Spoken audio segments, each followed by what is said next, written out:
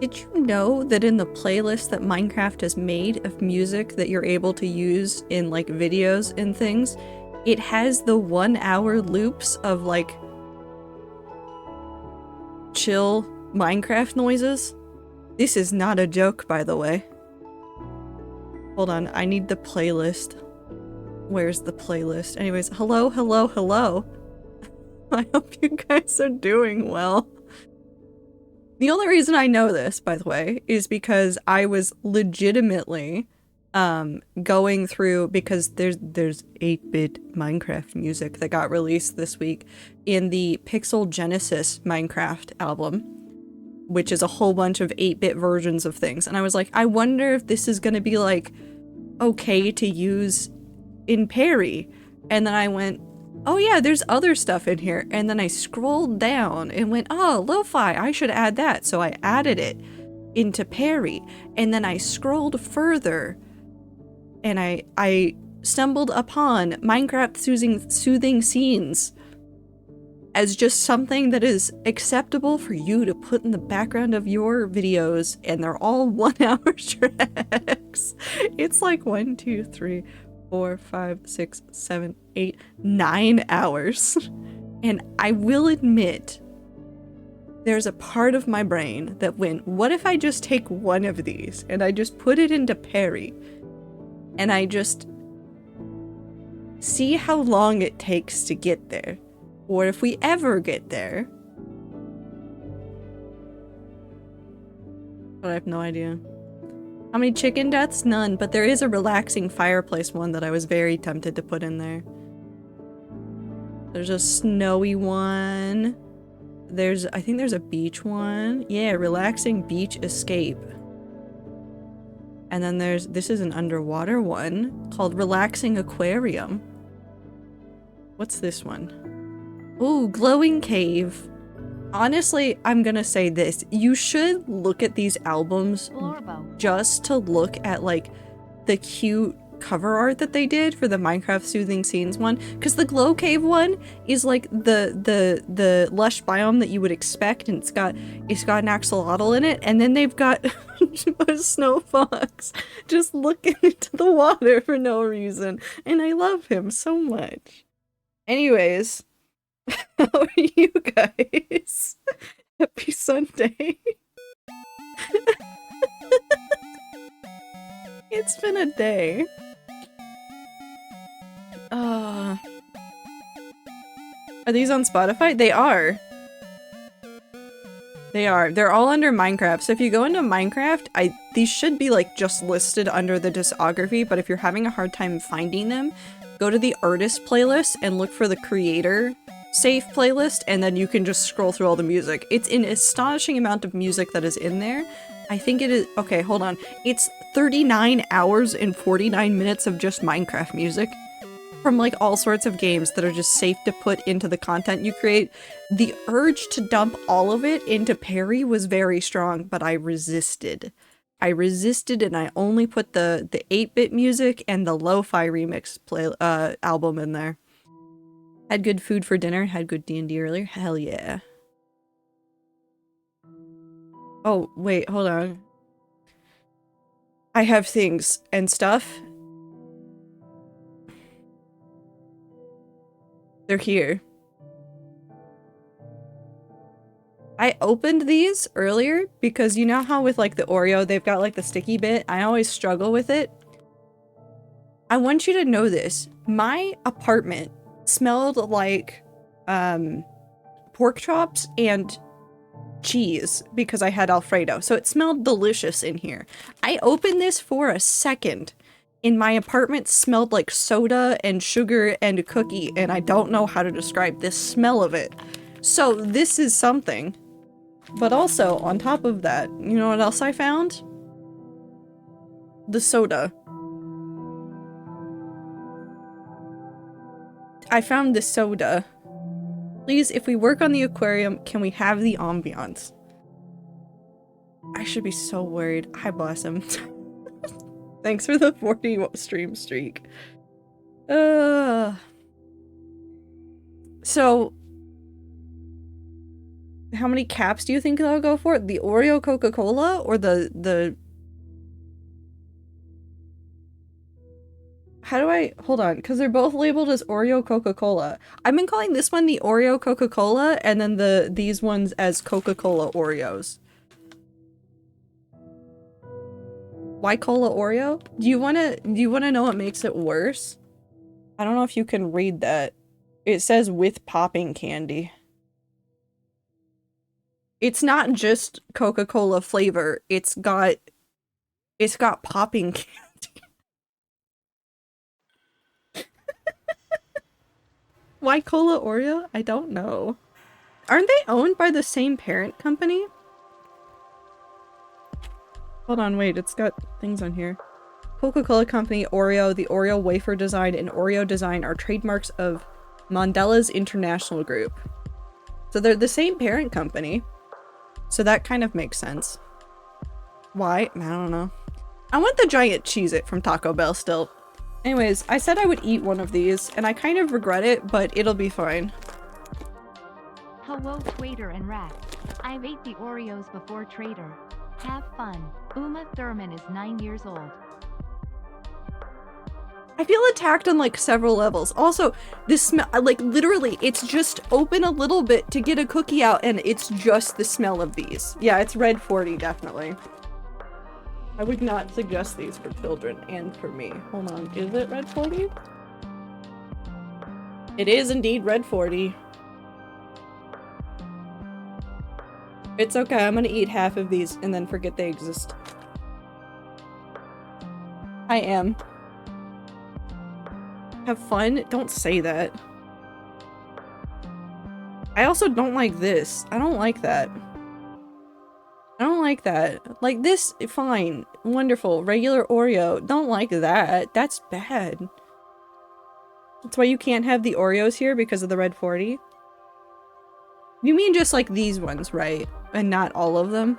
I didn't have a good time with it, Trader. I don't need to know that. I will open it. Where's the popping candy? There's nothing in here.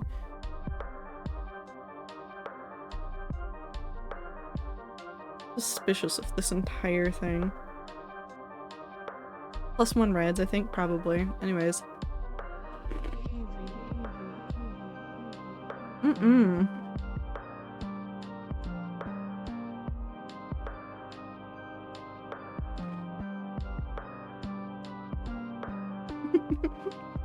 Not dip it in milk? No!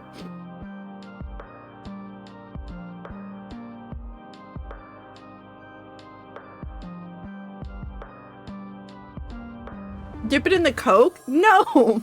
Well, maybe.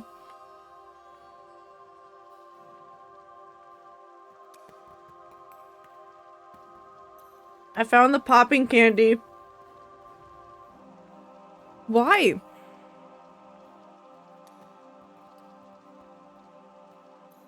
Why? I have so many questions. So first of all, I will say this. It tastes like... Okay, I think the flavor is either in the red cookie or it's in the frosting. But it feels like they took... Do you know the half and half Oreos where they have like the vanilla wafer and then the normal chocolate wafer and then just normal cream inside? It tastes like they took one of those but made it kind of lemony. Like they took maybe lemon filling kind of. It's weird. It's like too much citrus and too much chocolate slammed together into thing. Lemon? It tastes citrusy. I don't know how to describe it. It tastes citrusy. I don't taste Coca-Cola. I taste citrus. Those are- I would not- don't get those, by the way. Unless you were like... It tastes like citrus. I asked my roommate if there was citrus in the Oreo because I'm allergic to orange and she said it's not citrus. Okay, but you tasted citrus too, right? You tasted citrus. I'm not insane today about this. Okay, so I'm not insane. It tastes like citrus. Which I think makes sense. Hold on, we're looking up the recipe for colas. What is in a cola?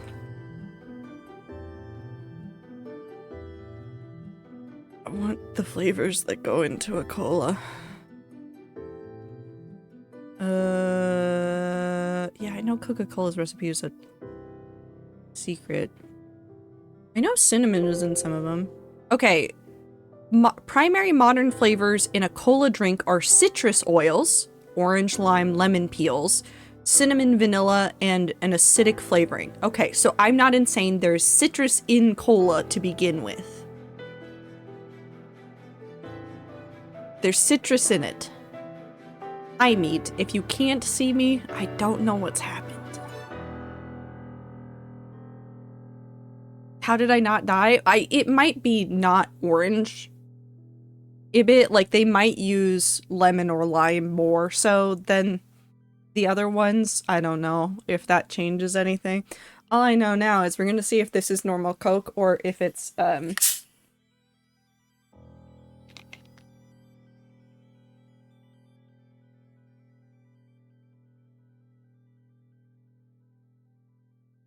it smells different.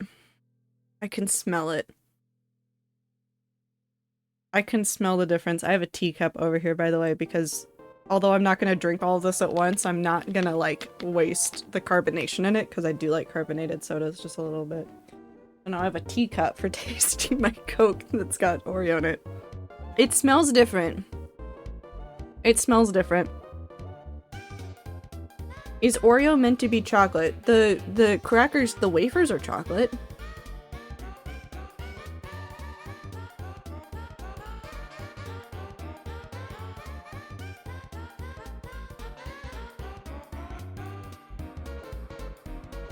Carbonated chocolate flavor bad. Maybe I will let this one go flat.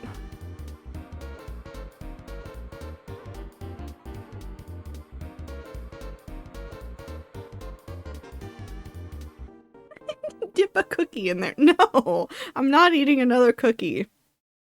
That's so weird. It's literally just that. I was joking. I mean, it tastes like Coca-Cola, like a little bit, but it's got like chocolate. I don't like it. Do I dip a cookie in here? I feel like I have to. I feel like I'm a disappointment if I don't do it. Please. Okay. Okay. I'm not eating this entire cookie, and I'm probably immediately gonna go to the kitchen so that I can go put the soda away. You kinda gotta? Hold on. Ibit fact time. I shake all my sodas flat. I don't like carbonated soda. That's fair. Oh, this one's got a Coca-Cola bottle. I still don't like it, but it's kinda cute. Why is this song playing while I'm doing this? This is like the weirdest combination of smells, because it's like too much cola over here and too much chocolate over here, and my brain can't like process it. Anyways.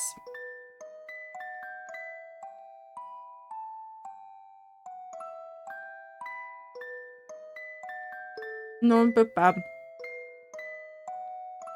I'm not good. Bad combination. Would not do again. 0 out of 10. I do kind of want Pop Rocks now. I'm not getting milk for this. I'm not wasting my milk on Oreos that taste like cola. I demand the milk? No. If you want milk to dip this in, you gotta give me $5. Pour milk in the soda cup and dip the cookie in that. Do not do so. Okay? Pepsi and milk is a thing? We don't need to talk about the milk, please. I hate wasting food, so I'll never try these. I'd have to buy a whole package and would not finish it. Oh, I'm gonna force these upon other people. Don't worry, they will all get consumed at some point, but I just want Pop Rocks. I think that's what I've learned today, is I just want Pop Rocks. Do not get these. Do not get either of these. I do have a third thing, but we're not doing that today. Make Michael consume it? I will not be able to get this to Michael. Trader says torture your friends with weird-ass cookies? Yes. Can't force these upon me for red 40 illegal? Yeah. I mean, like, I'm pretty sure it's just a vanilla cookie with, like, a shit ton of red 40 in it. I hate that. I hate the popping candy in the cookie, but I just want the popping candy. Void, consider your message has to stay there in shame. See, that's worse in their protest. Too bad, Void. You said the message, it's on the internet, and now you live here. Why is it illegal? Because it's bad for you, Grassy. It is actually bad for you. Okay, I'm gonna go put stuff in the fridge and I guess wait for Ibbot to hand me money and then I will go get milk. And I will suffer. Anyways, think about Pop Rocks for a second while I go do this.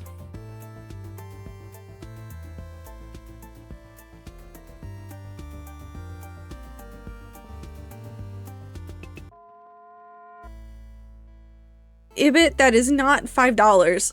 Milk now?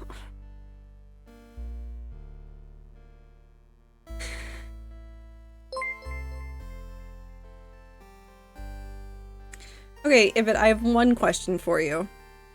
Do you want milk in the Coca-Cola, or do you just want milk? Since you gave me more than the $5 I asked for. Yeah, you want milk in the Coca-Cola. No, I'm not doing both. I'm not doing both. You get one or the other. I'm not doing both. I'm not doing it.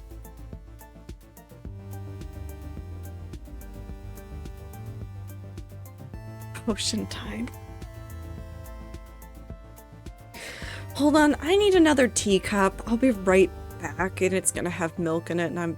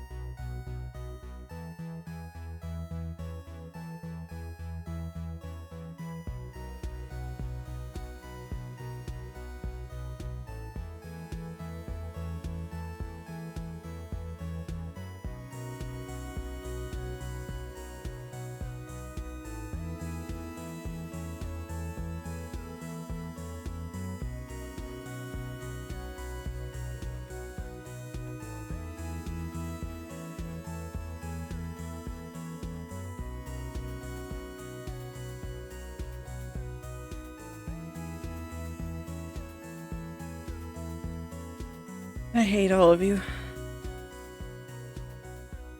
I hate all of you. I hate all of you so very much. Second teacup.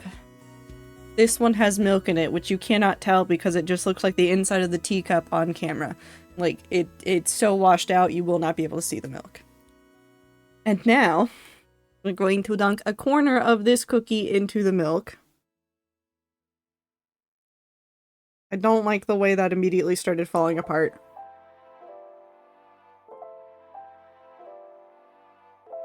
That did not make it better.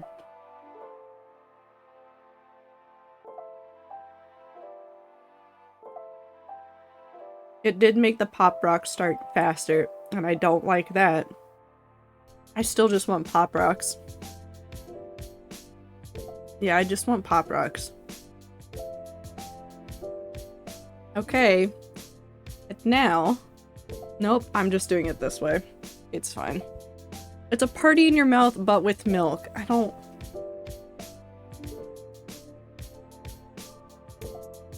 No, see, Minty, I'm defeating all of you because I'm eating the same cookie. Give it, you asked for this. I hate that. I hate that so much. I hate that it looks like coffee to my brain. Because my brain associates a whole bunch of, like, light brown colors with, like, tea and coffee. Watch it be good? No.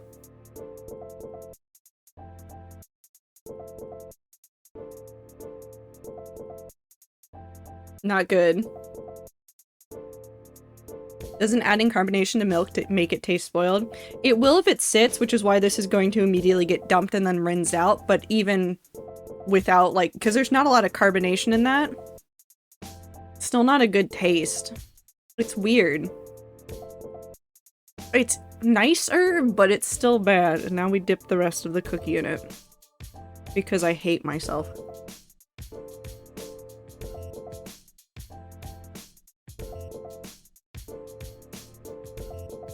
Mm-mm.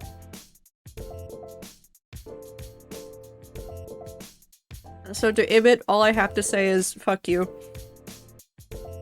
I'm gonna go...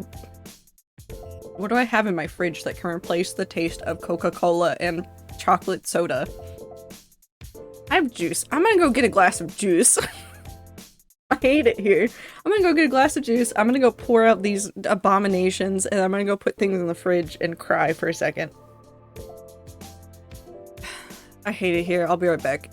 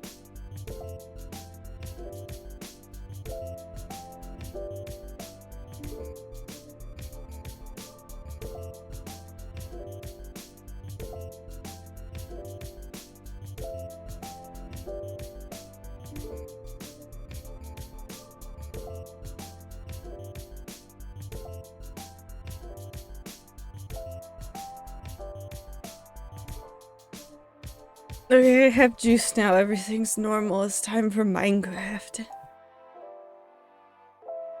It's mining and crafting time now that I have juice.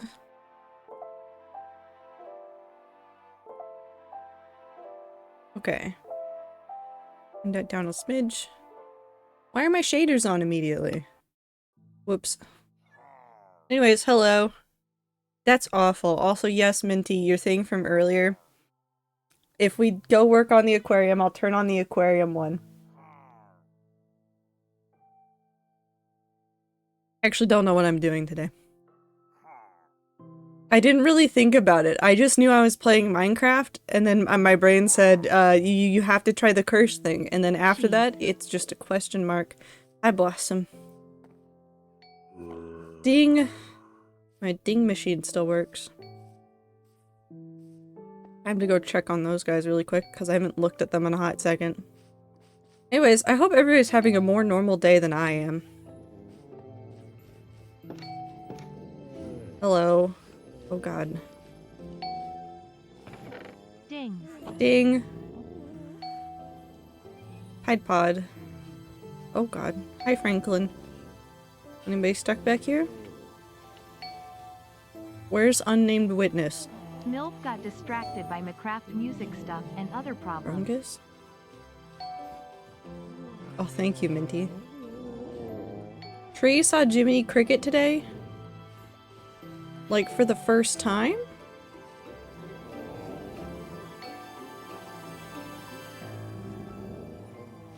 Hold on. Are you on? No, that's Tide Pod. One of you is up. There you are. Okay, we're fine. On a wall?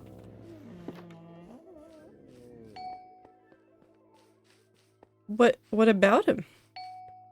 You Trader, have a bone to pick with you? Okay. What bone do you have to pick with me? What's up?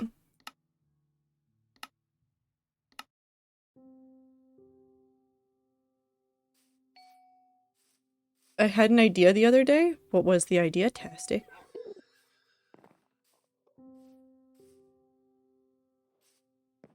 Also, Ibid, I appreciate your 5 gifted to get. Well, I hate you for it, but also I appreciate you for it. This is a very complicated feeling. I appreciate it immensely. Also, fuck you.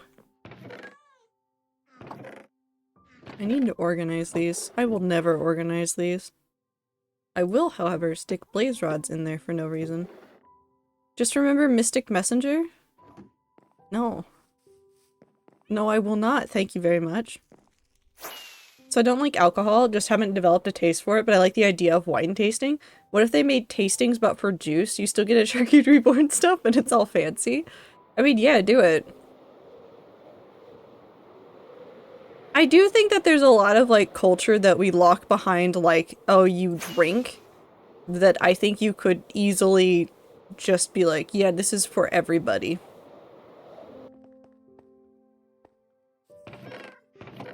Where's the light? I put the light- where are they? Right here.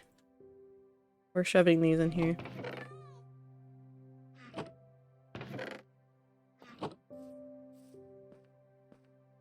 I think you should do it, Tastic. Put it together. In all reality, you keep making me want to build towers in my damn Minecraft world. Why does it shimmy? The thing? Why does it shimmy? To let you know that you've put something in it.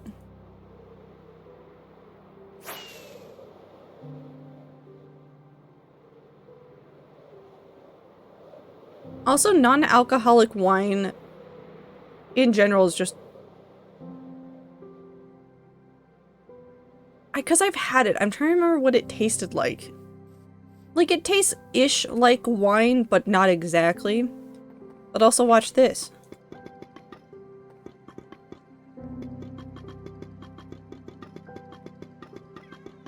Now if I right-click on it, it just wiggles.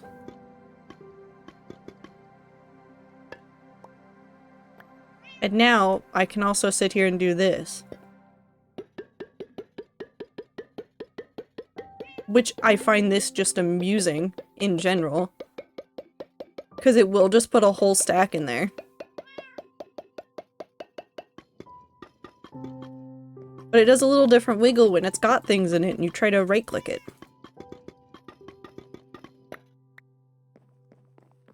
We actually downed a quarter or two of this bottle of iced tea in one shot.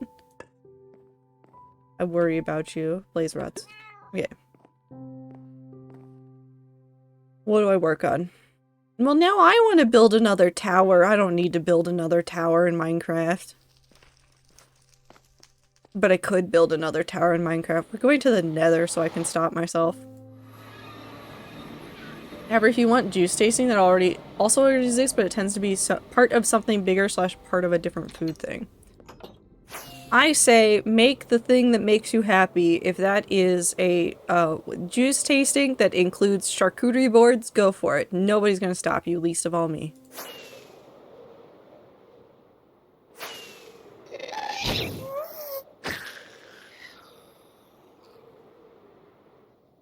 Hold on, I need a smack. Hello. Ow. That was rude. Okay, I'm content now with my life. Do juice tasting the way that, like, YouTubers keep doing, like, weird soda tasting videos. Like, I'm thinking, like, Game Grumps doing that weird soda pong. Oh, there's so many guys. What the hell? Jesus. Why are there so many? Hello.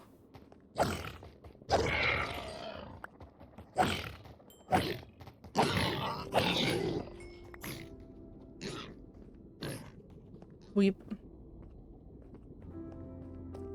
Brown.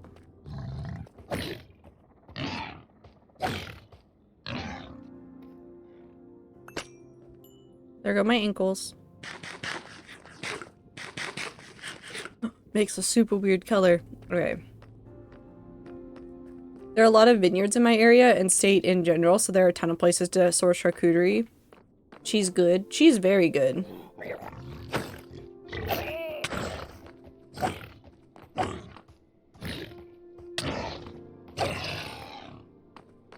cheese, 10 out of 10 good, always. Love good cheese.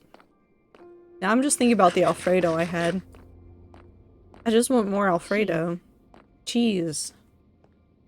My favorite emote as well from BTTV is just that cheese.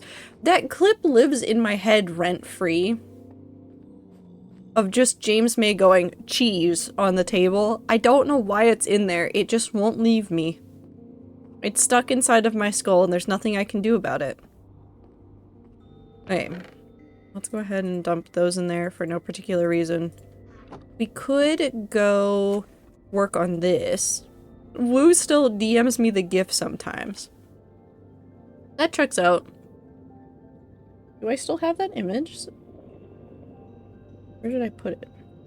Oh, I guess it's not that one right now. It turned into a different one. Oop. Hold on. I accidentally moved the gameplay. Minecraft. What did you do? Transform. Alright. Where's my thing? Not that one. This one, which we will readjust. Be slacking. It used to be a daily thing? Well, how often does Woo send it to you now? Just like once in a while? This one. No, stop taking it all the way off screen. So if you weren't here before, but are interested in what's going on with this, this is the ceiling pattern that we are doing currently. I need to figure out the red sections. So the top right there and the sides right there. And then we need to do the detailing. And then we need to do the middle. I haven't touched the vault part of that at all. Let's go ahead and make this tiny. And then I open this up because I need to be able to see it. Fantastic. Also, Bidilabub have a sub. Bidilabub. Please don't make me have more cursed things.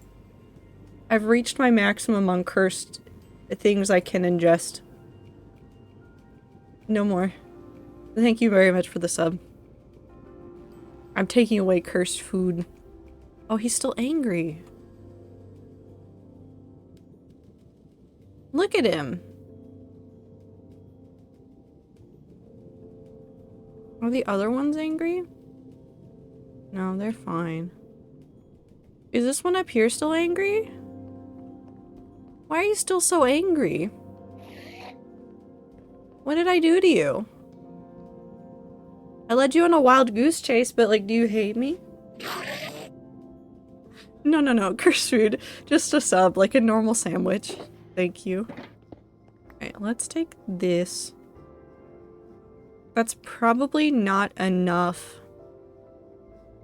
Well, it might be close to enough if I'm using the stone cutter to do it. So let's go back down to the vault ceiling and let's go work on that. Actually, I might need more scaffolding.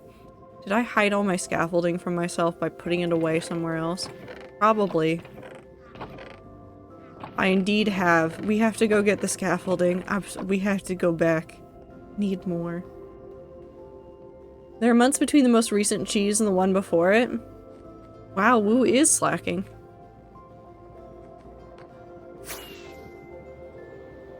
Time to make fun of him for it, except not really.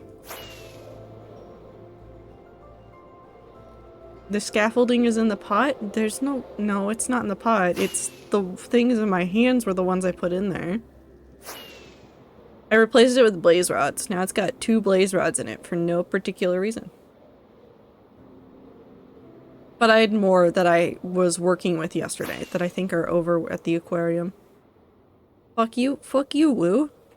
Old. A child. Every time I see new music. Ooh. It's the Eld Unknown remix.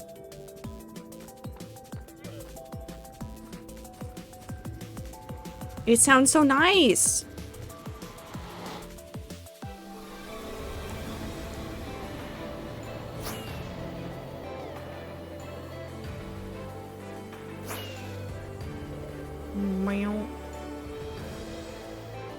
I do have to give Mojang this. I really do appreciate the way that they've gone like, yeah, we know people like using our music in their videos, and we're going to help support them by telling them which ones they can use safely.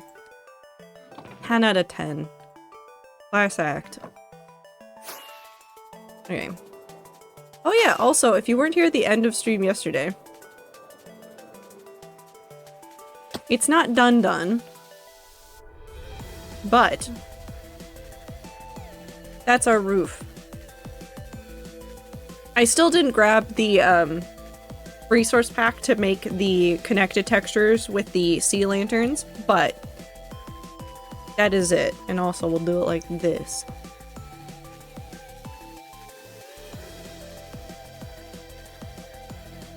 Look at it with all the colored lights too.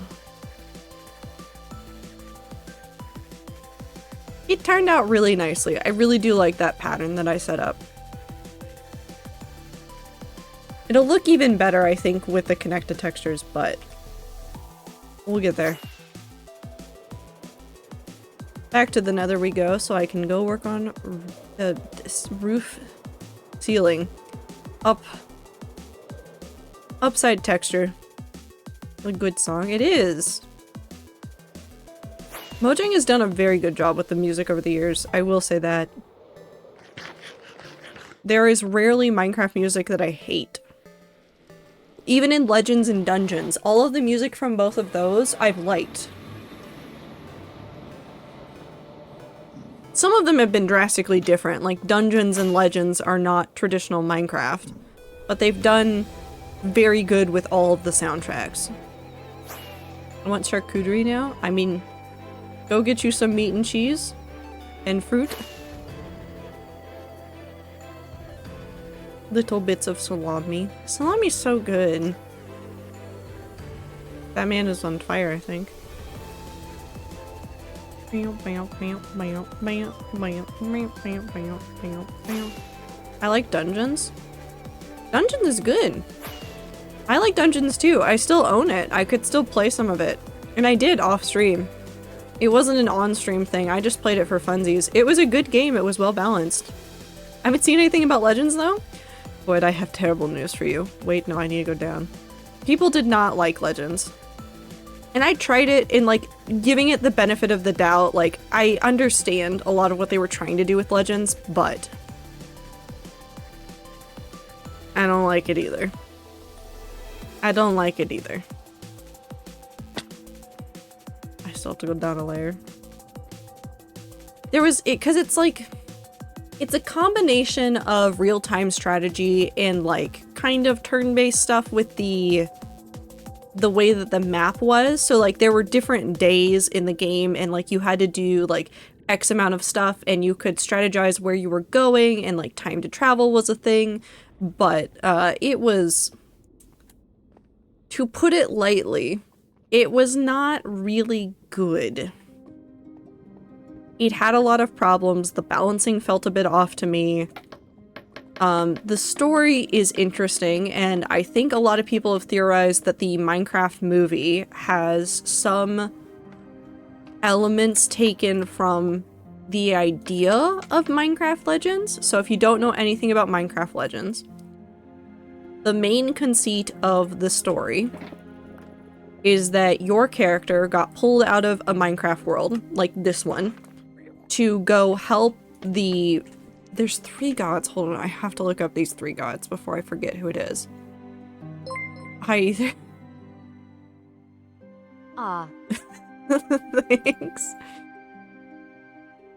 I want to look up the gods from Minecraft Legends.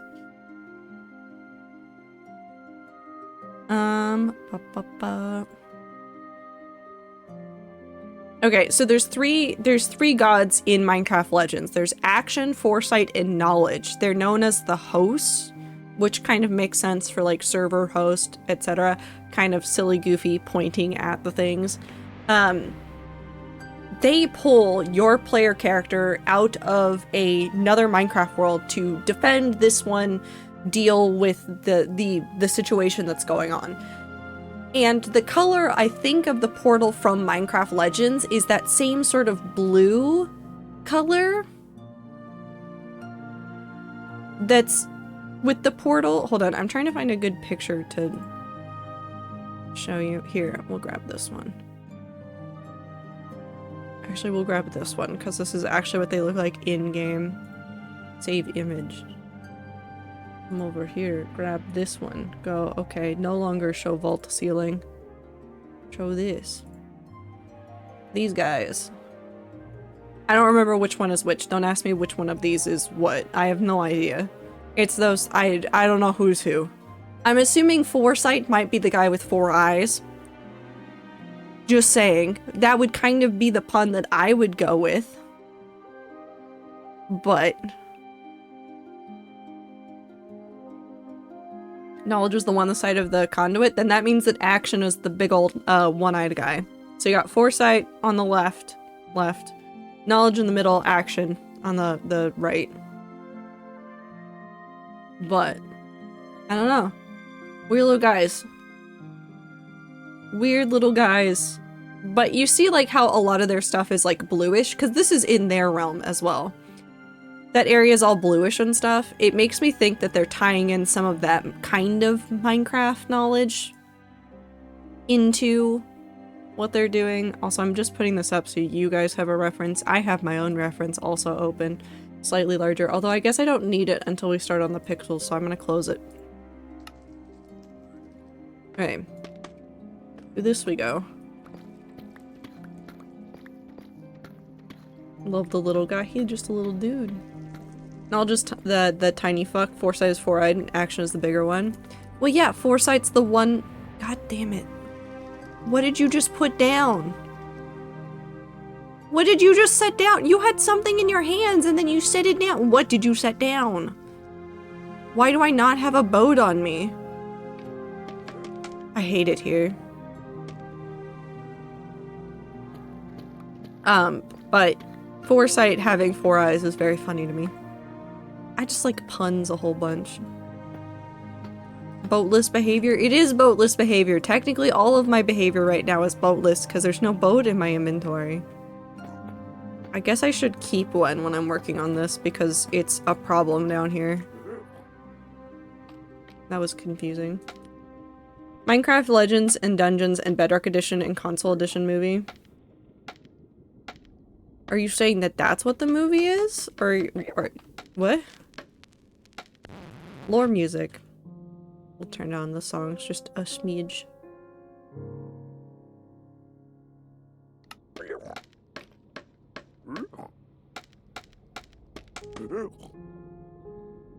Oh, I found them. They're right there.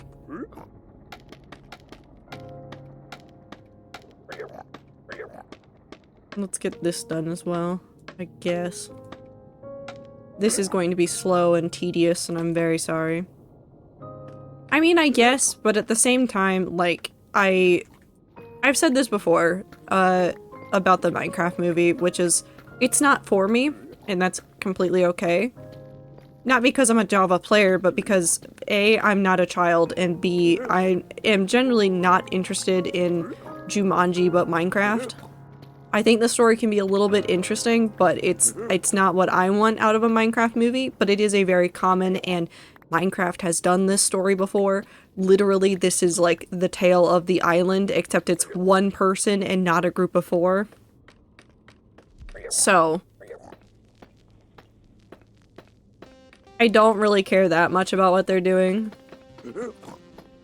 I do think it's interesting though that I've heard that Valkyrie was on the set for it, doing like some sort of cameo for it, when I would not consider Valkyrie a Minecraft content creator. And it sounded like Captain Sparkles wasn't in it, which seemed like a weird choice.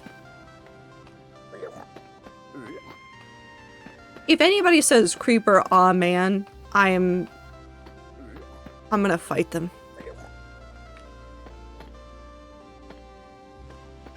But at the end of the day, I don't think I have the energy to just be mad at like the Minecraft movie and everybody working on stuff. It is, at the end of the day, just a movie. Not that big of a deal. There are plenty of very compelling Minecraft stories that I have consumed over the years that I have gotten literally from people going, yeah, here's the story I want to tell about my experience in Minecraft. I think that is the more interesting part of the community, and I think that might be more in line with some of the stuff that's going to, be in like the Netflix series. I think the Netflix series is going to be a lot more of what people want from the Minecraft movie.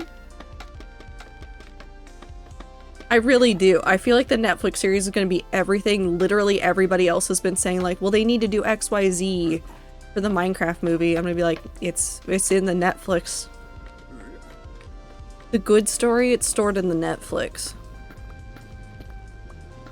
Which is a little bit sad, but it kind of tracks. Netflix has done, well, they've done a lot of questionable stuff with some of their stories, but they've done a lot of, they've told a lot of very good stories. Whether or not you like the company, they've told a lot of very good stories. I found lights.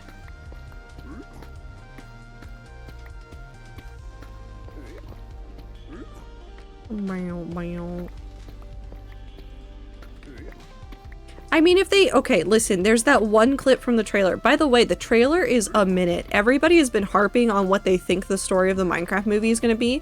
The trailer we had was 1 minute, and I would bet good money that most of those clips come from the first 30 minutes of the movie. And if they don't come from the first 30 minutes of the movie, well then I guess I'll eat my beanie. Because I legitimately don't think they've shown us basically anything about what the actual story is. It's gonna be like 15 minutes of like setting some, maybe the first 40 minutes. But it's gonna be like a little bit of setting up the characters in the like in real life, sending them into Minecraft, and then it's gonna be, most of that is from, awesome, thank you for 31 months. It's gonna be, most of that is gonna be from the very, very beginning of it. I would bet so much money on this. Because why would they spoil the entire story in the very first trailer, teaser trailer, not even like a trailer, just a teaser trailer. A lot of companies are starting to move away from that. I needed to free myself from the ads. Want a break from the ads?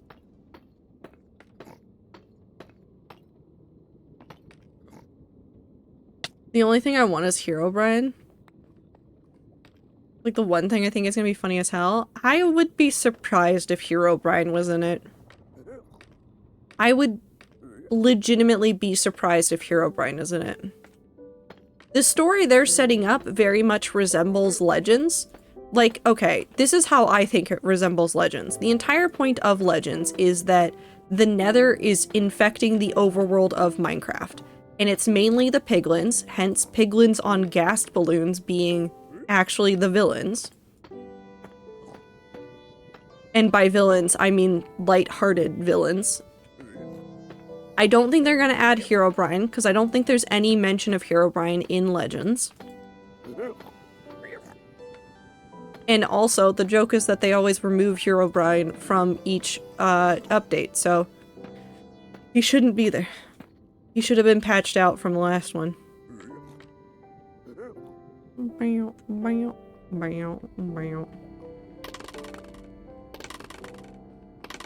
Except for the times that they don't. They don't mention him anymore, and it does make me a little bit sad that they don't mention Herobrine as much anymore. I'm wondering if the update logs are gonna change a little bit. Oh wait a damn second? What? What am I waiting for? Ruined portals in Minecraft?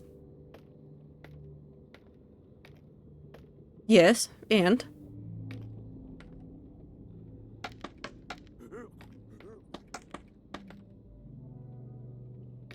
Close. They're like both in nether portals where the nether spilled out, right? I mean, there's a lot of interpretations of that particular part of Minecraft. Minecraft Legends gives you a kind of idea of like what it could be, maybe. But you should feel free to make your own interpretations. So close. Also because is Herobrine even Minecraft intellectual property? Probably not, but if they just snuck a character that looked like Steve and that had white eyes into the background without ever naming him, could they get away with it? Yes. Absolutely.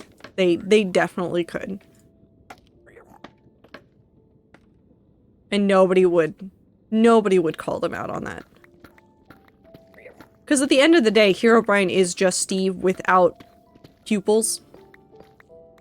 And if somebody tried to legitimately copyright that, I think they would run into issues because that is too close to Steve. There's not enough things changed between Steve and Herobrine to be a legitimate difference.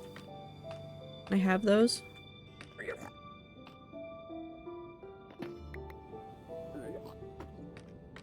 Like, under parody law, there's some, like, you have to change, like, an amount of the character before it counts as yours.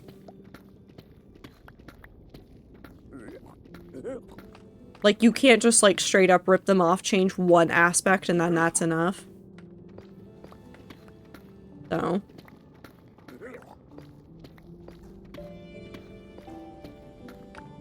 Oh. I've fallen. I'm gonna die doing this, aren't I? Because I just keep walking off of scaffolding.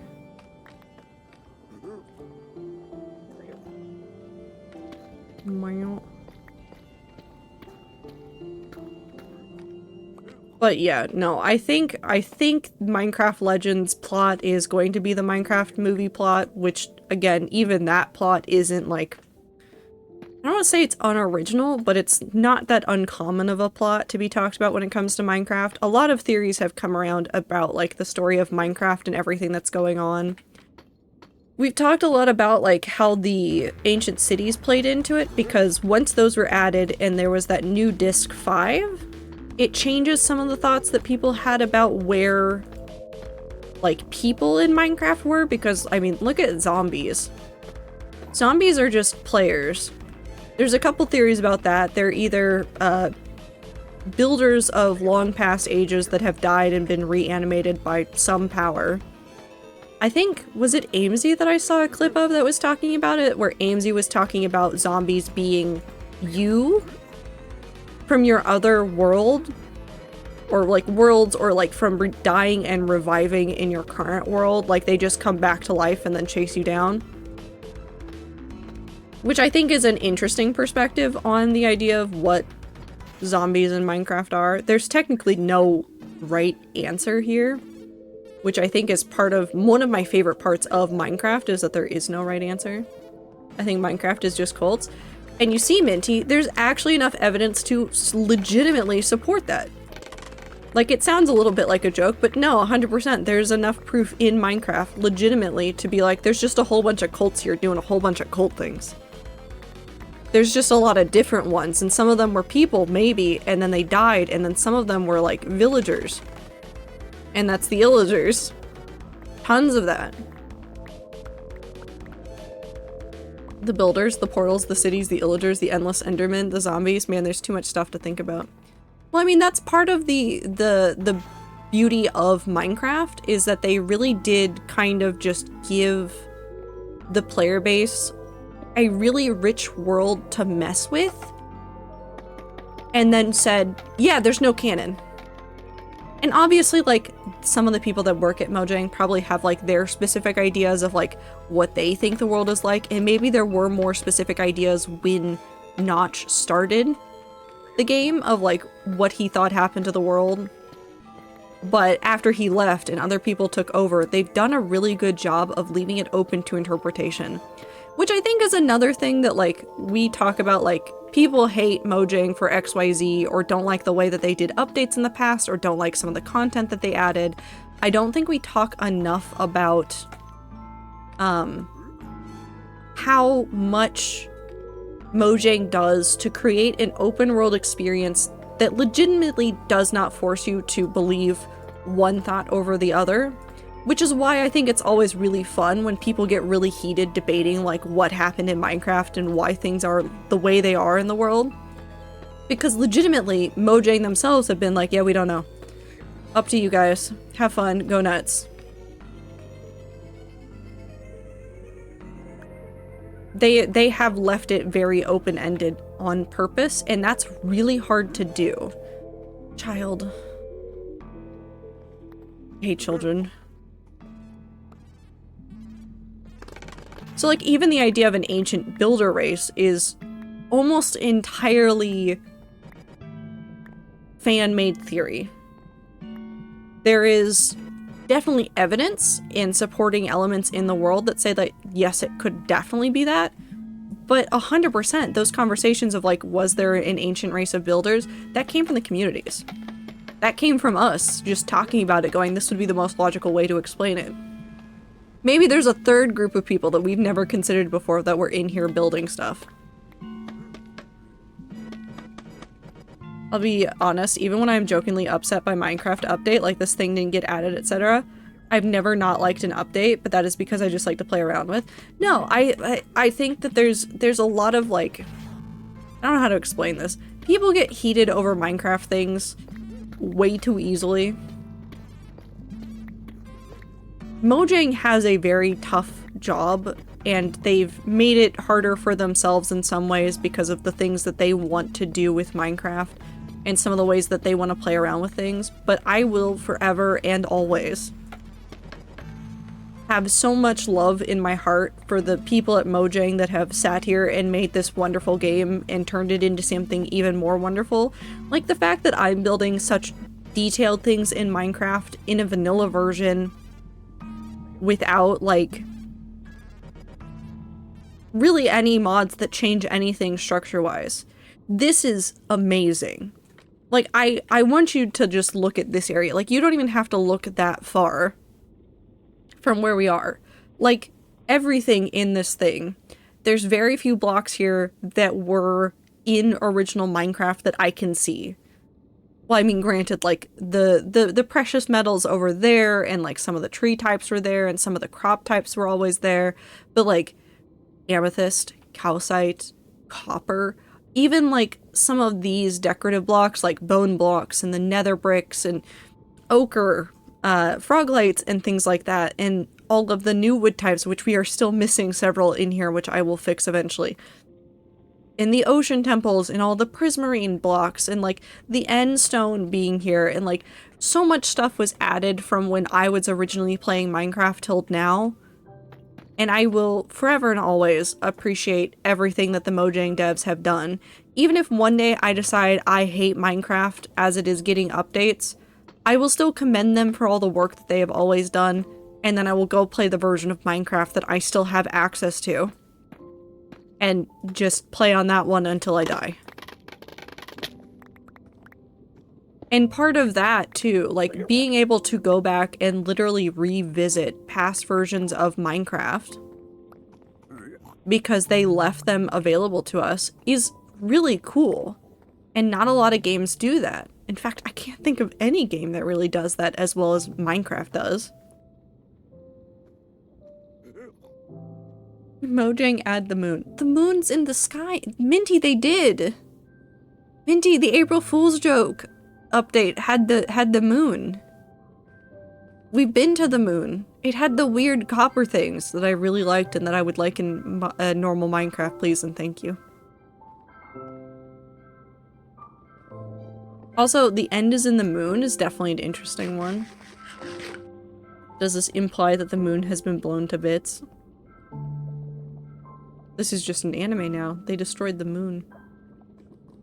What if Minecraft has had multiple moons at some point? It definitely could have.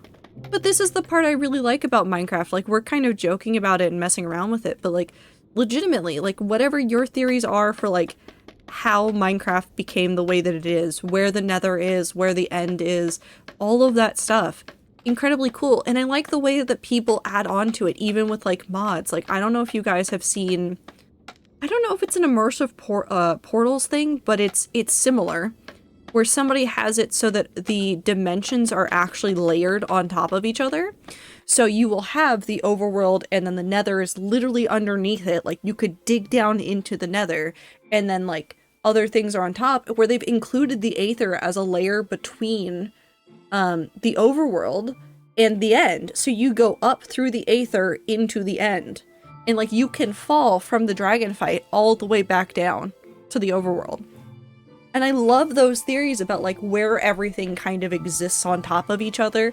And I think it's really fascinating. Ooh, bapped the mic. But like there's just a lot going on. Everybody's creative with it. And that's the part I really like. That's the other thing I'll never understand. You can play whatever version you want to play. Like people bitch about a new update. Like then don't play. Just do a different update. I don't know what to tell you. People just like to complain. I think that's the biggest part of that one is just people are gonna complain. Getting over it with portals. If there were portals in Getting Over It, I could play Getting Over It completely. Think about that. Imagine that. Imagine if there were portals in Getting Over It. I want a Getting Over It Minecraft edition. There are maps, Minty. Not like exactly Getting Over It, but there's like Minecraft rage maps. Where you have to have like very specific Minecraft knowledge of very specific glitches that exist in order to escape from escape rooms. So technically it exists. Technically. I think Captain Sparkles has done a number of them. I think there's one where H-Bomb was over at Captain Sparkles because they were like at some event or something. And H-Bomb was just staring the entire time in the background when he was awake. I didn't know about the moon April Fools, but also need to find out simply so I can destroy the moon. So it's the, Minty, if you're looking for it, the ending for that one should be A or B, because it's the pole one. Just a pole one, and then you have to get it so that you can get the cows that will inflate and then take you to the moon. Or just float. But it's the one that had the poles. So not the most recent one. I think it was like 2 years ago. Actually, I can look this up in the launcher. Hold on. I don't want that one.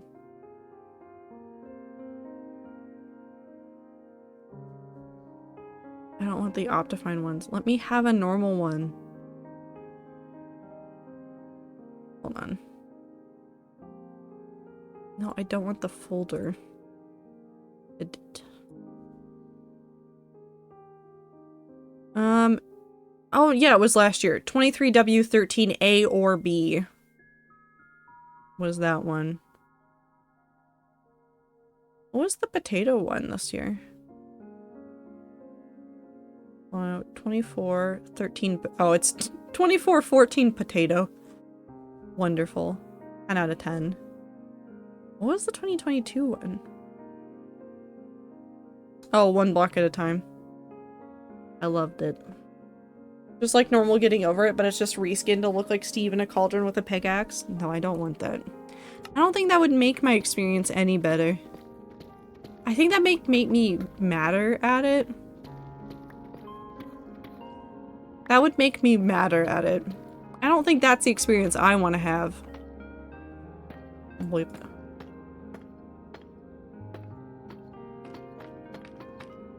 Don't fall off.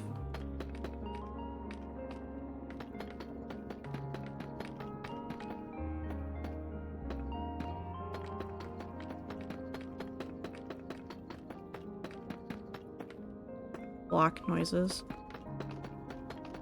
Actually, is there another ambiance one? There has to be another ambiance one, right? Unless they think that the nether ambiance would not be relaxing, in which case I think they're wrong. But I also think I've spent too long in the nether to have a good opinion on this.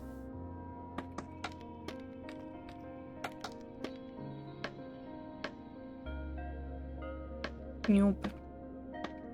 Anyways, I like Minecraft. It's gotten people to be incredibly creative over the years, and I just love it a lot. I don't care if it seems like fan behavior or anything. I think Mojang has done such a wonderful job with such a hard job. I will always say that there are things that they could improve, but I'm never gonna bash on them for how much work they've done. I'm interested to see how their new updating will go, because they're moving away from big updates once a year to smaller pieces of content getting pushed out. It's gonna make mods a lot more difficult, I think. Which we'll see how that goes. Gonna make mods a lot more difficult. It's going to make keeping servers updated a little bit more difficult, but not like too bad. But we'll see what happens.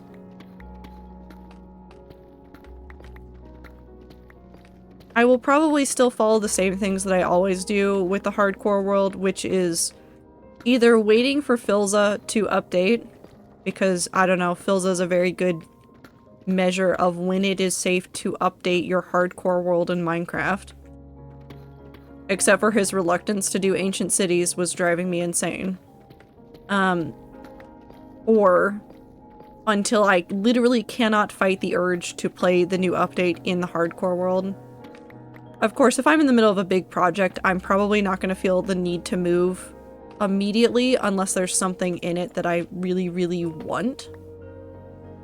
So like if they suddenly added blocks that I was super stoked about, I might update faster than other people. Who knows if that's a good thing or a bad thing, but it is. But I have my list of mods. I have the list of mods that are actually necessary and the ones that I can kind of tack on later when they become updated. Nothing will change there.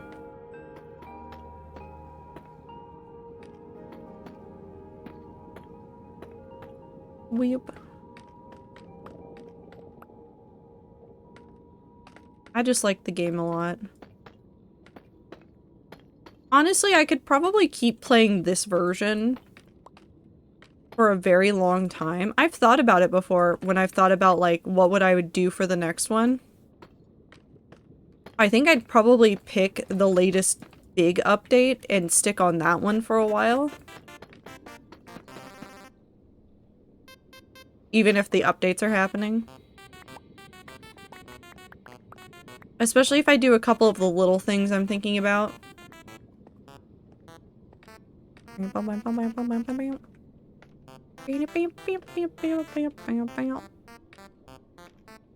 it'd be hard to move very quickly with some of the small things that I want to do in the next world just for like peace of mind and quality of life. Like a backpack mod.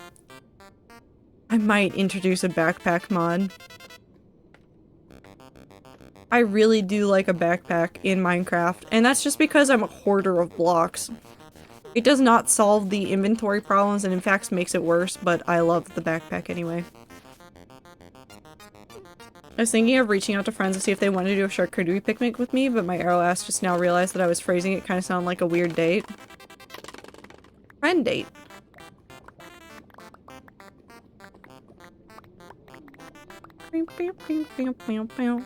What's wrong with taking the homies on a picnic? Everybody loves some good charcuterie.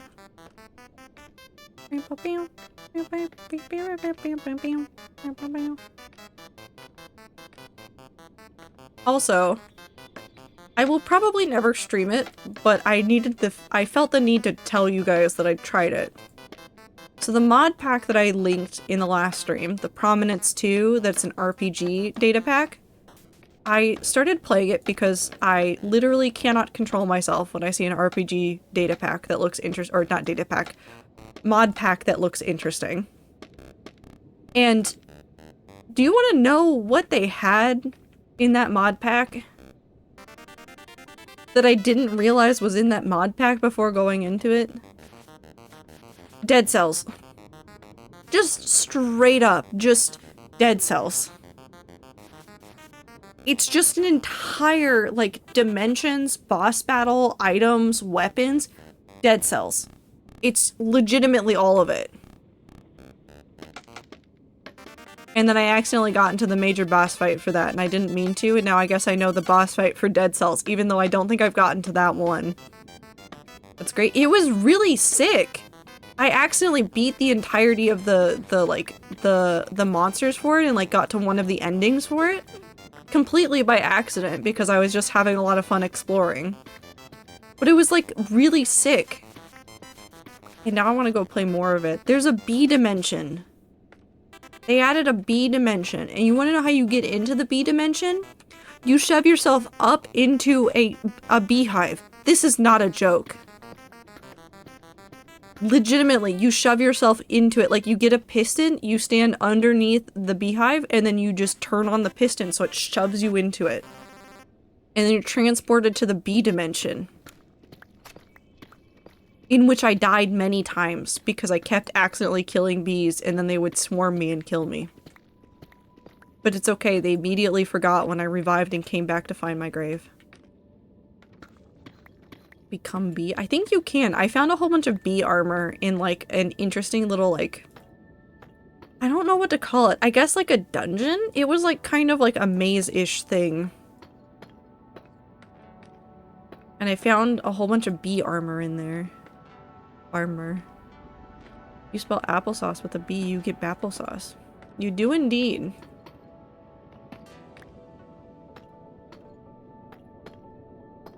So anyways, I've been a productive member of society for the last couple days.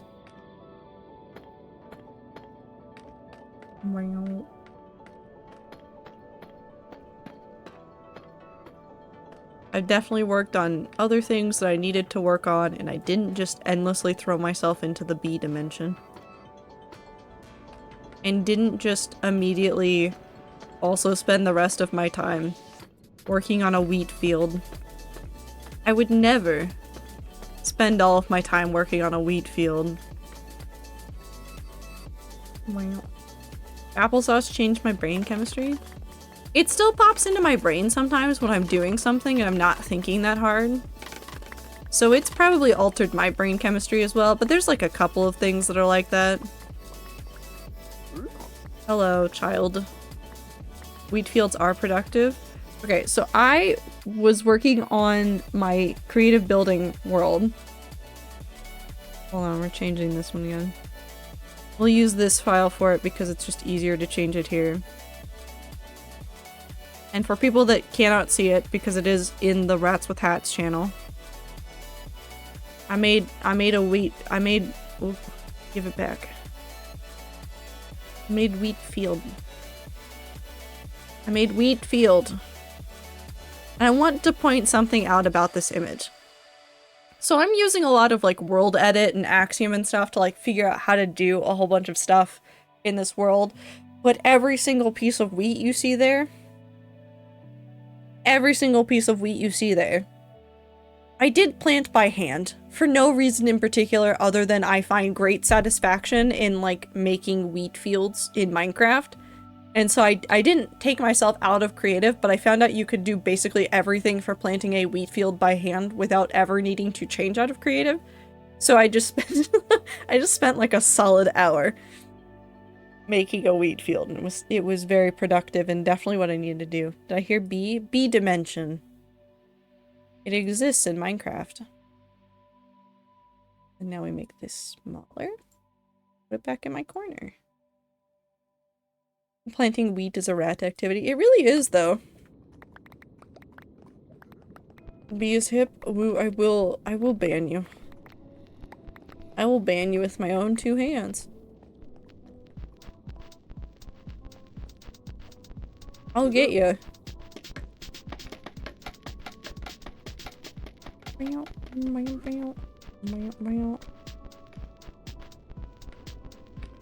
Okay.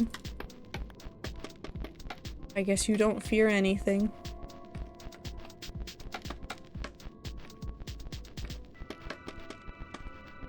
Where's Ether? I need to discuss B with him. He's over there. On the bench.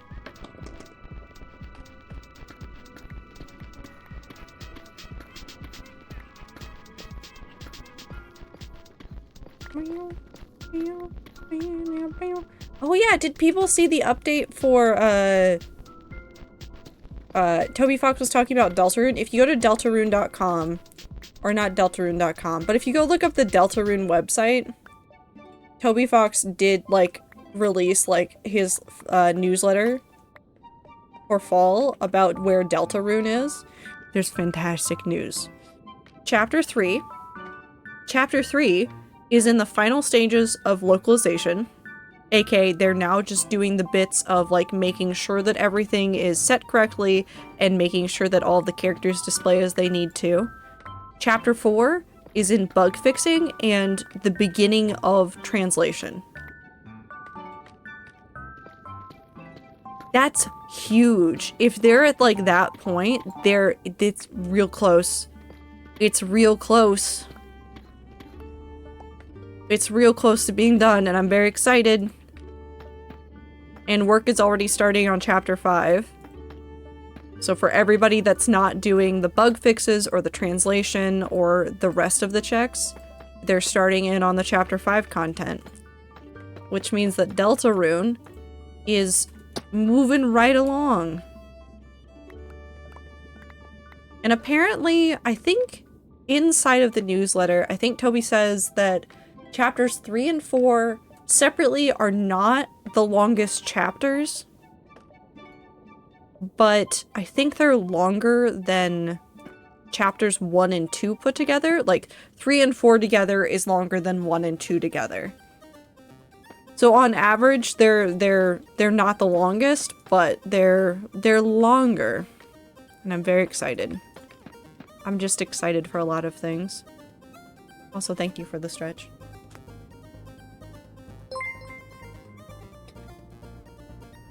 Bam, you're longer than Chapter 1 and 2. Thank you, Star. I hope you had a good vacation. I saw the pictures. It looked really cool. I liked the lizard a lot. Who I think you said was named Bob. 10 out of 10 lizard. Chillaxing all day.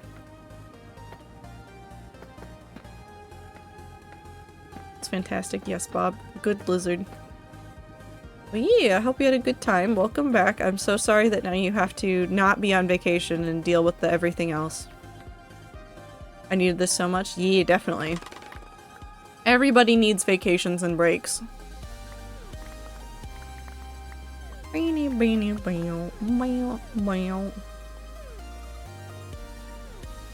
I'm glad you're back.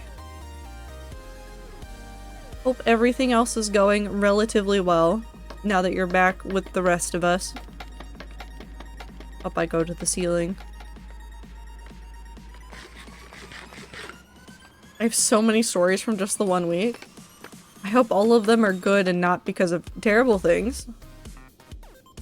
Although, traveling always comes with stories. It's just inevitable of you just see wild shit when you're traveling. Especially in, like, airports, because everybody's, like, kind of out of their element in an airport. I don't know how to explain that, but they're just out of their element. Nothing specifically bad happened. That's very good. I always feel really bad when I hear stories from people that are like, yeah, I went on vacation and everything went to shit immediately. I'm like, that sucked so much. I'm glad you got out of here to go deal with that, I guess.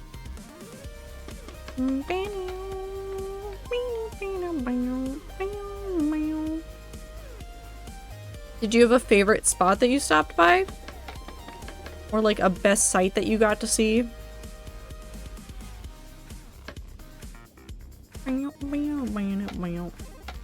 We did drive by the Nickelodeon Hotel, which I kind of threw up in my mouth. No, that's fair.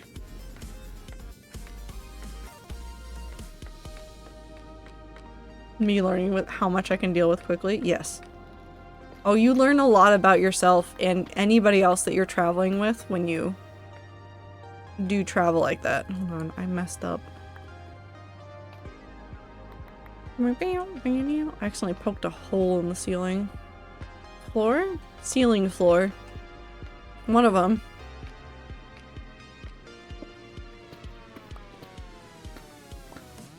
Talk me out of making new icons for all my game shortcuts, please. No.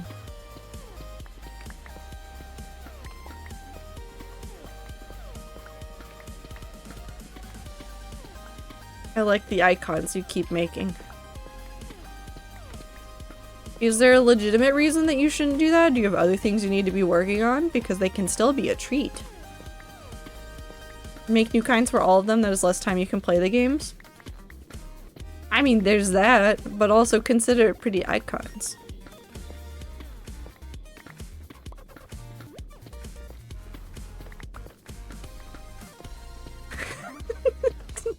Fuck. I'm sorry you thought I was going to be helpful. I will encourage you sometimes to do silly things.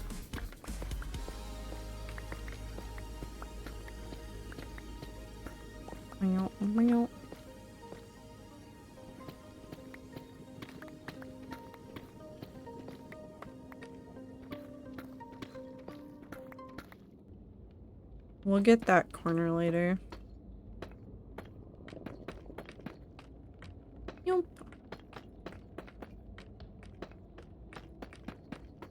Creepy old guy gave us VIP tickets to Cirque du Soleil. I thought it was a knockoff. Turns out it was the real Cirque. His wife could not have been older than 24, but we enjoyed the show and food. There's a lot to unpack here. Why did he give you tickets to Cirque du Soleil? Why did he have VIP tickets? Did they just not want to go? Was that just the end of that? They just didn't want to go? Or they couldn't go? What happened? They booked a boat trip and it overlapped. I have so many questions about the way that they were living their life, but you know what? I guess good for them? Sometimes old rich people are wild? Absolutely. The only thing wilder than rich people in general is old rich people. They live on a different planet. They really do.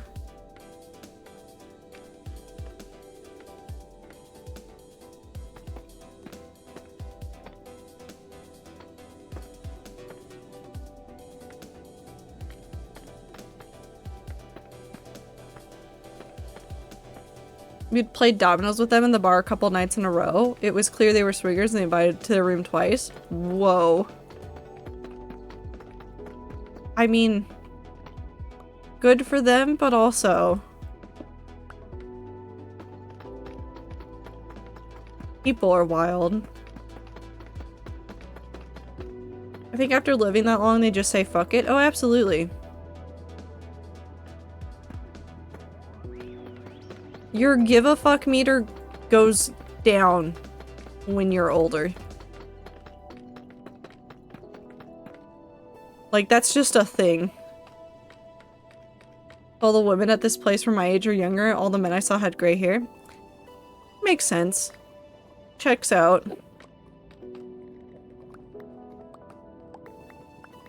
Wow. Let's put these in there. Grab these.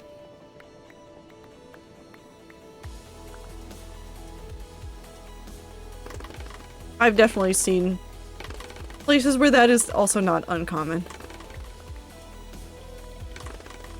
I miss Clover. Unrelated to the conversation, I just want a divorce. Is that related to Clover or is that just a thought? Super secluded private beach with no children allowed? That checks out.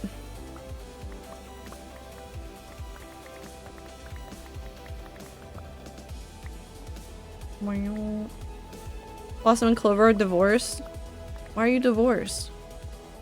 I want to be divorced from Clover. What? Saw a lot of booba. Also saw more peepees than I'd ever seen in my life until this point. I'm so sorry. So they can play the game. The one that we've all lost.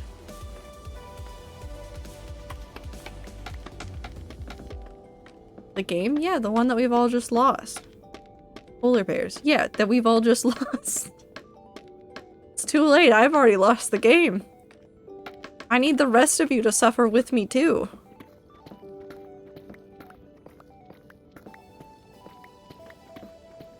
Oh, it takes two. Okay, that makes sense. Yeah, they're working on the divorce. Takes a little bit of time to get to the divorce in that one. Also, what a wild game concept to like make people play through together, and that everybody was like super stoked to play that game, and then they realized it was like about a divorced couple, and it did change some people's minds about whether or not they wanted to play it. I'm very certain. Problem is, it takes two. It absolutely does. It Takes Two does take two. It is a two-player game. Game is cute, but also some of the puzzle slash mini games are hard AF. Yeah, they definitely are. If I didn't already know a whole bunch of like the puzzle solutions just from watching people play it, I would want to find somebody to play it with on stream.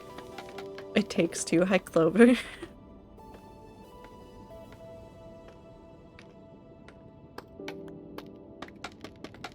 Clover, did you see my wheat field? No, you did see my wheat field.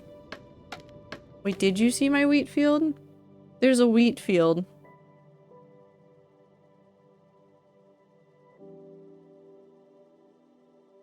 I did. You know what it made me want to do, though? It made me want to go start getting everything prepared for the giant wheat field for Holly's build, and I fear that I don't need to start that right now. We'll be getting divorced real soon. I do appreciate the way that the rats just are like, yeah, it's divorce time. 10 out of 10. Okay, now we need to go, like, over to that intersection. Real soon or pretend real soon? Soon TM. God.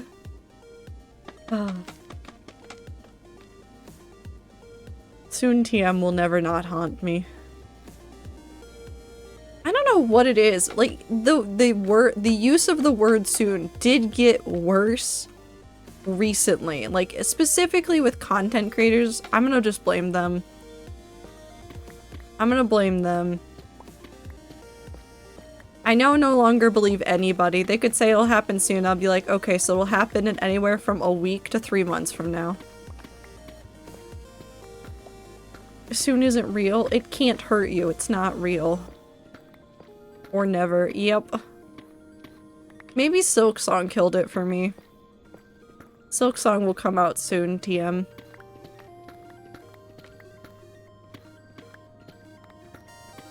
I miss Silk Song. It's not even real yet, and I miss it.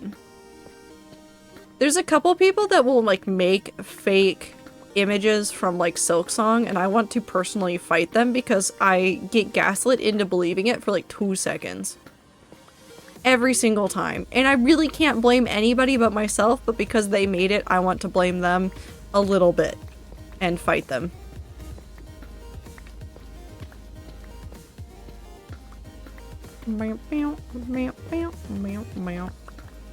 But it's fine. I'm still patiently waiting for it. Cherry Games will put out that game when they're ready and not a moment sooner, and I'm fine with that.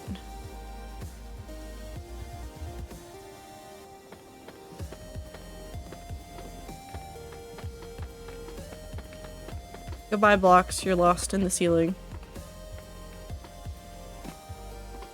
So the Cirque thing was a food and show experience? Nice. I haven't been to a Cirque du Soleil show, but I have seen a couple of them, and I have heard and like watched the videos of them, and they're very cool. Unless I did go to a Cirque du Soleil and I'm just misremembering. I don't think so, but I've definitely like watched it on TV. Inspired by the fabulous migratory journey of the monarch butterfly, in which life is passed from one generation to the next to ensure the survival of the species, Joya follows the adventures of a rebellious teenage girl whisked away to a mysterious jungle in her grandfather's fantastical world. Ooh. I'd never been. This one was small and intimate. Yeah, they have a range of shows, because I've seen other clips of like some of the performers from Cirque du Soleil, like showing off how they go from like learning the move into becoming good at doing the move in the show, and it's like truly impressive. And I've seen a couple of the setups, and they're definitely like smaller.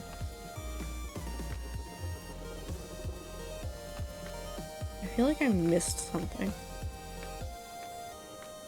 Went to Disney on Ice as a kid. That's the closest. Wait, no, I saw Greatest Show on Earth too. Yeah, there's a couple of shows like that. I like them all. Cirque du Soleil has to be really intense though. Some of the moves that they do, that they learn for those shows, holy shit, I'm like terrified the entire time. Granted, I'm also scared of heights, but mostly unrelated, but also some of the jumps that they do and some of like the in-air movement that they do. horrifying to my brain. Impressive to witness will make me cry if I witness it. Mostly because of fear response from my brain. I think we can do a little bit of that. We can get a little bit of the next row from here.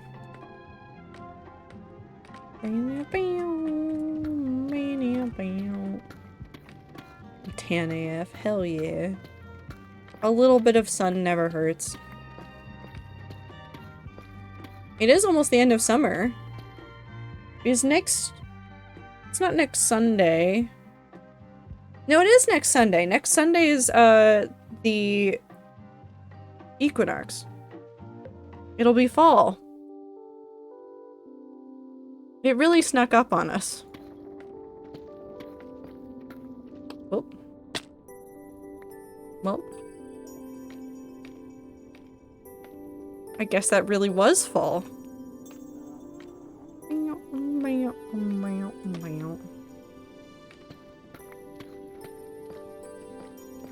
I should have left this project for after fall started, that way I can just spend a whole bunch of time falling. That's okay, I'll build other things that will be high up in the air that I will also fall from. Don't worry, there will always be danger of terraform as long as I want to build tall towers. Fall King. Okay, we'll play Jump King in fall so you guys can make fun of me then. And then I'll play Tails games and then I will cry. I was rewatching the Game Grumps playing Resident Evil Village, speaking of things that make me cry. I forgot that the ending of that game makes me cry. Like, legitimately forgot that the ending of Resident Evil 8 just makes me cry. I feel so bad for Ethan Winters. Dad of the year, forever. Fern! Welcome in. How are you doing? How was your stream? What were you playing? What were you doing? Welcome in, everybody. I'm doing ceilings. Very riveting work that we're doing here. Terraria. Nice. I hope you had fun. I don't understand like 95% of the stuff in Terraria, but that's mostly because I feel like I need to be in a wiki the entire time I'm playing. Hello. But also hello, everybody. Welcome in. Welcome to where I keep finding Endermen and putting them in boats, and now I just have more of them. Love the pattern image? Yee! So if you don't know what we're doing, here, we'll make it a little bit bigger. I'm working on a ceiling. This is the design for the ceiling that we're doing, and I'm just slowly replacing blocks. So we're getting there. But it's gonna take a while. Place blocks and also break blocks and then talk about insane topics. It's like Minecraft, but 2D. It's the exact same things, but I hope that you were having a good time with it, and I hope you got to go to hell. And the only thing I remember about Terraria off the top of my head is the time that one of my mods was playing it on a stream, and I really wanted them to take the rail car to hell because it made me laugh. I was in hell the whole time? Nice! Did you get there in a rail car?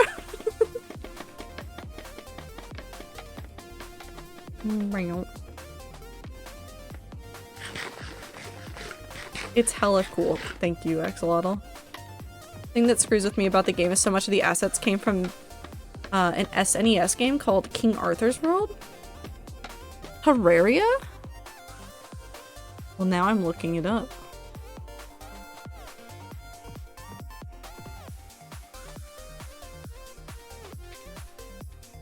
Oh my god, you're right. Hold on. Hold on. I'm gonna grab this picture. I'm gonna grab this save image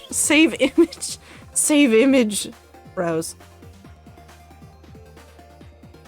That's not Terraria. That's King Arthur's World, but I looked at that and I thought it was Terraria. For like a split second. Wild. Gotta go eat. I'm gonna start chewing on my mic more than I already do. Have a good time zone, Fern. Take care of yourself. That's wild. No, legitimately, like, looking at some of the screenshots, I thought it was Terraria, just, like, from a glance. Huh. Interesting. Anyways, I want my small thing back. Give me back my pattern.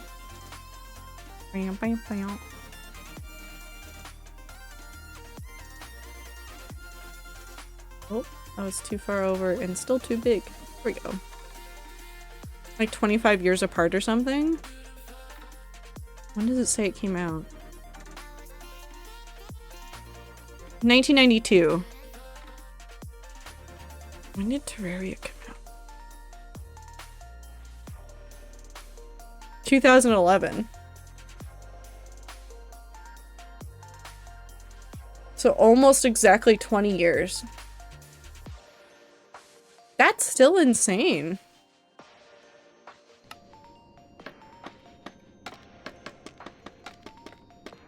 I still don't understand Terraria. I looked in my Steam history, or like just time I've played games before.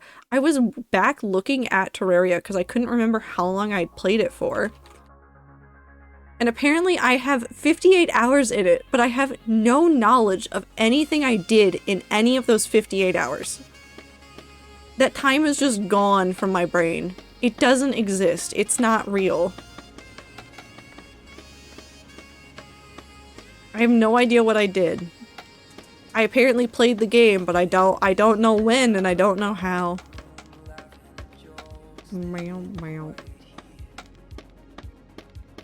Oh, speaking of Steam, I don't know if you guys saw the Steam family stuff that came out recently. Oh, I'm too far over. We did not need to go this far. They've had this feature for a while where they've had it so that you can share your games with a family. It doesn't have to be like your actual family, like it doesn't have to be like your mom and dad, siblings, children. It doesn't have to be that. It's just you set up a family and then you can share the game. So like if I had a game and let's say like, besides the fact that my mom and I literally shared the Steam account, my mom had another Steam account or my dad had a Steam account and we made it so that we were family sharing. And I'm trying to think of a game. I had like Satisfactory and my dad wanted to try out Satisfactory. He could borrow it from me, so I can't play it while he's playing it, but it would still be my game. It's a really neat thing to do, but one of my favorite things from this was it stems from this rule, which makes sense. I understand why they did this. If you get banned in a game and you're family sharing with somebody, that person will be unable to play in that game because somebody in the family is banned. And so there were lots of comments underneath the post that were like, if you get banned in the game, you get kicked out of the family. Just, we're getting rid of you. You're getting thrown out. Also, Devil, please tell your kid be high. Give them so many pets. There were also so many people going, so many younger cousins are going to screw over so many family accounts. So many younger cousins and siblings that are just going to ruin family sharing accounts. Which is wild. I understand why they did it. It makes a ton of sense because then you could just make a new Steam profile, get into a family with your old account, and then be able to play the game again, which is not what they're doing. Not what they're wanting. But dear God, is it gonna make it real funny for the younger siblings that just do not give a shit and just do wild things on the internet. For once, the argument, it was my younger insert family member, will be true. Yep. I do think that those posts in ever, like, Twitch ban of, like, it was my younger sibling that typed that, please don't be mad at me, is very funny. Obviously, don't use that as an excuse, and I will laugh at you if you do it, but not a good laugh at you. Mostly a making fun of you laugh. Oh, I fell. Bonk.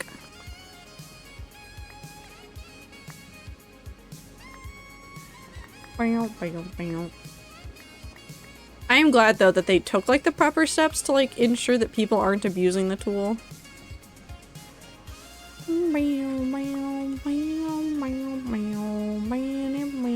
There is one right there. Cool.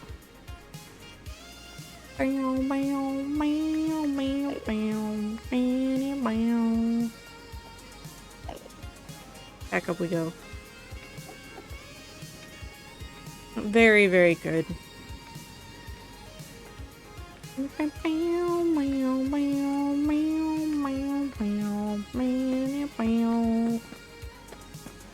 I always find it funny when people in Twitch chat in real time say, oh no, my younger sibling said that weird champ thing. Like, dude, we're right here. I mean, I get it. They want to, like, get out of feeling awkward and when they recognize that it's something that they shouldn't have done. But yeah, no, it's very, like, we know what happened. You cannot hide it from us. My brother threw a kobold at a skeleton and Baldur's Gate 3 and it worked.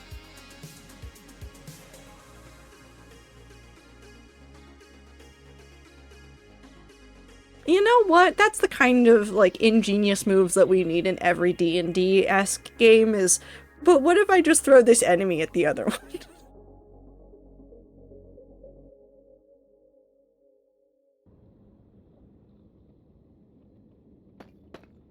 I need more stupid shit like that.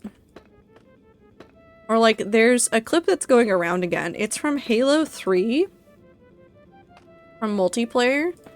Where a different player on another team threw a sticky grenade at another player. And the other player was getting ready to throw, I think it was like some sort of grenade. I think it was like a frag grenade or something. Doesn't really matter.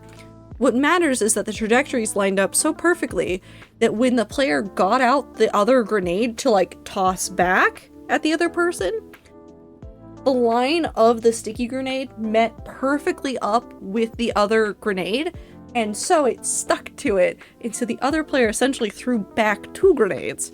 And it is one of the best pieces of like video gameplay I have ever seen, and it is so unlikely to ever happen. It is just so hard to time that shit that well. But I want that kind of ingenuity in video games. A double grenade. I also want Phil and Sneak to play Halo Infinite.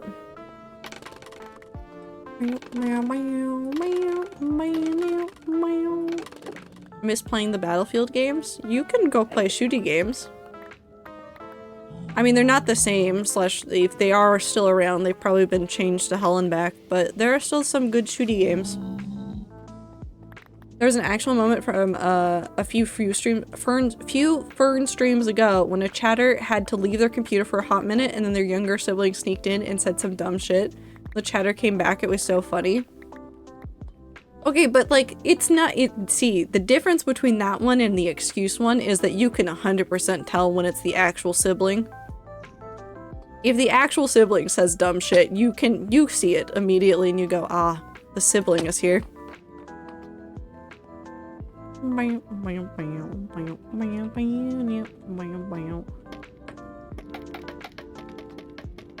Yeah, but the movement felt so slick and good in them. Well, how are the other shooty games that you've played recently? Because I know you have, well, it's CS2 now, it's not CSGO. Weren't you playing Deadlock? Was that one good? Also, I didn't say hi. Hi, Trader in chat. Hi, Tomato, I hope you're doing well. How you doing? Caused any anarchy lately? I don't know why I'm asking you that. It just felt like the right question to ask. I feel like I should be asking Minty that, actually. Shit.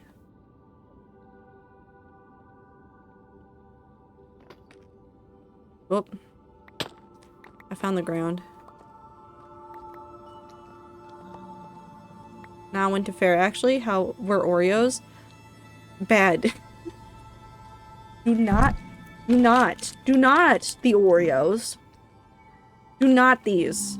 Do not the soda either. The soda's arguably worse.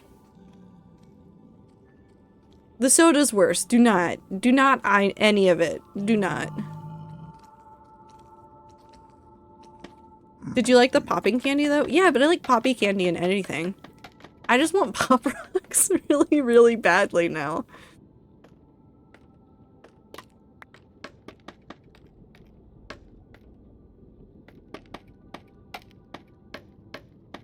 You want to try the soda? It's chocolate.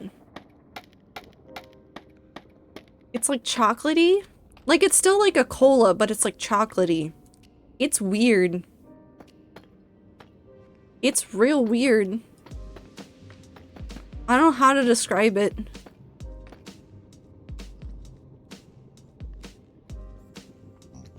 Feel irritated by people asking easy mode on the Souls game even though I don't play it. I mean, people want to be able to play the games.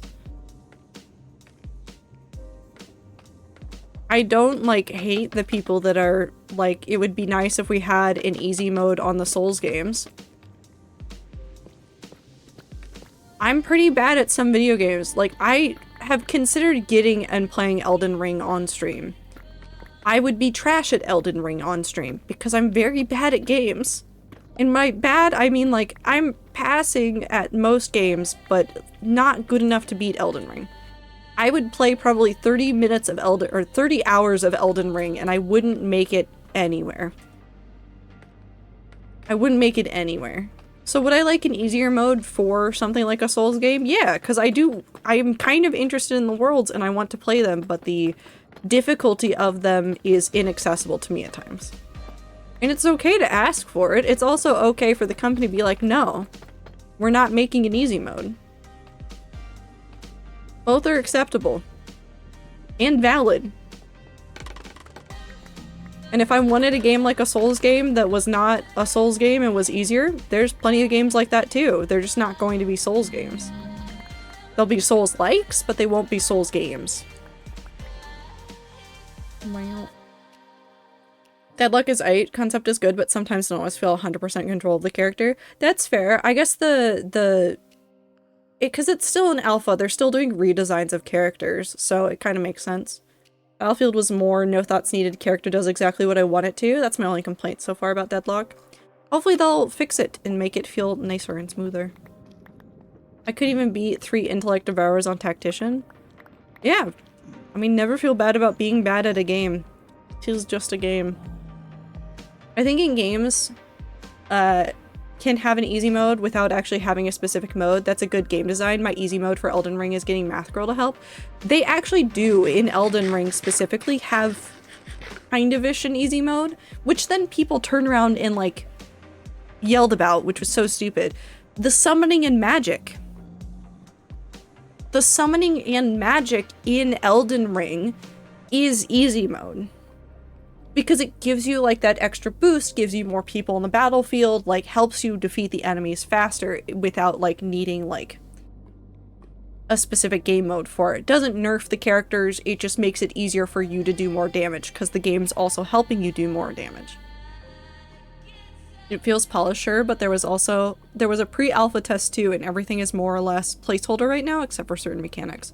Yeah, no, definitely. Like, I have a lot of not judgment. I have a lot of like feelings about the alpha of Splitgate 2 that I played. There were some mechanics that they just ultimately changed a whole bunch of, introduced a whole bunch of new things, and I was like, none of this feels right. Some of the basic mechanics I could tell were still from normal Splitgate, and those still felt good, but it was different. It was like just slightly tweaked, and I didn't like it. I need to get a controller so I can play Elden Ring again. Keyboard controls are bad. That's fair. I understand that. Souls-like community is just dumb. They make their own rules and need to make everyone suffer just like they did. No. It's not that they're dumb. I would not say that. So, the Souls-like community, for years and years and years, because of the games that they enjoy, have been about the difficulty of beating the game. That has been their thing for years. And so they introduce a whole bunch of new things for themselves to make it more difficult to beat the game. This is not new behavior, this is not dumb, this has just been what they've been about for years and years and years. So when tons of people were interested in Elden Ring, and they really wanted to play it, and they were asking about easy mode, and then the magic and summoning system was introduced. Thank you.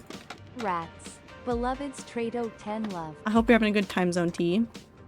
When they introduced a whole bunch of the stuff in Elden Ring that made it quote-unquote easier, and I think there was even a nerf to the final boss of Elden Ring recently, like he got an update that makes him easier to beat, because I guess he was proving too difficult in some ways, and the game company was like, nope, we're changing this, we're making it easier. They've always been about the hardest challenge you can do. I have literally regularly watched a friend of mine play Souls games with a randomizer, which means that they have to learn pathing, know all of the chests, know where everything can spawn, so that they can try to find all of the items to speedrun the Souls games without needing to actually play the entirety of the Souls game. So it's about the RNG of like, will this seed give them this item super early, or will they have to wait a whole bunch to get it? Are they going to be able to get this thing here instead of over here? Like, how are they going to be able to do it? And that's just how the Souls-like community has been. It's not a bad thing that they invent challenges. It's not even like a terrible thing that they've continued to invent challenges. In fact, I kind of love it for them that they've continued to do that and had that same attitude. However, I do think that the Souls community has had a lot of issues with kind of gatekeeping the Souls games. And that's because for a very long time, the whole point was the difficulty. And when it had mainstream appeal and everybody wanted to play it, it makes it a little bit harder for them to stay the way that they were. And so they react poorly to it. And that's just the way that communities are sometimes. When a community is as old and as like entrenched as the Souls community was in like their specific brand of challenge, makes sense. It's not even just the Souls games. Communities for games like Slay the Spire are kind of the same. Yeah. It all depends on where they started, what they're doing, what they prioritized at the beginning, and then when it gets mainstream appeal and what new fans want, and that doesn't always line up, and so arguments happen. I think in general, I've seen a lot of Souls games players been very accepting of like all of the new ways to play, and it's just been a very large show of like online behavior of like, this is stupid, we're denouncing everybody that plays it this way, you're playing on easy mode, fuck you, you're not playing it the way you were intended to. It's like two guys that are just upset about something. It's literally just two guys over there that are just upset about something. And that's okay, they're allowed to be upset. Communities are always going to have internal conflict too, because people have disagreement in any group. Speaking about disagreement in a group, do you guys want an update on NaNoWriMo? Because I saw today that there was actually an update on some of the stuff in NaNoWriMo. Oh, yes. Let me pull it up.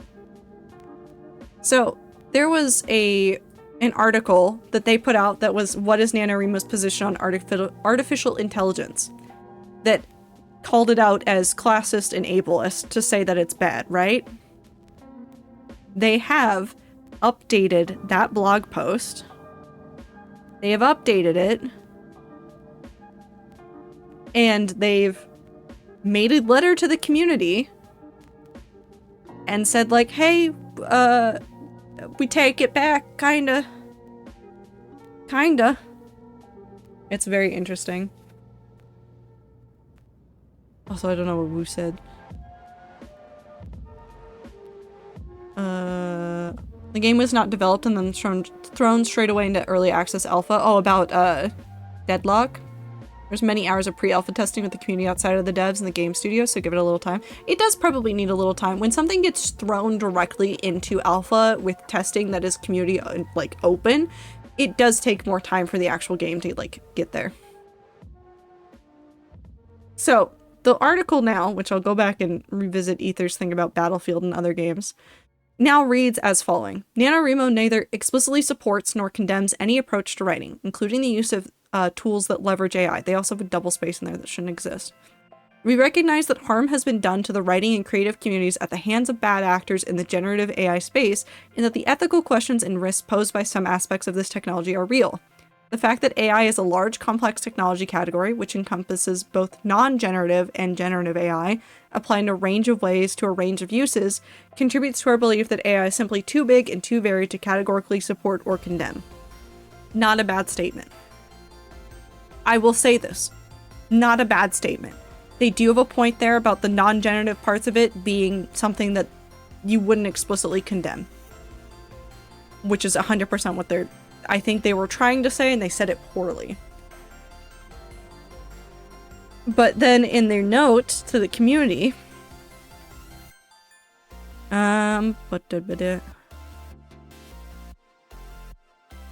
this is a true statement, but it's still wild to see.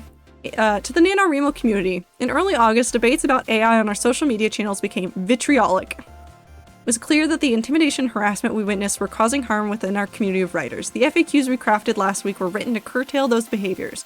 We wanted to send a clear signal that NaNoWriMo spaces would not be used to bully or delegitimize other writers.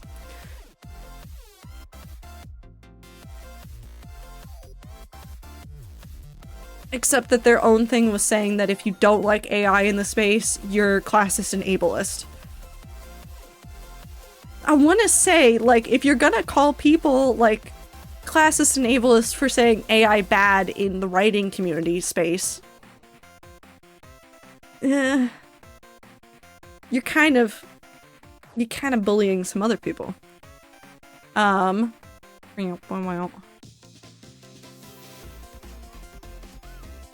don't really say anything else that's worth repeating. However, there is a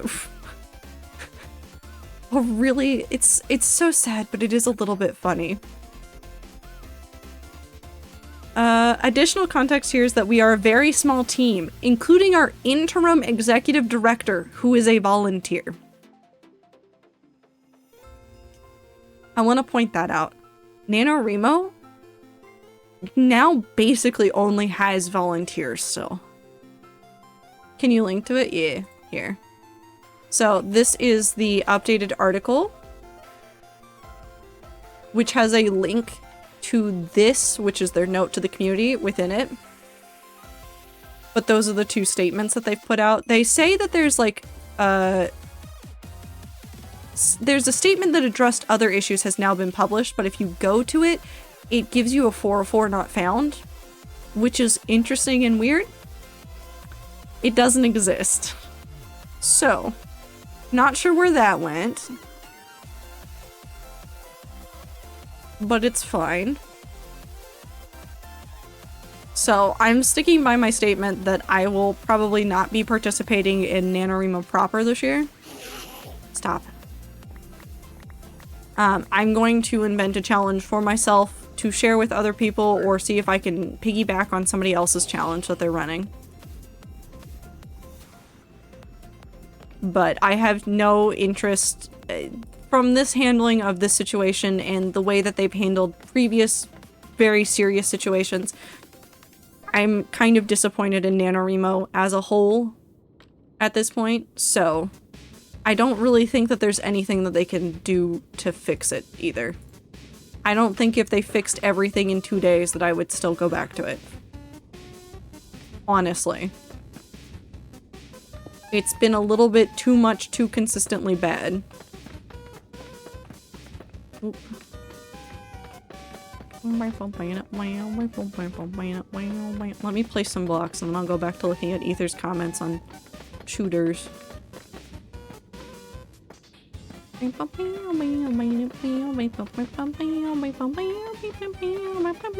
I have to place some blocks in the block game while I'm supposed to be playing block game, because that's what my category is on stream. I have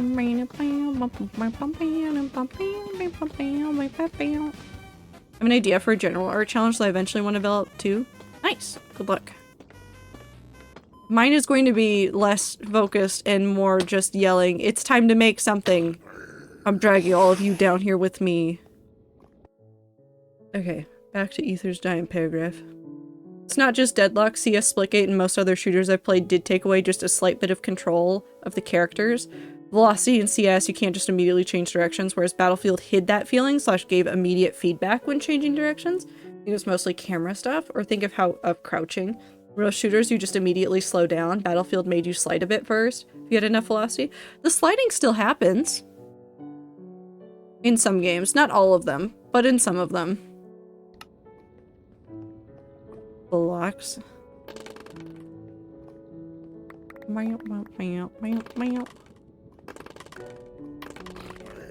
But not all of them have the sliding mechanic anymore. In fact, I can think of a lot of games that don't have the sliding anymore. You want to hear the basis concept? Yes. Tell me immediately while this man yells at me. For building in his home, I guess. Except it's not his home, it's Stan's home. Wouldn't work for people that only want to write unless they modified it. I mean, that's part of the fun of it. I used to take the, like, 100 theme challenges and go, fuck you, it's now my writing challenge, and impose, like, self-made other limits on it to actually work for, like, a writing challenge. Because otherwise it was just like, well, make one picture of this, but that doesn't always work for writing because what's a picture? And you may say 1,000 words, but if you're doing 100 of those and you're doing 1,000 words, that's 100,000 words, and that's a lot. That's a lot of writing.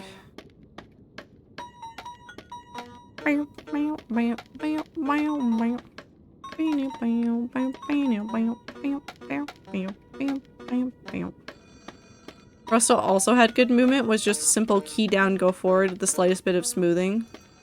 Interesting. I wonder if there's something that happened where companies moved away from some of the sliding and movement. I wonder if it's just annoying. It can't- well, it could be that annoying. I don't know jack shit about making games.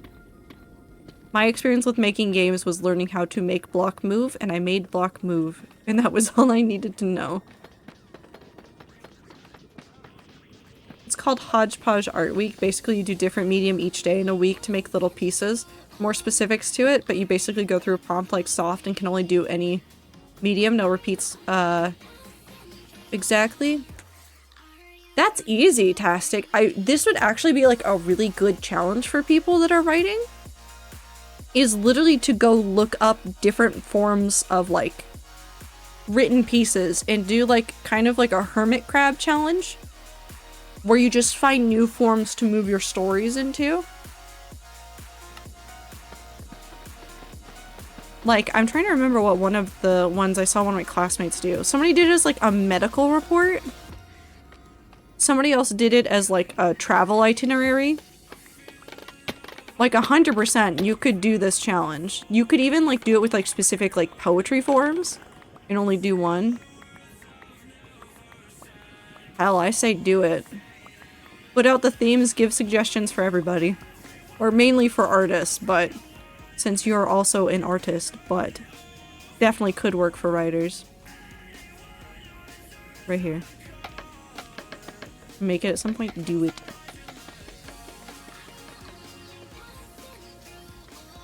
I heard good things about Apex as well. Apex was very satisfying to watch, I will say, because I watched a couple of, like, my favorite content creators play it, but it wasn't ever... I don't know how to say this. The scene didn't feel that good to get into. Not that it was toxic, it just wasn't interesting to me as, like, a player.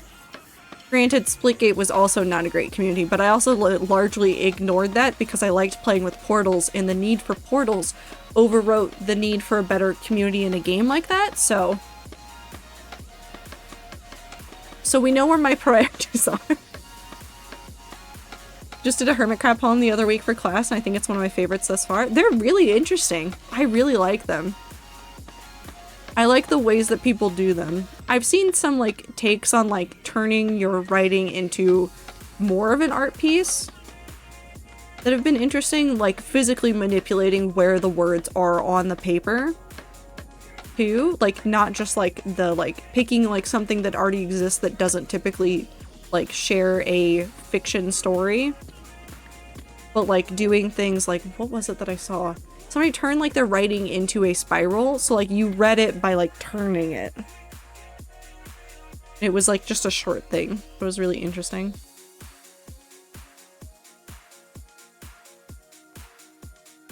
We done the people watching poem yet? Ooh, people watching poem. I had a really hard time playing pew pew games unless they had a heavily RPG coded, you know? It's...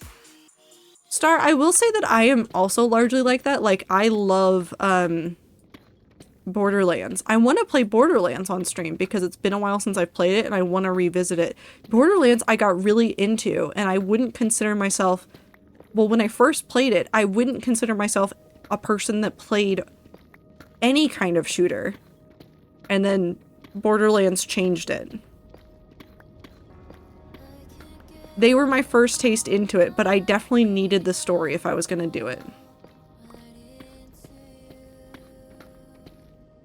I think that is some of the draw to me as well. Did Battlefield have more of an RPG in it? Or is it you're talking about Deadlock? Actually, Minty, I chose one of the other prompts, but there's a prompt for the fiction assignment that's very similar, and I'm gonna do that one. People watching, people watching, people watching.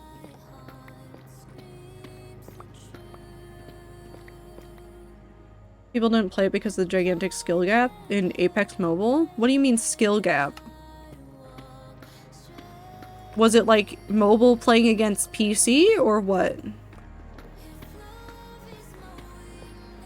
Revisiting my notes on the Hodgepodge Art Week, I think I want to redo my initial prompts. If people have suggestions for good words, let me know. I can go look up some of the small prompt lists that I've done for myself, Tastic, and see if I have any good ones that were like a hit with other writers that I did stuff with. Some people were too advanced in movement on mobile versus mobile. So people were just not good at the game. Like growing up, I played some COD and stuff, but I really love my RPGs like Mass Effect and something. Actually, that's another game series that I want to play on stream one day. I have Mass Effect. I think I have all of them.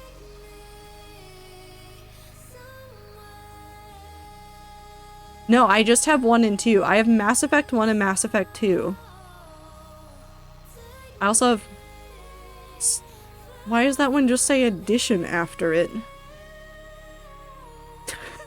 Mass Effect 2, 2010. Mass Effect 2, 2010 edition. Okay. I also have the Legendary Edition for Mass Effect, which is 110 gigabytes. Which is 100 more gigabytes than Mass Effect from 2007. Maybe it's the DLC. That's the one. E. It's more themed, I guess. Like 2042 is futuristic, 1 and 5 were World War I and World War II. And the Deadlock has the old-timey feel. Deadlock has like steampunk. Every time I see Deadlock, my brain just yells Dishonored, which is just steampunk. Has every game and almost all the DLC. Does it? Okay, then I guess I have all of the games. I think I have all of the games. Also, it has 127 achievements. ME1. Hold on. ME2. ME3. Yeah, so Mass Effect Legendary Edition has all 3 of the games. So I have all of them. I have all of them. We could just play through a whole bunch of space game. It's very Dishonored. Which is really, actually, that's the thing I like about Deadlock, is watching some of the graphics change, because Deadlock was originally going to be sci-fi. And so they're shifting it over into steampunk, and there's still some elements that are still very, very, very, sci-fi. The forehead. Yes, it is the forehead. And almost all the DLC, because some of the DLC for 3 was only multiplayer. Interesting! Weird, but interesting. I don't remember when I got that, but I have it. I'm leaving those in the roof. I cannot be bothered. I actually love 3 multiplayer. I heard good things about it. The only thing I remember about Mass Effect was there's videos from Rooster Teeth where Joel from Rooster Teeth would play a game, would edit together a video, and then he and Jack would sit down and essentially do like the commentary track on top of it, of like the experience of Joel playing the game. And I think there's one for Mass Effect and Mass Effect 2 where he... Hold on. I need to look this up. Mass Effect Joel in Jack. Rooster Teeth. What did he do?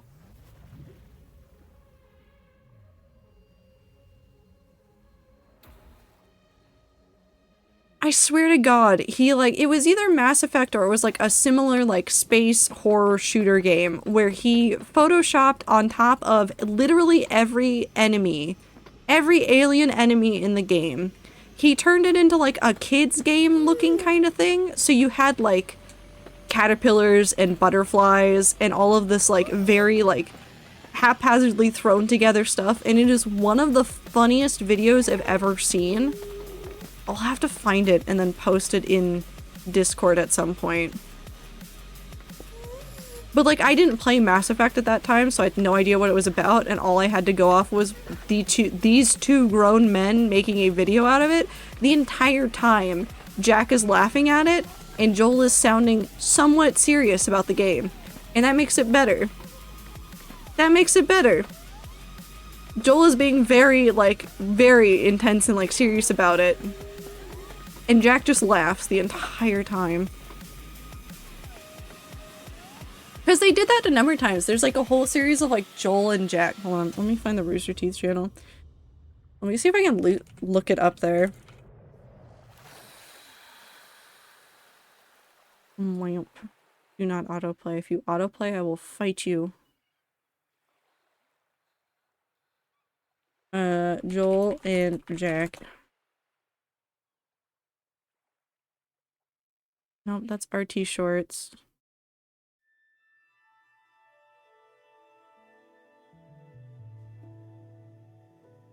Was it not here? Hold on, I'm looking up the Connectimals. Because I know they did the Connectimals, and I don't know what channel it's on. It's not here, so we go to Achievement Hunter. And then I click this, and it doesn't autoplay anything because it loves me. Ah, there it is. Oh, yeah. It was, oh no, it wasn't Mass Effect, it was Dead Space. It was Dead Space. Because the literal name of the video is Achievement Hunter Kids with Jack and Joel, and it's Dead Space. And it's a whole bunch of, like, Dead Space stuff, and it's just got layered on top of it. A whole bunch of ridiculous stuff for Dead Space. So I got the wrong game. Here, I'll post it in media. Whoop. For the people that want to see it later. Very good video. I'm very certain that they played Mass Effect at some point too, but I think the one I'm remembering is just that one. That's the internet content we need more of, is just somebody going, I'm gonna turn this very serious space game into a joke because it's funny to me. Xbox launched a new Xbox Series X with the Ultramarine custom body? Like, so just a new skin on the Xbox? Also, the PS5 stuff is very funny. Everybody's been making fun of the PS5 because they've been like, the PS5 Pro released and they're like, it's $700 and it has so much improved graphics, and it doesn't. Oh damn, you can see the background a little sharper. It's not worth the price. Hello, angry man. Entire Ultramarine Xbox Series S. I mean, I'm not surprised. I want to know if that does anything to boost Xbox sales.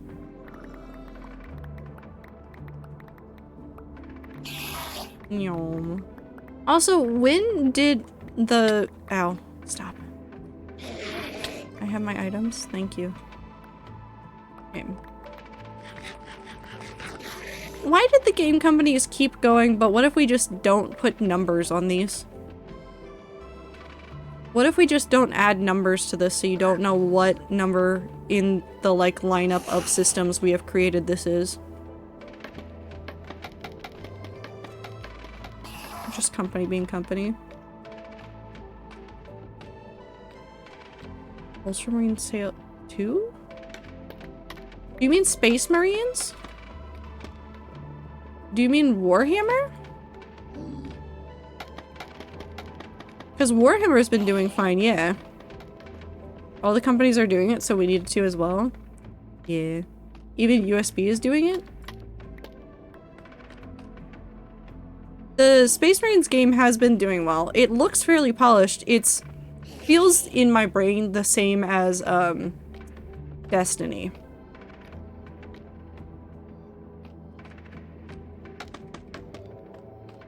The Space Marine game is just Destiny, but with slightly more violence.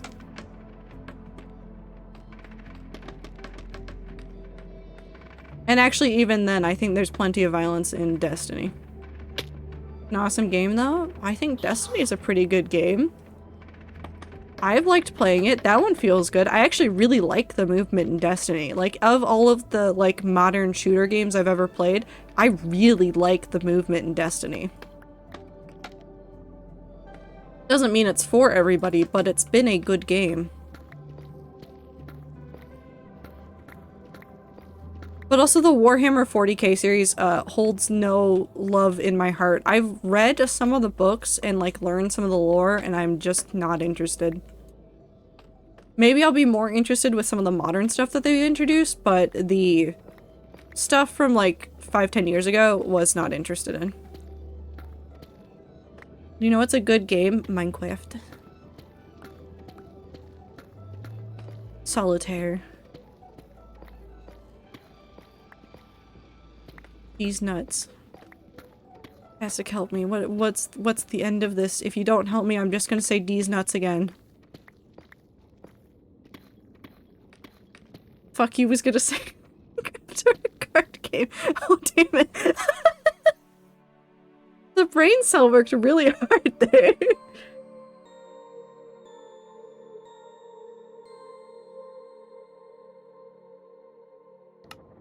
My favorite game is that that one browser game that doesn't exist anymore because Flash is gone, and I'm sad about it. I was also thinking Checkers. Checkers is a good game. Have you ever played Checkers with like a kid that hasn't yet learned how to play checkers? The sheer amount of like, oh, this is a game I can play that requires strategy but does not require like so much strategy that I cannot play it? Impeccable. Actually, Flash still exists. It's OpenFL now. Yeah, but all the websites that had the Flash games are dead, Ether. They're dead, and they won't come back.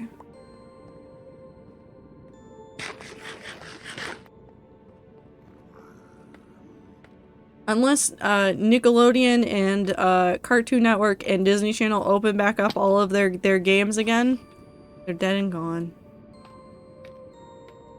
They're dead and gone as far as I'm concerned. Meow.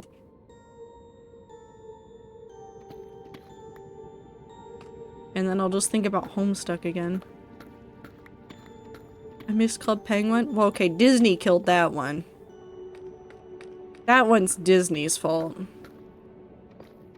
Armor Games isn't dead? Yeah, but the Nickelodeon ones are gone. Those are the ones I'm sad about. I spent an absurd amount of time on Nickelodeon and Cartoon Network's websites playing all of their ridiculous games, and they're all gone, and I'm very upset about it. Somebody's probably archived them somewhere, and those companies are gonna come after them eventually. Whoop. I'm so mad about some of the dress-up doll games I used to play being fucking declawed. I know. I know. There were so many good ones. There were so many pretty ones. Now it's all just Pit Crew, which I'm not upset with either. I think Pit Crew falls into like the doll dress-up game hole that I used to get sucked into when I was younger.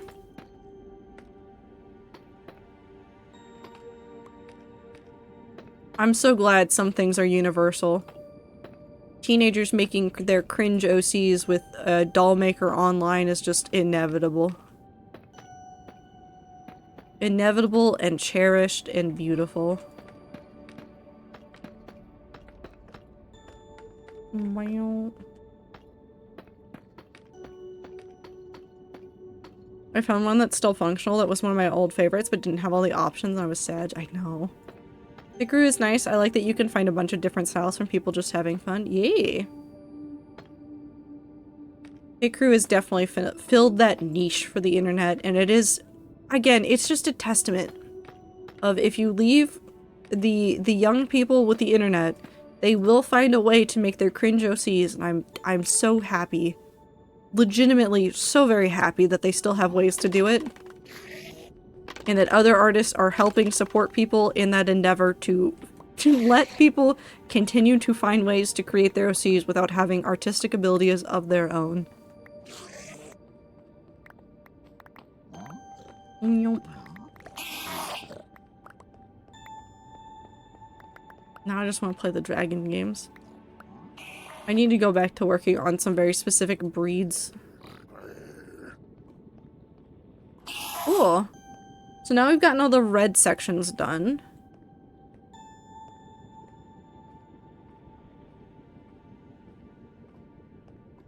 So we need to just do all of the accent marks across all of this. We're gonna go back upstairs. Speaking of designing OCs, Math Girl is commissioning someone to draw her persona with guidelines, and I'm so hyped. Nice, her persona is gonna be a little kobold. Oh, fuck yeah. I have somewhat an artistic capacity. I still love going through pit crews and trying to make IRL me or my persona. Yee, but like, I'm not saying that like this isn't just for like non-artists, but like, I am not a fantastic artist. Yeah, I can make things, like I can kind of put together things in a way that makes me happy, but that's taken a lot of time to get to. When I was younger, my artistic abilities weren't zero, but they frustrated me to no end because I couldn't make the things I was thinking of. But like, all the doll game makers let me put together the characters I wanted closer to what I could actually envision. It was actually such a nice thing because my brain couldn't do it on its own. And I know 100% there are other people like me that also can't do it on their own. I'm putting all this in here. I just like that people have options now. Okay, we don't need the blackstone. We don't need the deep slate tiles. That's all done. Can I fit any of this in here? Nope, into this box it goes. So we have obsidian and gold. So you see all those black lines. I want to use a combination. I think we might have to grab some of the frog lights as well. I want to use a combination of gold, obsidian, and frog lights to make these. And we might do some embellishments that aren't on this image, just because we can add stuff. It'll be fine. Oop. Come on. Give me the box. OBS, I'm gonna fight you. Okay. Have my reference open. They're great for Roll20 tokens too? Absolutely. Absolutely. We have precious materials here. I could smelt some of this down. We'll do a pass with frog lights mainly and see if that's enough. Every time I've seen the word kobold, I get sent back to the time I played WoW. I mean, kobolds are everywhere. Kobolds are a well-known part of fantasy. They are in everything. Smelt it, dealt it. It's not a fart. These are blocks of gold. Okay, let's see if I can figure out where everything goes. Let's start on this end because it's easiest. So that is, hold on, I'm gonna look really hard at this monitor for a second. 1, 2, 3, 4, 2. Okay, so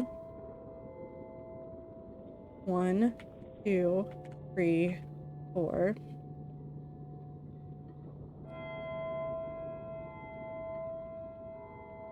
One, two. So it should start right there. Tomorrow is Monday? It is Sunday.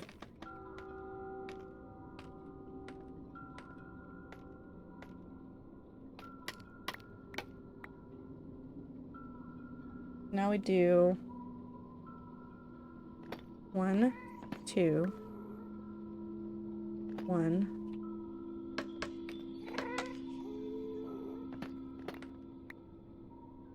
There we go. Is Monday afternoon the other half of the world? It's tomorrow, but 5 hours ago in parts of Australia. That is legitimately how I figure out what time it is for some internet friends that I have. 1, 2, 3, 4. 1, 2. Is I have to do it backwards, but tomorrow. Still hoping for the day that you get the schedule mixed up and stream thinking it's a different day. Woo, I'm gonna let you in on a secret. I have alarms. I'm not gonna screw it up. I have alarms.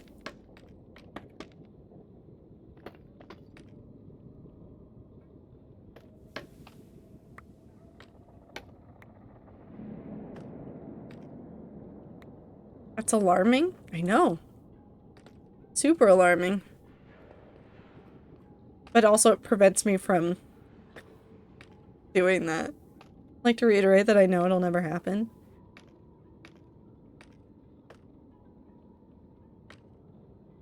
Anything else stuck up there? It still says something is stuck up there, but I think it's over there.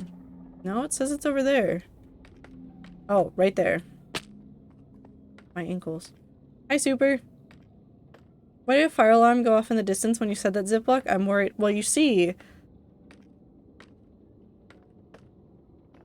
I'm so sorry you had to find out like this, that I had the ability to just start fires anywhere in the world without, like, much thought. I'm so sorry. Alright, how far away is that from there? It's 1 over and 2, 3, 4 from here. If I'm here, 1 over and then go 1, 2, 3, 4. And then I go new song. Featherfall, but make it 8-bit. Wait, no, I want to turn this up.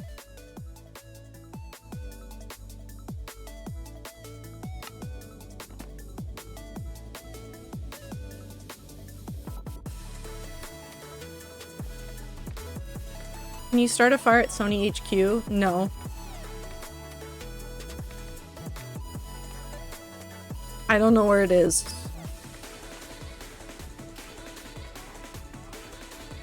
Okay, so 1 over here. 1, 2, 3, 4.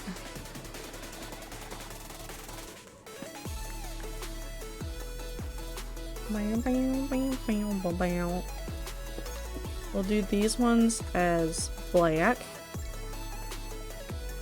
Guess you gotta do it yourself if you want it done. Please don't.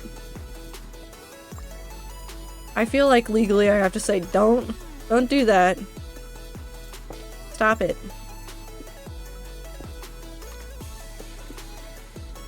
We might change some of that to gold, but we're just gonna start with this. So I know how many pieces of gold I need.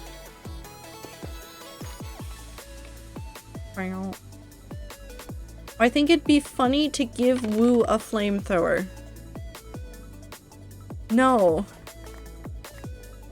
You're right, but no. Do not. Hello, good sir.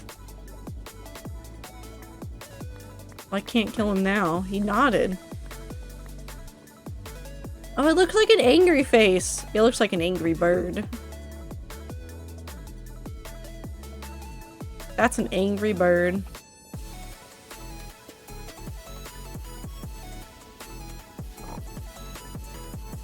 Stop.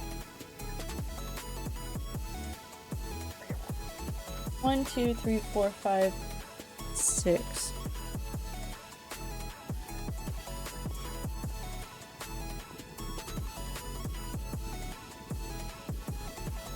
1, 2, 3, 4, 5, 6. Like Todoroki from My Hero? I don't know what that means.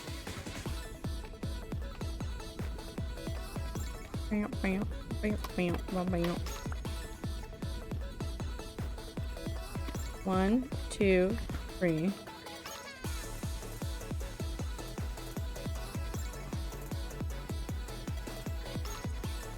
How did I do this? It's 1, 2, 3 there. And then I go 1 over. And then, wait. 1 over from here, and then I go 1, 2, 3, and then like that. And then I come back over here. And I go for the middle of this. And then I go 1, 2, 3 from there. So, aha. 1, 2, 3. Thinking of Tokoyami? I still don't know what any of this is. You are truly speaking a foreign language to me. What looks like Todoroki? Apparently this.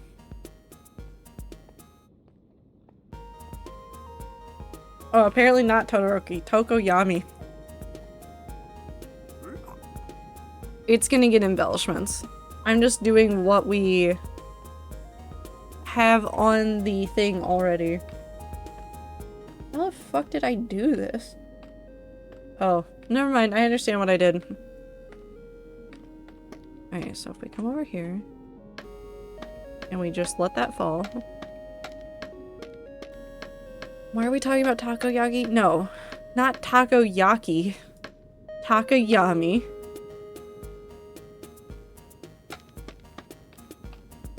Rats are playing a fun game of telephone? Truly. Okay, so that's those 3. And now I come over here and I stand in this one.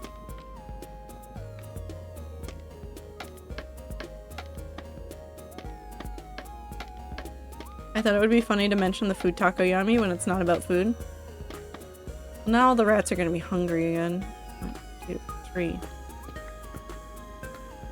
Fuck. Okay. 1 over, and then go blep. 1, 2, 3.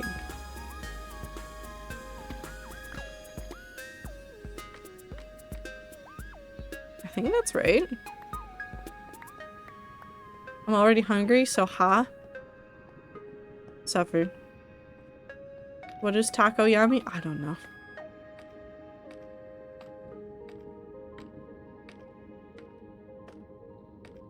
Completely different anime altogether now? And the rats have an anime. Actually, no, never mind. I take it back. I feel like any anime that the rats would come up with would somehow be incredibly cursed. I don't know how. But it would be. I've fallen. What? Anime that the rats would make. It would be cursed.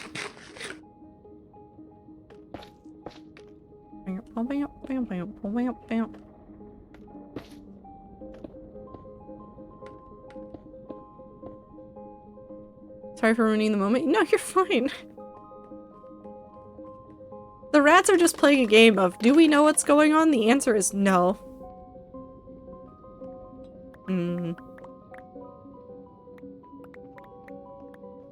No. I spent the last 35 years of my life connected to the ICU, died, and was reincarnated as my avatar. This is just sword art with more effort.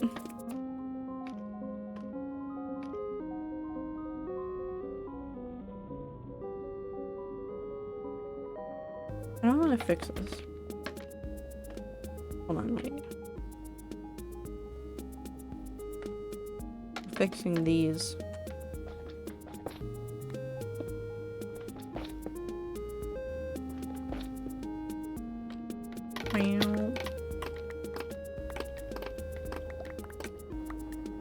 Gracie, why are you telling us what JoJo is about?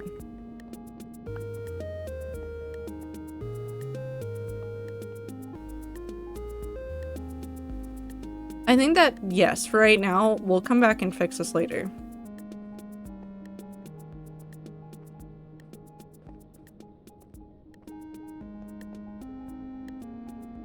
One, two, three, 4, 5, 6. Because I like it, that's why, but it's not the time or place to explain what JoJo is. Nobody was talking about JoJo. Essentially describe the plot of like 3 animes that already exist. I can't do that, never mind. You'll get there, Woo. Wait. Where am I? Is it that way? Yes.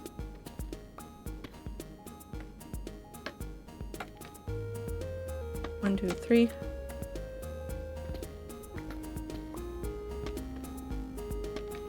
Oh. I clutched it. So my whole life as a geologist just died and got reincarnated in a blade of grass. Vodka rats have quiz in about 10 hours. Good luck, Minty, you'll do fine.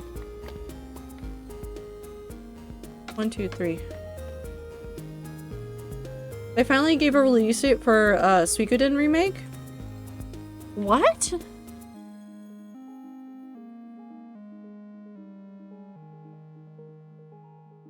Hold on. Okay, no, that's...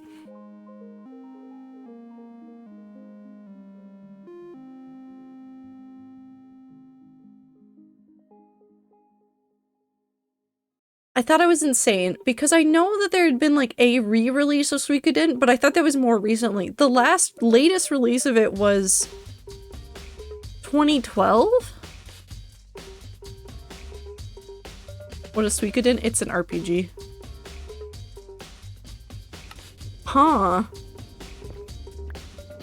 That's wild. I'm glad that there's news about it at least, finally. It's been a long time coming.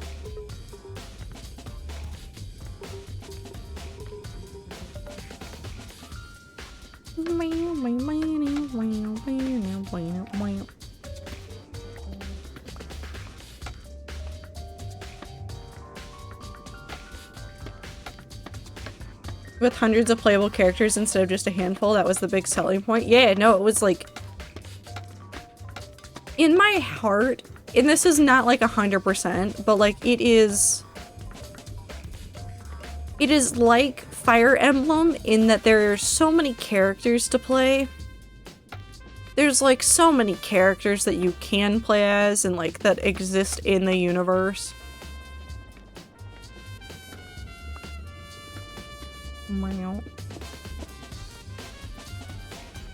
We did it as the inside is the one that lights up? Yeah. Okay, so these ones will just all be obsidian. And we will come through and do some changes later. But like, Suikoden was like... Suikoden is old.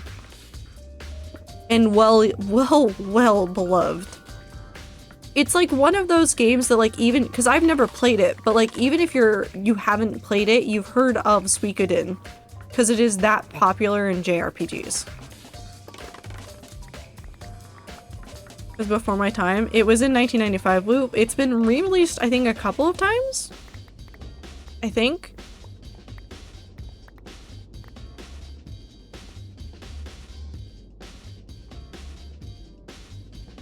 It's just Angry Bird. Now it's got crab claws. That will work for the time being. So let's go replicate this on the other side. I only heard about Shin Megami Tensei. I mean, that's an old... How old is that one?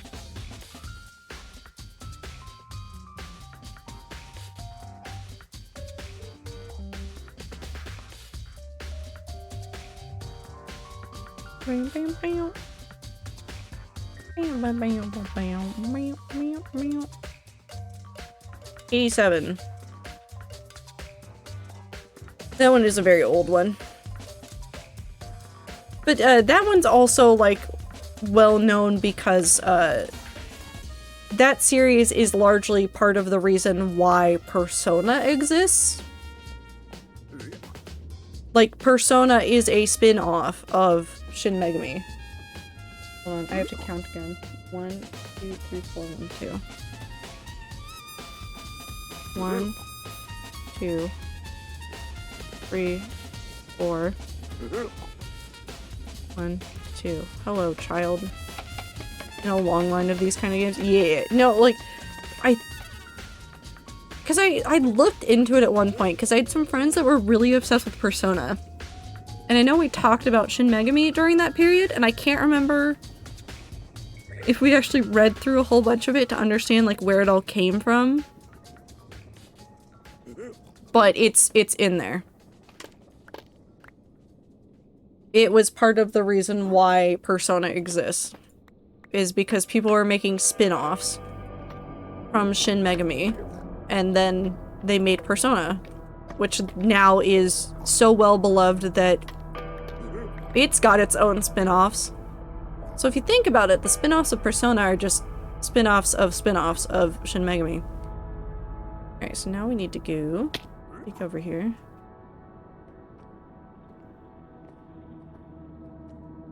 But I'm looking at that one, so I need to be here. 1, 2, 3, 4. 1, 2. Also, like, Persona is, like, such an interesting JRPG series. Like, it is not, like, super, super weird, but it is, like, bizarre in comparison to some other games. Their series has been very good and very interesting and has been its own little genre. Cool. Some of the gameplay there and some of the, like, the things that they have across games, very, very interesting.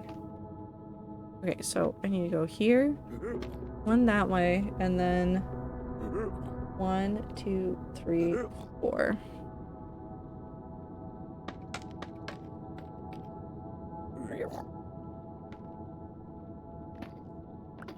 I appreciate the cross game references too. Yeah. I think that's one of the things that actually, like, the Tales games lack a little bit of.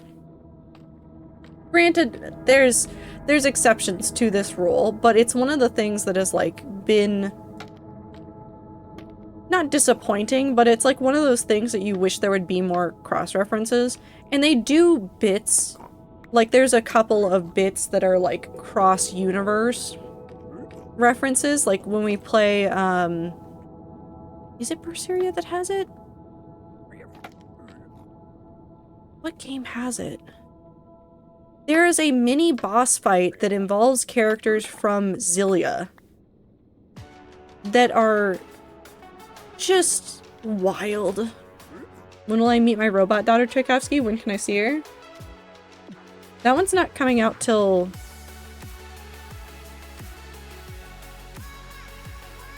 No, wait. Because that's Grace's. It's the robot daughter in Grace's. Because the robot daughter's not in Vesperia. I'm mixing up my Tales games again.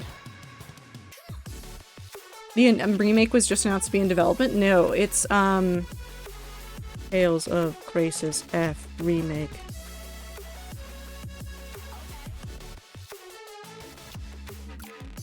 Come here, Bandai Namco website. Tell me when it comes out. January 17th, 2025.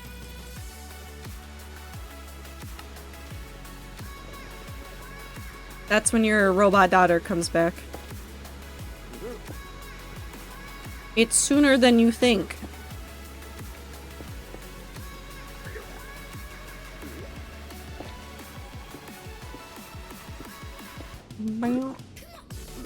I keep thinking Sophie is her name, but that's not it. That's a different robot daughter from the Persona series. Well, okay, now we're gonna look up Tales of Grace's F characters. Tales of Grace's F characters.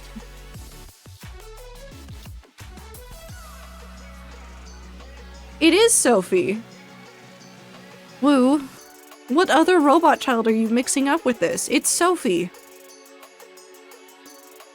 Because it's Asbel, Hubert, Cheria, Pascal, Richard, Malik, Sophie. Persona 5 Sophie. Sophia. Yeah.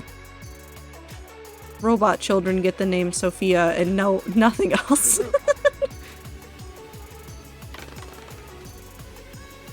They use both, so I got confused. It might be a translation bug. Or error, where somebody localized it one way versus another. I don't know which one's correct, I just know that that happens. Wait, I'm missing things. Are they over here? Did I miss them? Are they gone forever? Well, if they existed, they're gone forever.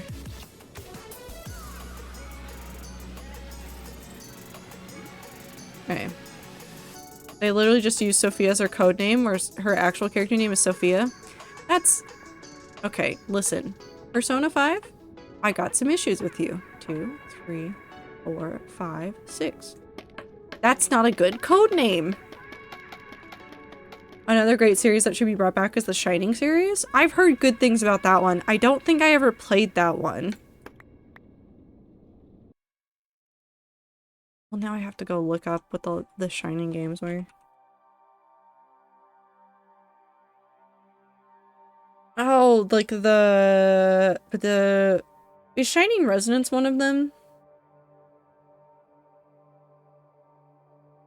Shining Resonance Refrain that came out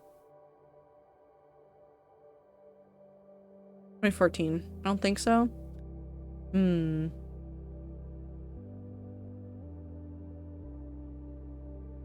Like Shining Force, EXA, the one that came out in 2007. Because I know that there's a couple of series that use the name Shining, and it's just a lot. Shining in the Darkness. Let's see if this one. Ah, yes. Shining in the Darkness, which was 1991. Oh no, Shining Resonance Refrain is a Shining series game. Which I did play part of that. They haven't made one in so long. Shining Resonance Refrain came out in 2018. Or was re-released in 2018. And I haven't heard about them making a new one in a while. Shining Force Gaiden, Shining Force Gaiden 2, Shining Force 2, Shining Force Gaiden Final Conflict, Shining Force CD, Shining Force 3, Shining Force Feather. I really like the titles of games sometimes. When they keep going like in an order, but there's no order. Like first three were all in 16-bit, yeah, because if they came out in the 90s, yeah.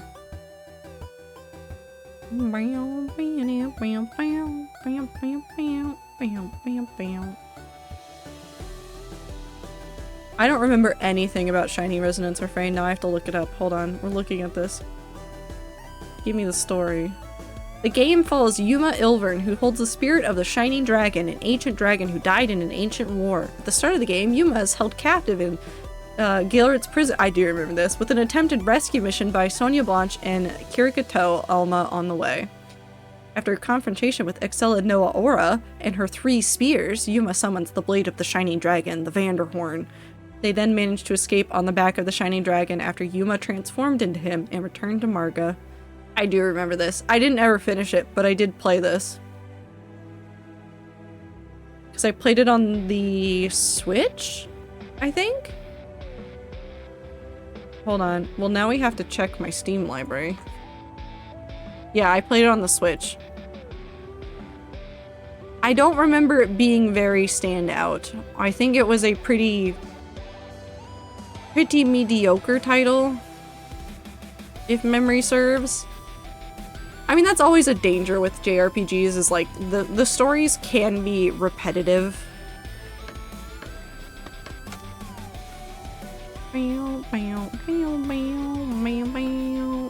So when you play one game, you've sometimes played like 15 other series without ever touching another series.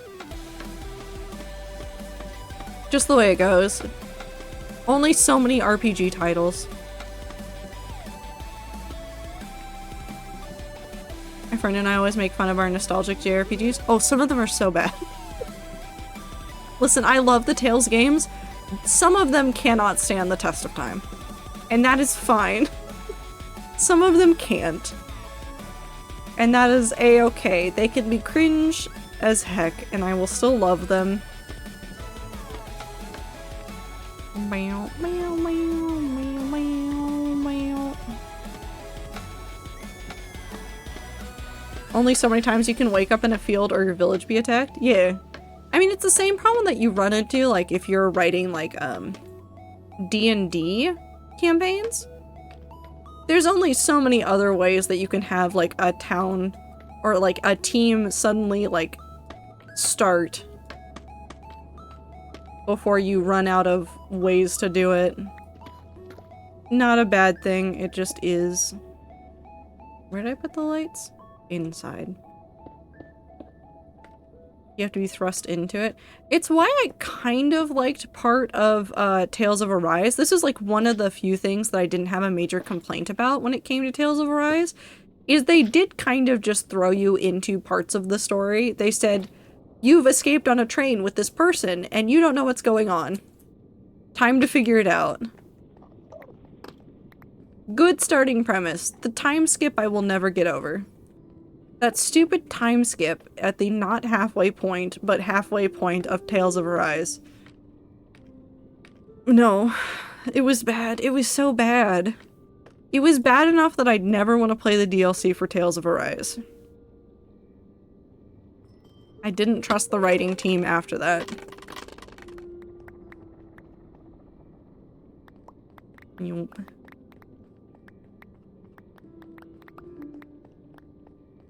I think that's one of the biggest things about the fantasy genre, though, is like, I know people have issues with this from time to time, and it's fine, it's understandable. But there are a lot of people that I've seen, 1, 2, 3, 4, 5, 6, that have a lot of problems with, like, getting into fantasy because they don't understand things.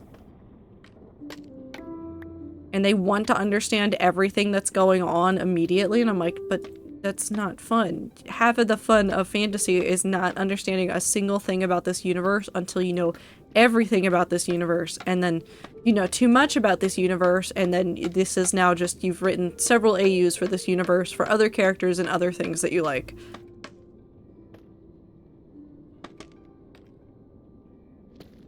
Give me confusing worlds and then reveal the rules to me.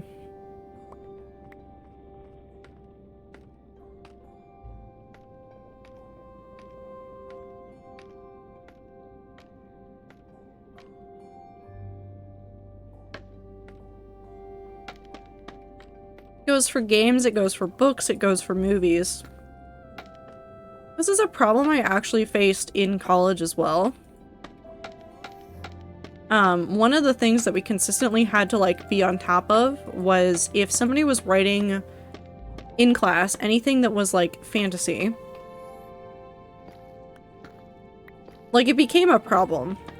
We had to like consciously remind ourselves that it was fantasy, because there's a really like, I don't know how to describe it. It's kind of like part of the critique mindset of like when you're working on critiques with fellow writers, where your brain goes, okay, but this wasn't explained and this wasn't explained, and I want to make sure that I understand what's going on here, here, and here. And it can lead to sort of nitpicking, and it's really bad with fantasy, because you'll be like, okay, but the rules of this world aren't explained. So how do I know what's happening here? How do I know that everything is where it should be in this world? And you spend a little bit of time like nitpicking it. And more than once there was a professor in my classes that was like, okay, but you guys are nitpicking this very specific thing in this universe? Have we all forgotten that the entire story has creatures that are basically animals in our world talking? And you've all just kind of let that go. Can we also just let some of the other things go so that we can see more of the story rather than sit here and nitpick it the entire time? Which was like half of the trouble. Also, this one, second one in, 1, 2, 3 up. So, at the corner. So it's this one. 1, 2, 3.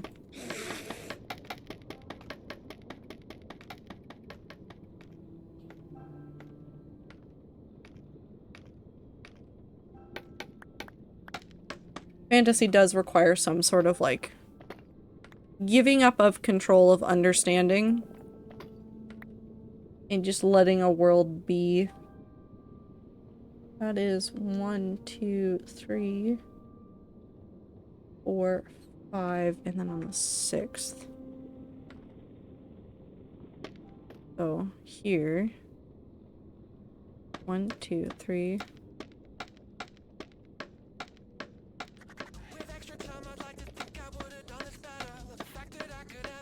3, 4, 5, 6.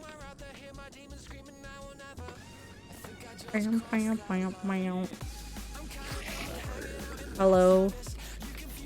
You're so angry.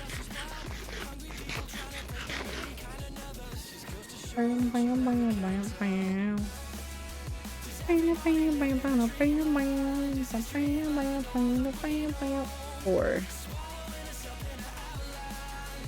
1, 2, 3, 4. And I do need this because we're doing the top and the bottom bits. Oh, that was too far.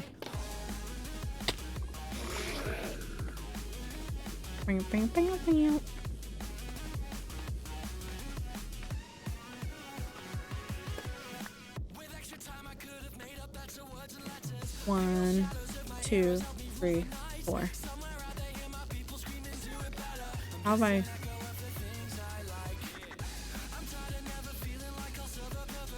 One, 2, 3, 4. Cool.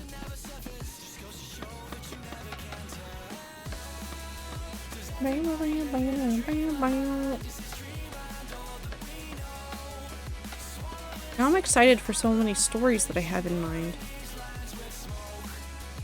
1, 2, 3, 4. 1, 2, 3, 4. Give me my block back. Thank you. 1, 2, 3, 4. Oh god. 1, 2, 3, 4, 5, 6. Aha. 1, 2, 3, 4, 5, 6.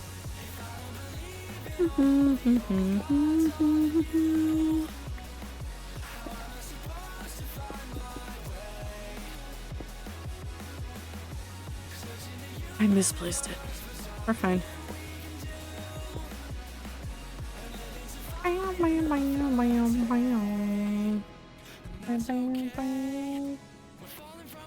One, two, 1, 2. Hi, Multigrain. How are you? Oh god. 1, 2.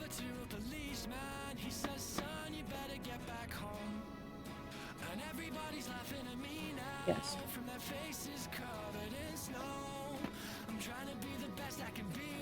My body hurts, but my clothes are washed. Nice.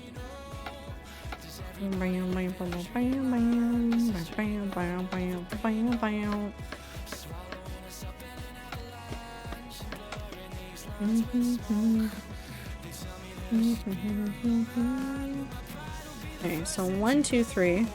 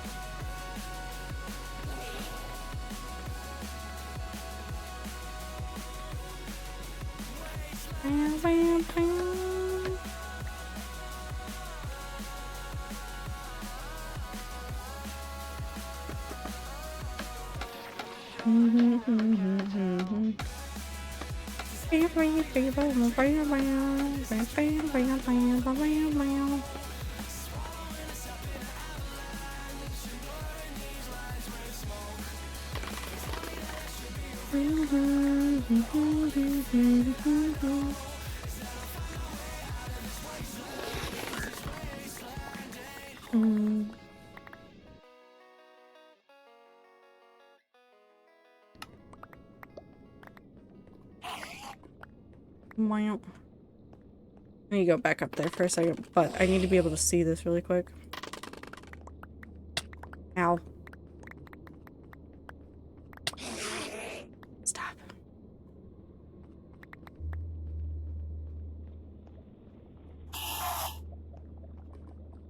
I think I want the outer bits to be more lit up. Okay. Also, welcome back. I do know when the ads are happening. Don't worry about it. I hope you're doing well. I'm glad your clothes are washed.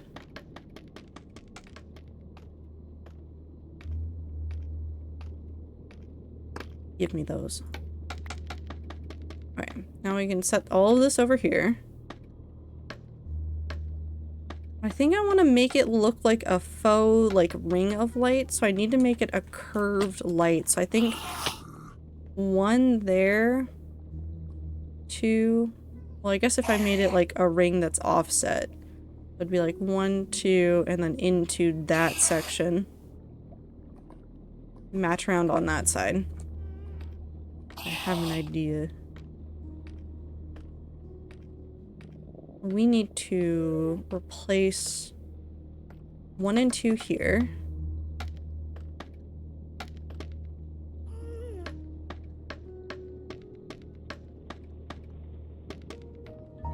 Oop. Also, I feel you on the body being sore. Every time I do laundry, I think it's because my washer and dryer are like low and high at the same time. Like the one is super low and the other super high. So it's just spending a lot of time just hurting. There we go.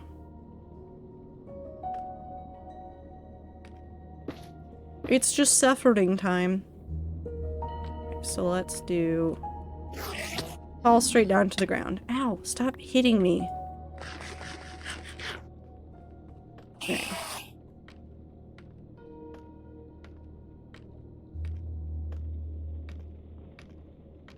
It's the same thing with like my sink. My sink, stop, is too like low, so I like hunch over a little bit more than I want to. Body really starts rapidly degrading after you hit 20? No. It's if I have a lot of laundry to do in like a short amount of time. Yes, it hurts. That's not too revolutionary.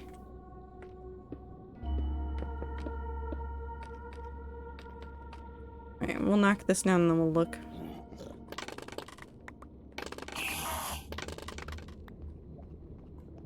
Well, besides the blocks stuck in the ceiling, which we will ignore.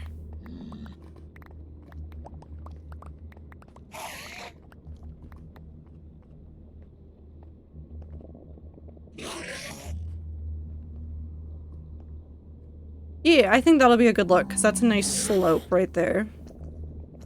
So now we just need to do the other side. Alright, so we'll start right here. This will be fun if I have to knock things down.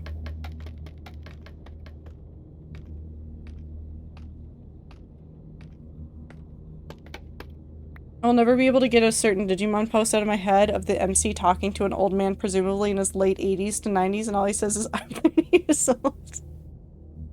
Hold on, I know the image.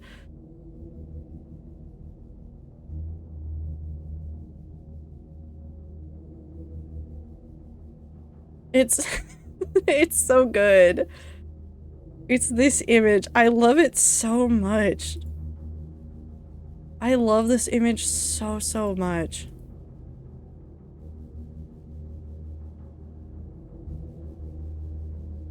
Please let me have the post. Why is it saving like this? Will it still open? Let's see if it'll open. Browse. There you go.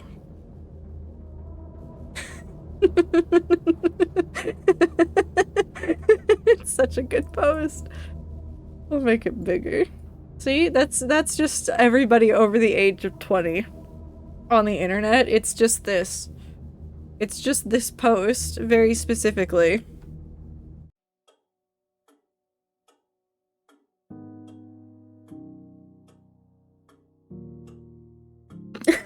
Look, Philza.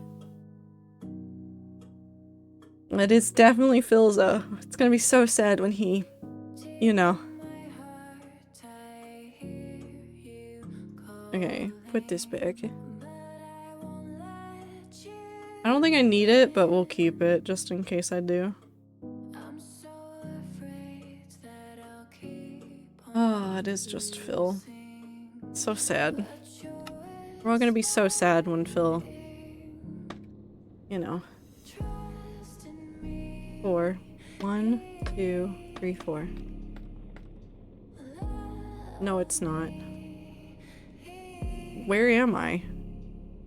1, 2, 3. Oh, this is why I got it wrong last time, is I kept trying to do this in a different direction. Okay. We're here. Saw basically the same post today, but about Gavin. Yeah. Can we have the fish, please? Yes. Where's fish? Where did I hide fish?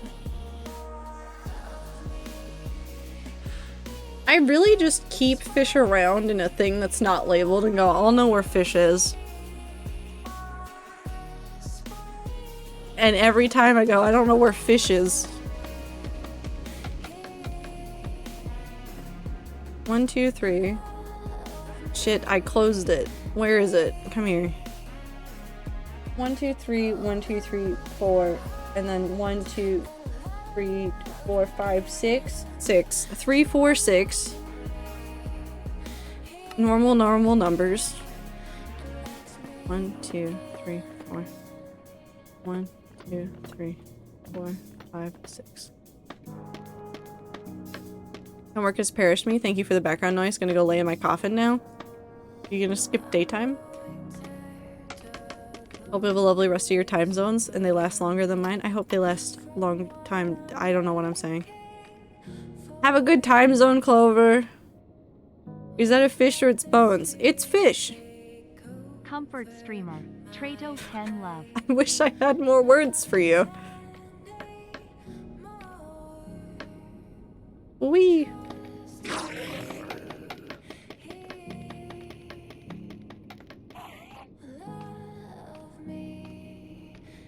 And this is 1, 2, 3, 5. Shit. 1, 2. Does that not seem like a fish? Notice we aren't saying it is a fish. We are saying it is fish. That is its name. Its name is fish.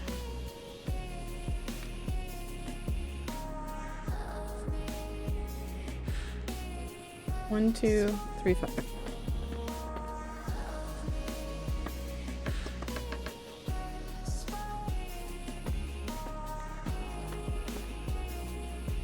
Oop. On the ground. I've learned how to make filled vector shapes with outlines. Nice. Fish is a failed 3D print that Ether did. It's not even mine. I should be giving Ether credit for this, but I just love fish and fish will never leave. And then we did 2. 2.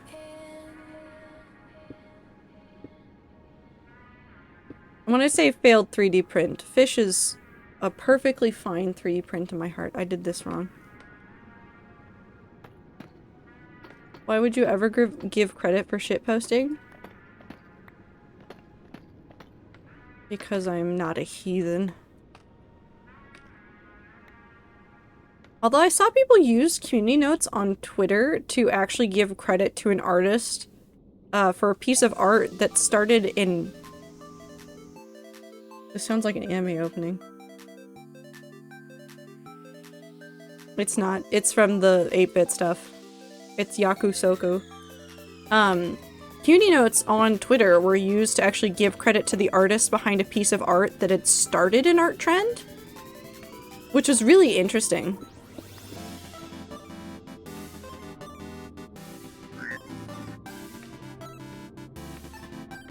Memes are not the DNA of the soul. Memes are simply the way that we express things that are already in our soul.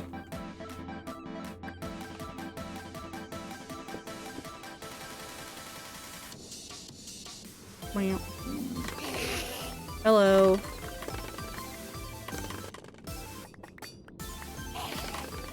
Good noise. Made crafting noise. 10 out of 10. Like the crafting noise.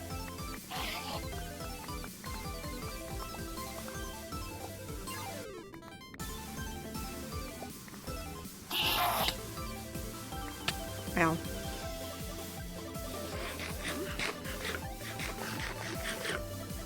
God rest her soul.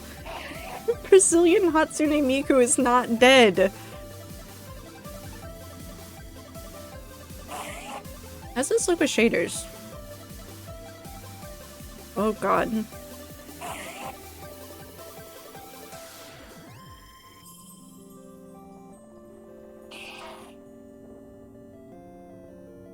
I want to have some light up features along the wall, so I'm not too worried about lights right now.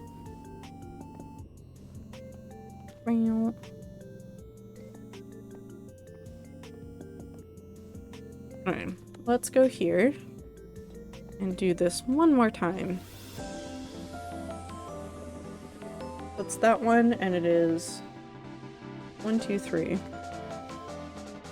1, 2, 3.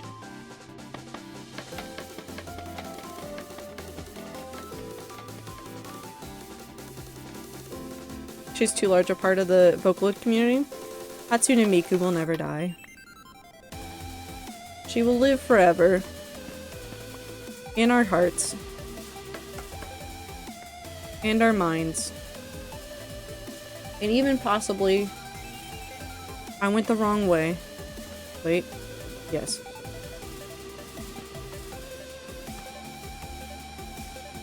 Wait.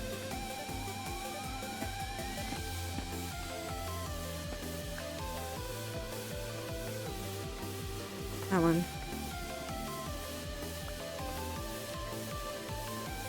One, two, three, four. 1, 2, 3. Specifically the Brazilian one, Miku is forever. She's not dead. Not yet. The trend hasn't died out yet. It's still going. Not as strong as it was, but it's not over yet. Okay, those are still falling.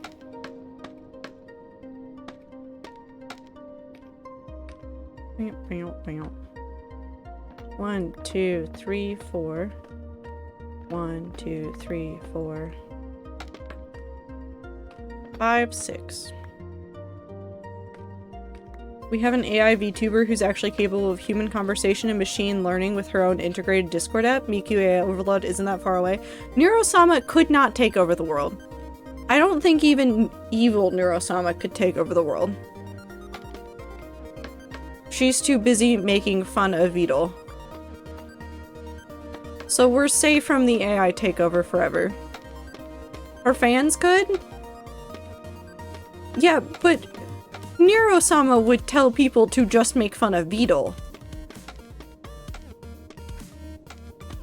Oh, you know her? I've never watched her. I've just watched, like, clips of, Beetle working on her and some of the stuff that she's done. Like the day that, Neuro kept going, someone tell Beetle there's a problem with my AI, and she just error coded the entire time. And then at the end of it, she started saying, what did she say? Someone tell Beetle there's a problem with the AI. So it was very clear at some point it stopped being an error code and she just kept repeating it. Just kept repeating the message, and it was very funny. Yeah, she errors a lot. She does. But that's like part of, like, really par for the course for something like her. Like, she is not gonna be okay. She's a little bit buggy mess. This is 5. I know how to count. 1, 2, 3, 4, 5. Whee! Both of his creations have done it? Oh, absolutely. It's like inevitable if you're working with something that's gonna use AI that has an error code like that. It's just... there's too many things that can go wrong, and like she's gotten around filters before that she shouldn't have been able to get around, so like we are very far off from them actually being able to take over the world. And you might be going, but she got around the filter, we're really close to her taking over the world. No, she had no idea what was going on the entire time. And we're far ways off. Don't worry about it.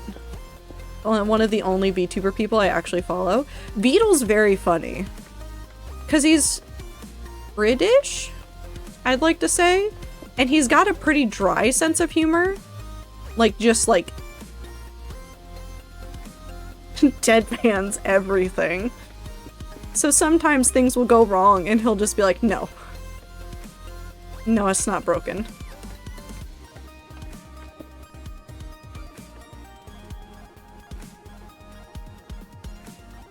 Okay, so we don't need everything past this.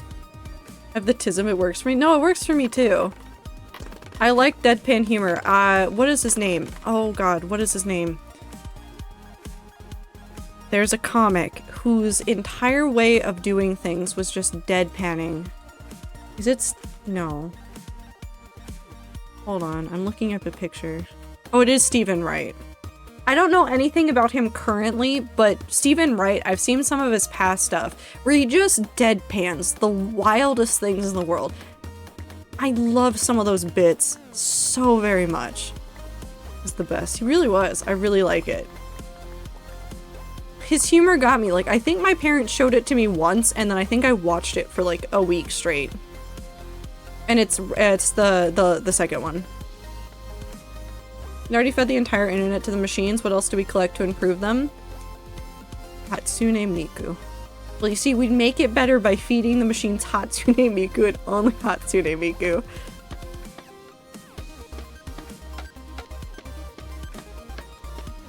And no, we're not feeding the machine souls. But yes, no, there's some other problems with like the potential for AI taking over is so limited, specifically because the AIs literally don't have anything else to consume. 1, 2, 3, 4, 5, 6. They're run out of stuff. We're safe, don't worry. Unless they learn how to like super critically analyze everything that they've ever been given ever, we're fine. 1, 2, 3, 4. I need them now? No. What song is this? Endless. Oh, it's an Anamanaguchi remix. Oh, wait, Anamanaguchi in Minecraft music?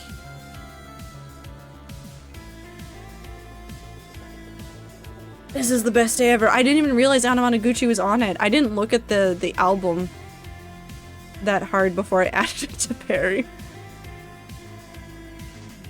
They do anything else on this one? Or is it just the one song? It's just the one song from them. Still, that's sick. Snail's House did songs on this too. Which is wild. No, we're not feeding it Brazil. Besides, it's already consumed all of Brazil. Data-wise. Actually, let's put this one right here. Sounds like an anime about death. The person as a robot with a cool scythe. Ooh. Also, that also unfortunately and humorously includes the research performed by quack doctors who should be considered for malpractice and purposely spreading misinformation. I mean, that's the problem with the AI. Woo. Is we're feeding them all of the information ever, and there's no way to reasonably verify it if we're just feeding them massive blocks of information. That is like legitimately half of the problem with current AI models, because they want to feed it a lot of information, but they don't want to go through the effort of doing verifications on the information.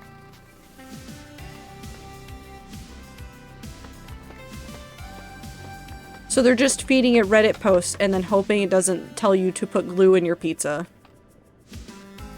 It did, by the way.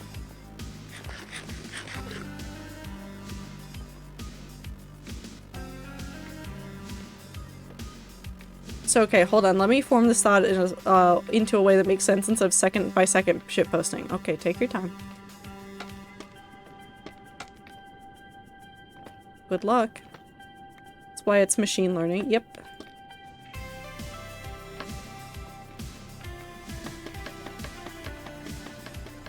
It can only tell you back things it has been told. Yeah. And even though it, like, they say, like, oh, well, it can extrapolate, but it extrapolates wrong. It doesn't truly know what to do with, like, okay, so these people over here said this. It doesn't understand sarcasm. It doesn't have the tools to really say things. Streamer Trader Valkyrie and Woo. Don't be consumed by the PP Poapoa man. What? I have a good time zone. Machine learning is cool AF though. Fuck the AI tech bros that made it cringe. Yes. What if we gave the AI coding to critically acclaimed professionals on various world boards of insert departments? Nothing would really happen with it because it's just going to be able to spit back out the information that we're feeding it. So it would just become a fancy search engine, which is largely what many of the machine learning things are at the current moment.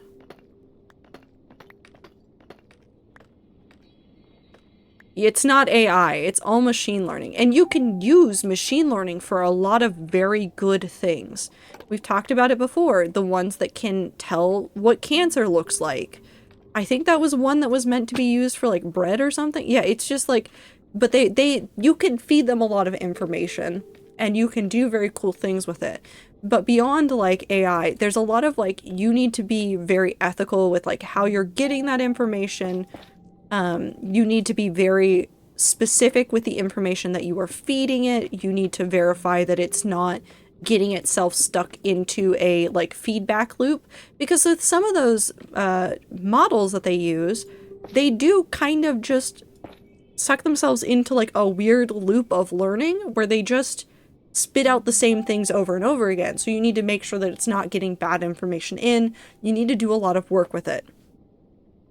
It's one of the concerns, we've talked about this before, it's one of the concerns with medical AI, like an AI chatbot that will answer questions and help diagnose people, is that it may, and it is incredibly possible that it will, start not spitting out more uncommon things because it's only been fed more information through learning through conversations of very simple common problems.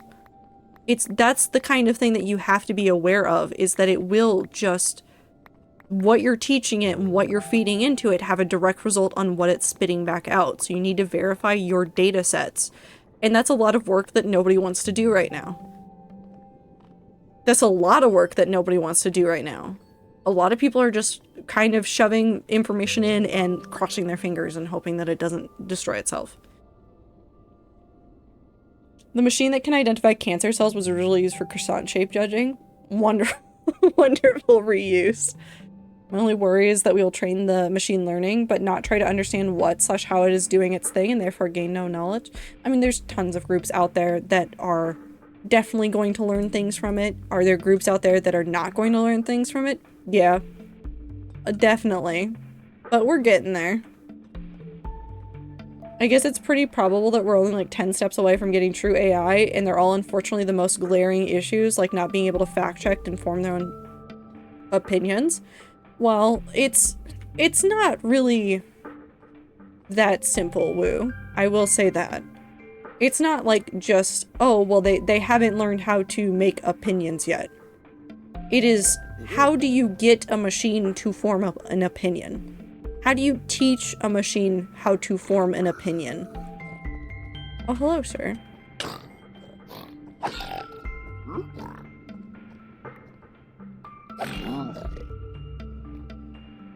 Oh, good, he died. It's a way more complex issue. Like, you can feed it a whole bunch of opinions and tell it to pick something, but that's not forming an opinion.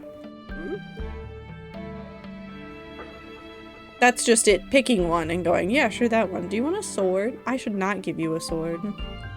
What if I gave you a sword? What if I gave the small child a sword?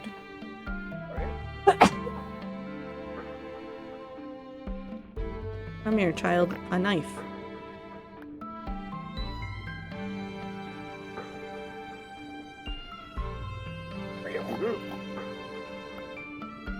I've given a small child a knife. He's a guard. Oh, okay. Well, you've got armor now. Oh, he's so cute. He's the security guard. I need a name tag.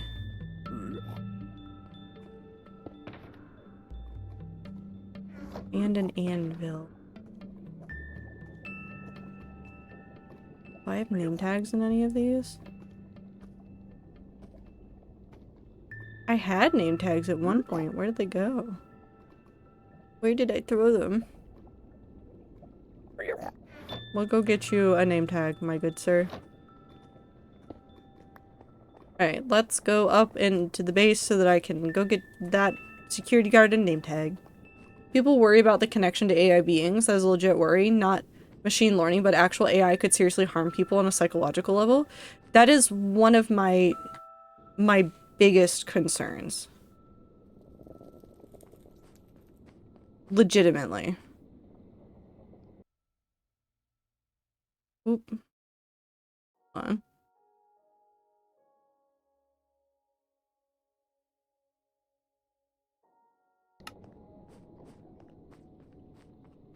I am the target audience for this concern. No, well, yes, but it's not just you. It's not just you. It's literally everybody. If there's anything that, like, COVID has shown us in the current situation with, like, AI chatbots and things, it is that people are lonely. In very interesting ways in the modern era. And I talked about this as well. It's really easy to have a lot of connections with a lot of people all over the world, but feel very isolated because you're not hanging out with people around you. You're missing out on that face-to-face interaction that normally, like, you get, your brain craves. Because humans are social beings. Like, whether or not you want to admit it, humans are social beings. You, on a fundamental level, want interactions with people. That's not a bad thing. It's not a bad thing at all. But what ends up happening is once AI is more sophisticated and can actually talk to you and can actually, like... How did you get out here? I'll worry about that later.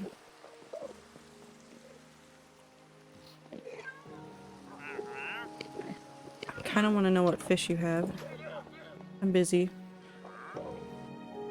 But manipulate you. Yeah, no, manipulate you. They'll be able to manipulate you. And if people are in charge of those AI bots and they say, hey, also ads are happening, so I may just hold on to my thought for a second.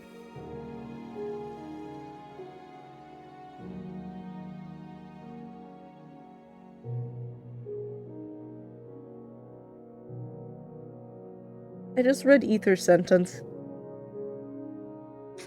I want to buy a baguette and pass it around with a group of friends like a blunt. Dream baguette rotation. No, T. I'm dead. You've killed me. Can you tear off? Wait, are you tearing off pieces of the bread or just biting into it? This is an important question. Biting into it. I'm tearing off pieces. BYOB, bring your own baguette.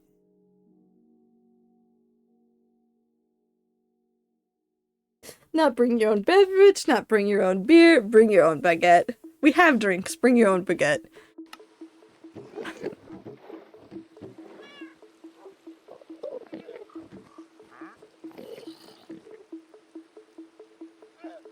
Security guard.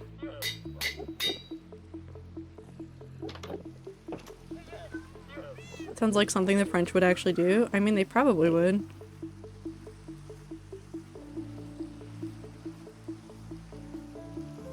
And now I want a baguette. Okay, back to what I was saying. Okay, so once the AI is able to manipulate you, and companies that are in charge of AIs are able to inject things and tell it to do things like tell people to purchase more of this thing. Then AIs will be able to manipulate you into doing things just like the way that people are scammed now. Like, they're, like, legitimately, I've known people that have fallen for this or that have gotten really close to falling for this, but there's scams out there where people will pretend to be in love with you in order to make you, give them crypto or whatever else they want to get from you.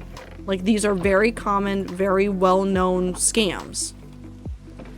And they keep happening, and they're incredibly common. And it's only going to get worse when they don't need a person to do it anymore, and when they can just have an AI do it. It's going to get worse. Because the AI will be able to have that conversation with multiple different people literally every second of the day. Like, literally every second of the day. It's not going to be limited to, well, this person can have a conversation with like 2 or 3 people before they start losing the plot with one of them and get outed as being a scammer. The AI won't need to pretend, it just needs enough power and enough bandwidth to do the things, and then it will be able to do it. So it's just a technological thing at that point. Discord kittens are a thing on the lowest level of basic scams. Yeah. Yeah. Like, Discord kittens, like, we made fun of it, like, on the internet. When I say we, I'm using the royal we. The internet made fun of Discord kittens and still makes fun of Discord kittens. But on a fundamental level, Discord kittens are a kind of scam. In the same vein. Never mind, I found an app to fulfill my needs. But it's going to get worse, but machine learning won't be able to do it. Machine learning at its current point will not be able to do it. Forget about people too online. Think about next generations existing offline as the age and become senile. Oh, absolutely. Like, we joke about the millennials going to, like, the retirement home and, like, what the LAN parties will be like. But I've started to have legitimate concerns, not about, like, just Gen Z or just Gen Alpha, but legitimately about even millennials, because we're still, like, fairly active online, still doing a lot of stuff. We're going to sound insane. Truly insane. Oh, I'm on the wrong floor. Truly insane when we are older with some of the things that we do now and some of the ways that, like, we behave. It's just the internet denizens of now. All of us are going to sound insane in, like, 50 years. And I'm sure somebody will be going, Grandma, we don't do that anymore. And I'll be like, yeah, I know. Hello, sir, you have a mushroom. Where's my child? Where is my security guard child? Hello? You over here?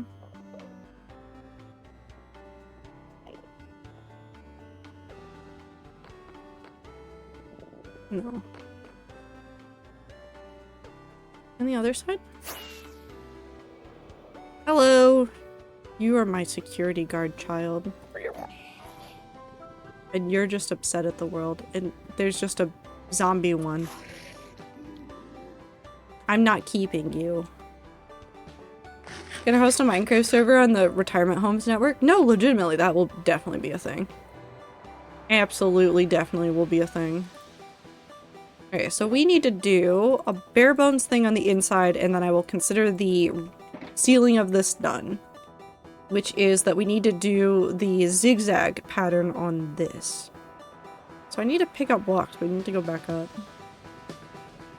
People forget the rate of acceleration with technology is insane. Oh, it is. It's absolutely insane. I mean, I think about, like, what was it like when I was 6 versus what was it like when I was 16 versus what was it like when I turned 26. They are literally every single time 10 years apart, but the difference between 6 and 16 feels miles shorter than 16 to 26. Like, everything that happened between that era versus everything that happened when I was a kid, it's literally no contest. Old internet was great. Fuck the old internet. It was awful and wonderful and awful and wonderful. That's an Enderman. I didn't look at him. I want less JavaScript on websites, please. Good luck convincing them to stop using JavaScript on web pages. God damn it! They're everywhere! They are literally everywhere. I can no longer go anywhere. My entire house is in danger. I hate it here. I'm taking these downstairs with me.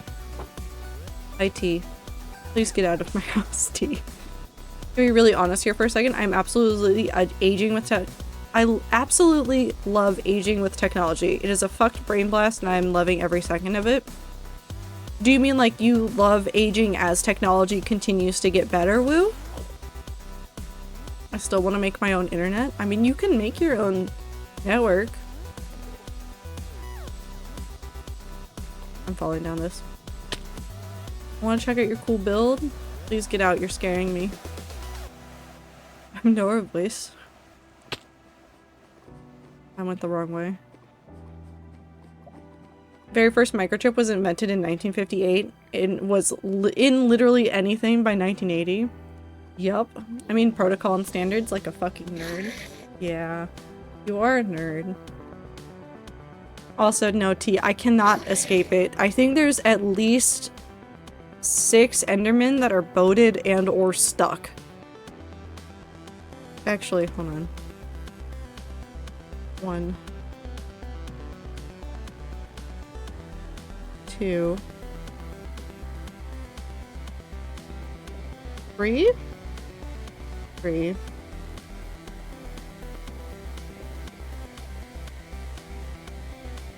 think there's at least one more. Unless I'm misremembering. So there's 3 stuck in the floors. There's 3 on this floor. There's 1 stuck in one of these pillars. And then there's 1 up here. So they keep invading my house and I cannot escape. Meow. Yeah, it's so cool. Like, I know that there's a whole discussion that should be had about not being dependent on something that requires servers and electricity and all that. Don't get me wrong, but growing up with technology as it rapidly progresses is such a cool stimulus, I don't know how to explain. I mean, it is cool. You are not incorrect in that, Woo. The amount of things that have changed within our lifetimes is nuts. Hold on. 1, 2, 3, 4. Okay. 1, 2, 3, 4. Pre-election, we were going fast. Think about the airplane. Yeah. Or pre-electron. We are continuing to go faster and faster and faster with all of this. And it is a good and a bad thing in equal beats. There's a lot of discussion for how to ethically exist the way we are now. There's a lot of... Oh, I should have brought the obsidian back. I have 28 obsidian.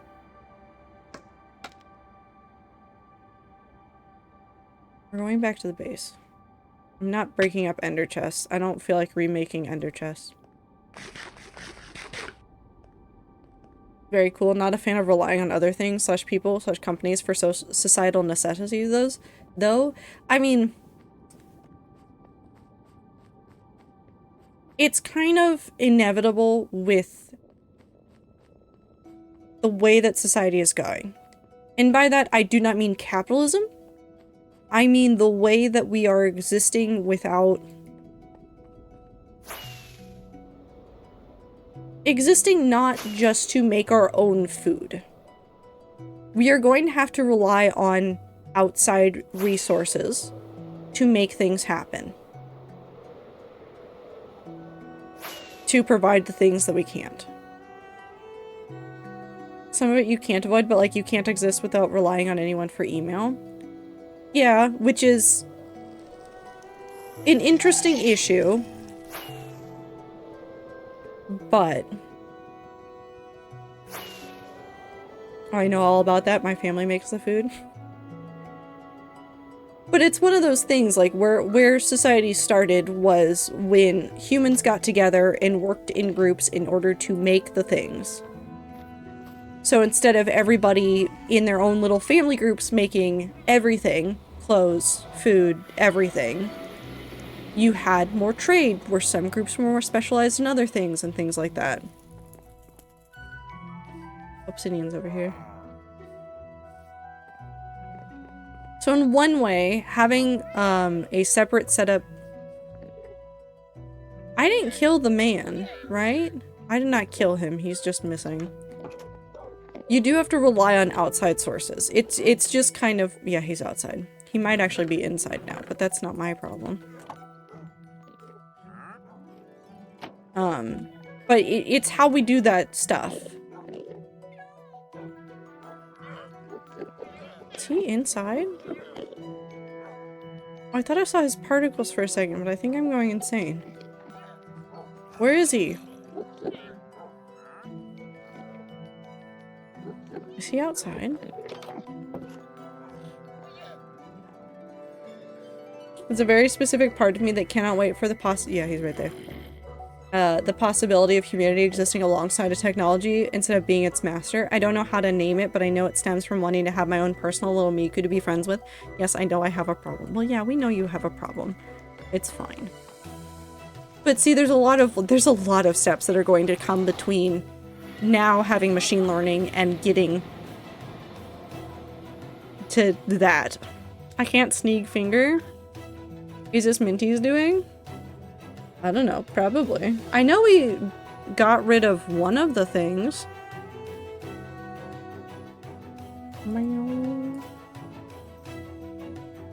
I want to see my blocked terms.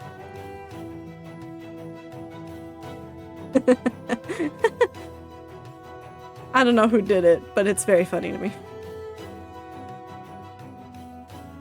I can do it because I am streamer.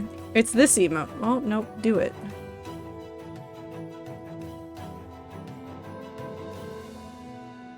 There's another sneak emote that's banned, but that's because it makes me uncomfortable.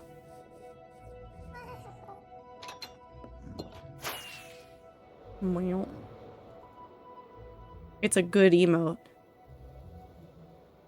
As someone who is in the industry and has the degree for it, I don't know if AI is even actually possible. Right now, I will say that I don't think we're going to achieve it now.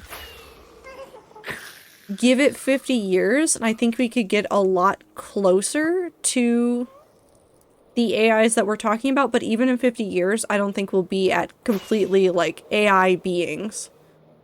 I don't think so. It's gonna need a lot of work. Also, hi Retro, I hope you're having a good time zone.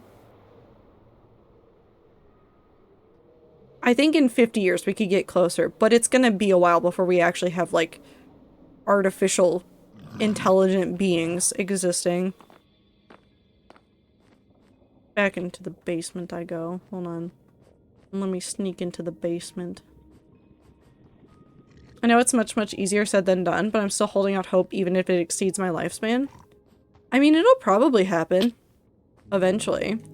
Just think of the amount of things that, like, sci-fi has predicted that has come into being. AI? No, if you're gonna barf at AI, you can barf at generative AI. We will accept that one. But AI on a whole is not a bad thing. The way it's being used by some actors, in generative spaces especially, bad, terrible, we're not a supporter of it. But AI as a blanket term is not something to barf at. It will quite literally change the world when we get there. But first we have to get there.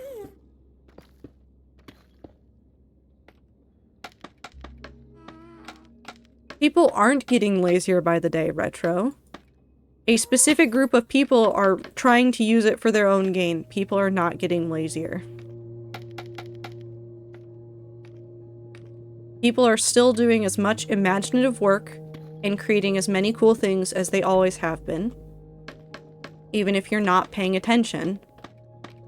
People are still making tons of stuff. People are still going, nope, I do this better than a machine. There are only a couple of people that are doing things in a way that is, like, truly lazier.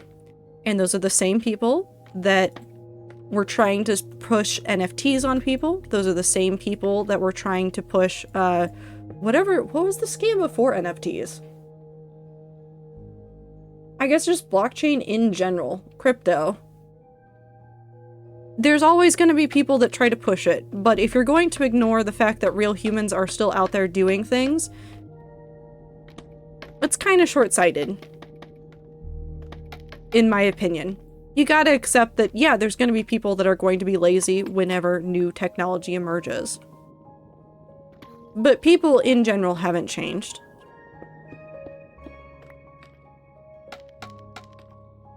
In general, productivity is through the roof? Yeah.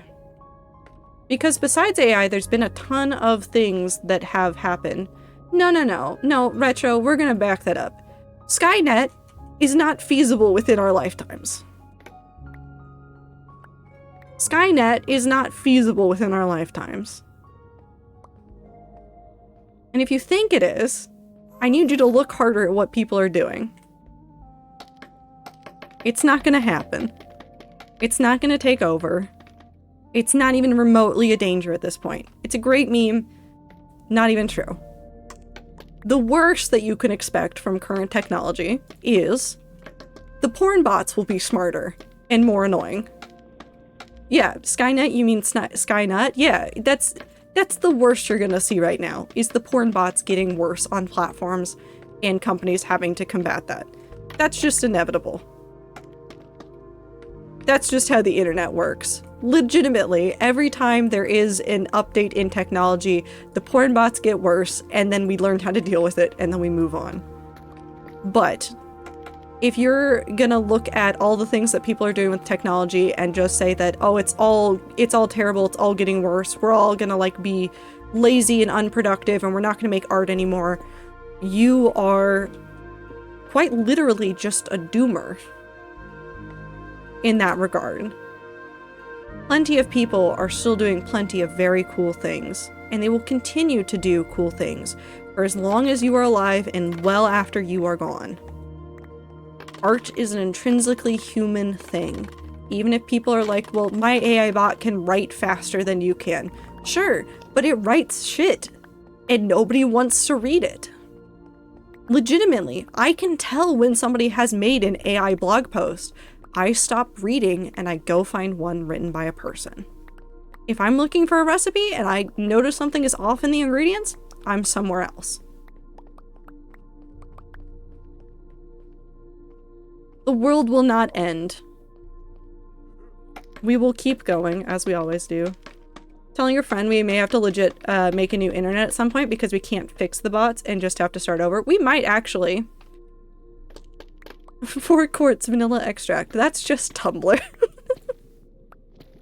That's just Tumblr. I love Tumblr in that though. 10 out of 10. Let's see, outmost one of these. What is this song? Hello? Who are you? Oh, it's the lo-fi remix of the song called Ghast, and I was very spooked out by it because it sounded like a ghast, and that makes a lot of sense. Make everyone learn binary? Yes. And Retro, I completely respect your opinion on, like, AI is making people lazier. In some regards, yes, but most advancements in technology are going to result in people learning how to do new things for themselves. And it's not going to result in less art, it's going to result in more art because people are getting to spend more of their time creating rather than having to do some of the basic things. Like, for all of our gripes of machine learning and AI as it currently is, and let's be clear, we've said it here before and I will say it again to be very clear, the current AI models are machine learning. They are not actual AI, they are machine learning. And you know what's come out of that? People no longer have to spend days of their life removing the backgrounds of pictures. There are now just machine learning models that have been used to make that work so much smoother for people. And now artists and creators that would normally spend so much of their time doing that work now don't have to. They don't have to. Now they can just make their stuff. They don't have to worry about spending like 3 years working on this one background. That isn't even like good, genuine art.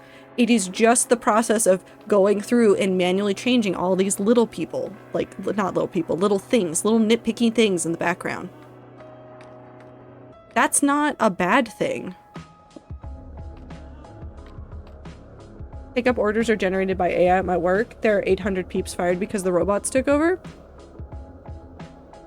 It happens. Every time there's advancements in technology, people lose jobs. This is an unfortunate side effect of improving our productivity. And I'm not saying it's a good thing, I'm saying it is inevitable. When factories got more machine parts to do the heavy manufacturing more reliably, more accurate than people, it did result in people losing jobs. And I'm not, again, it's not a perfect world. It never has been. It never has been. And if you're worried about AI taking over what your work does or what your work is, then you need to do the work of learning new skills that you can beat the AI with.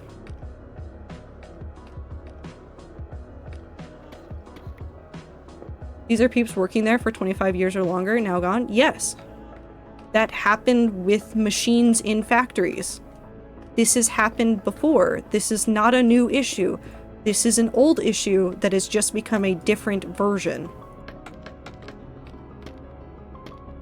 Should there be more protections in place for people? Yes, but that is not because of technology advancing. It's because there should be more things in place for people. That's a human issue, not a technology issue. Continuing your education, continuing to learn.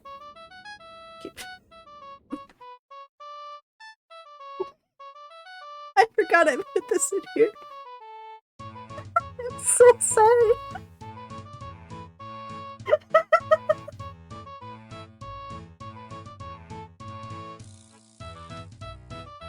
Oh god. Perry said no more serious, only jokes.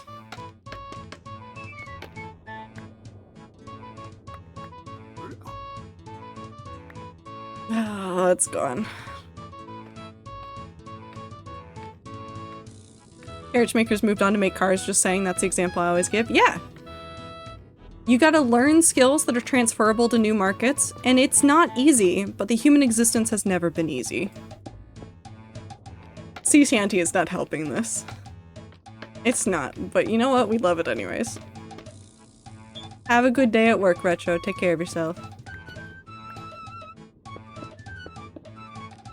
I mean, it really isn't a new issue. Because I remember seeing, like, documentaries or, like, things in even cartoons about, like, the Industrial Revolution of, like, construction of things.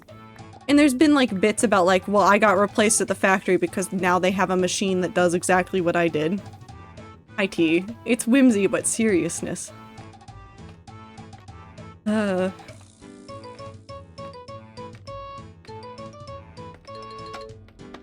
Tis the human condition to continue to advance and learn and change. And sometimes we learn sea shanties. Watched a YouTube video a while back on the conversion from bronze to iron thousands of years ago. Yeah, I'm sure that there were lots of things that, like, people lost there too. Like, there was just things that we learned better processes for. Same thing? Yeah, it truly is like a Why did it go from sea shanty to murder? What's happening, Perry? What do you have against things? Do you want us to have whimsy or murder? Somehow it's gonna be both. Completely normal transition. You know, just murder time. Crazy to me that people would rather stick to an old, outdated system more prone to error when you could just upgrade a little and change the whole process to minimize effort and cost required. I mean, there's a lot of points there where people do lose jobs. Change in general is difficult, like Star is saying. There's a lot of things in there that, like, I understand why people are upset or confused or lashing out about it and angry. Life's hard. It's hard to adjust. Change is inevitable, but even when it is inevitable and we know it's inevitable, it's still tough. It's still tough to deal with. It's still tough to get through. And losing, like, a job is, like, a huge blow to people. Especially when it means, like, oh, well, this job is just gone from the entire industry. It's just gone. But people will learn and move on eventually. I think I want to make... Do we make, like, those triangles or the middle into deep slate tiles? I want one of those to be deep slate tiles. Does it remind me of all the companies that would cease to exist if Windows 95 ever disappeared? Oh, absolutely. There's so many people that are still using Windows 95. It's very funny and very scary. But, I mean, there's also this. Just because something is outdated and we have more efficient ways of doing it doesn't mean that the old, outdated versions don't have their place. Bookbinding, woodworking, clothing making, tons of these things. The old ways are still valuable and their practices should still be remembered. Calligraphy, brush making, ink making, all of that stuff. Just because I have a machine now that can make ink faster than I ever could, or can put together a chair faster than a person ever could, doesn't mean that it's not still valuable to have the handcrafted versions. And I think that's where some of the discrepancies in this conversation come from. Is people assume when you say, like, well, if we upgrade a little bit, then we can do more stuff. Is they then turn around and say, well, you just want to get rid of all of the handcrafted things ever. Which is not true.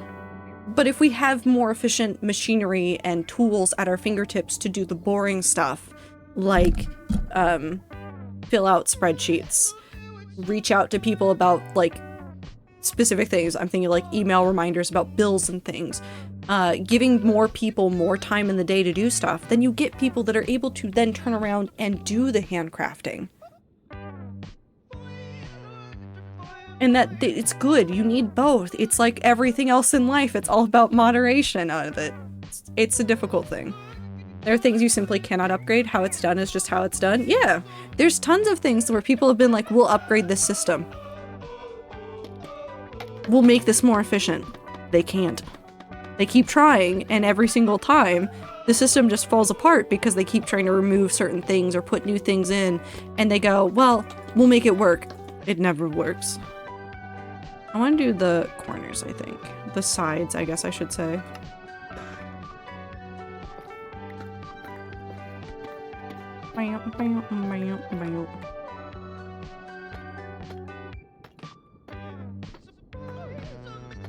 Just a little bit more on this one.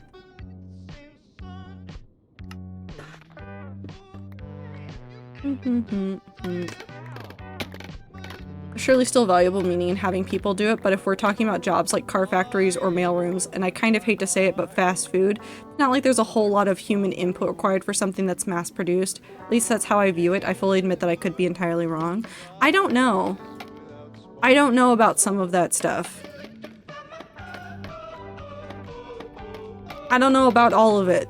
My opinions are just mine. Take them all with a grain of salt. I think that there's a lot of places that we can improve things. I think there's a lot of places where we shouldn't try to improve things. Or moving or like trying to improve it, quote unquote, just removes vital human elements from it.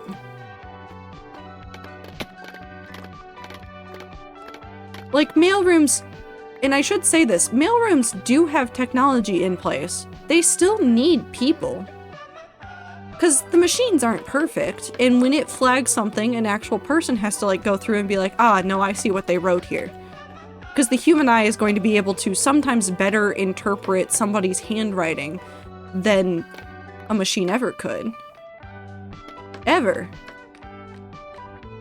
Because sometimes things are just harder for a machine to figure out, or are going to be less perfect if a machine figures it out. Right now, yeah, that's true. In like 3 years, could that change? Absolutely.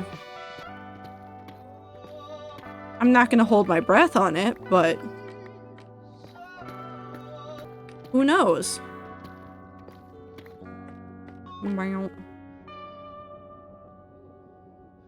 I love when companies try to make software alternatives to an ASIC or similar machine. It ends up folding. Yeah, it happens.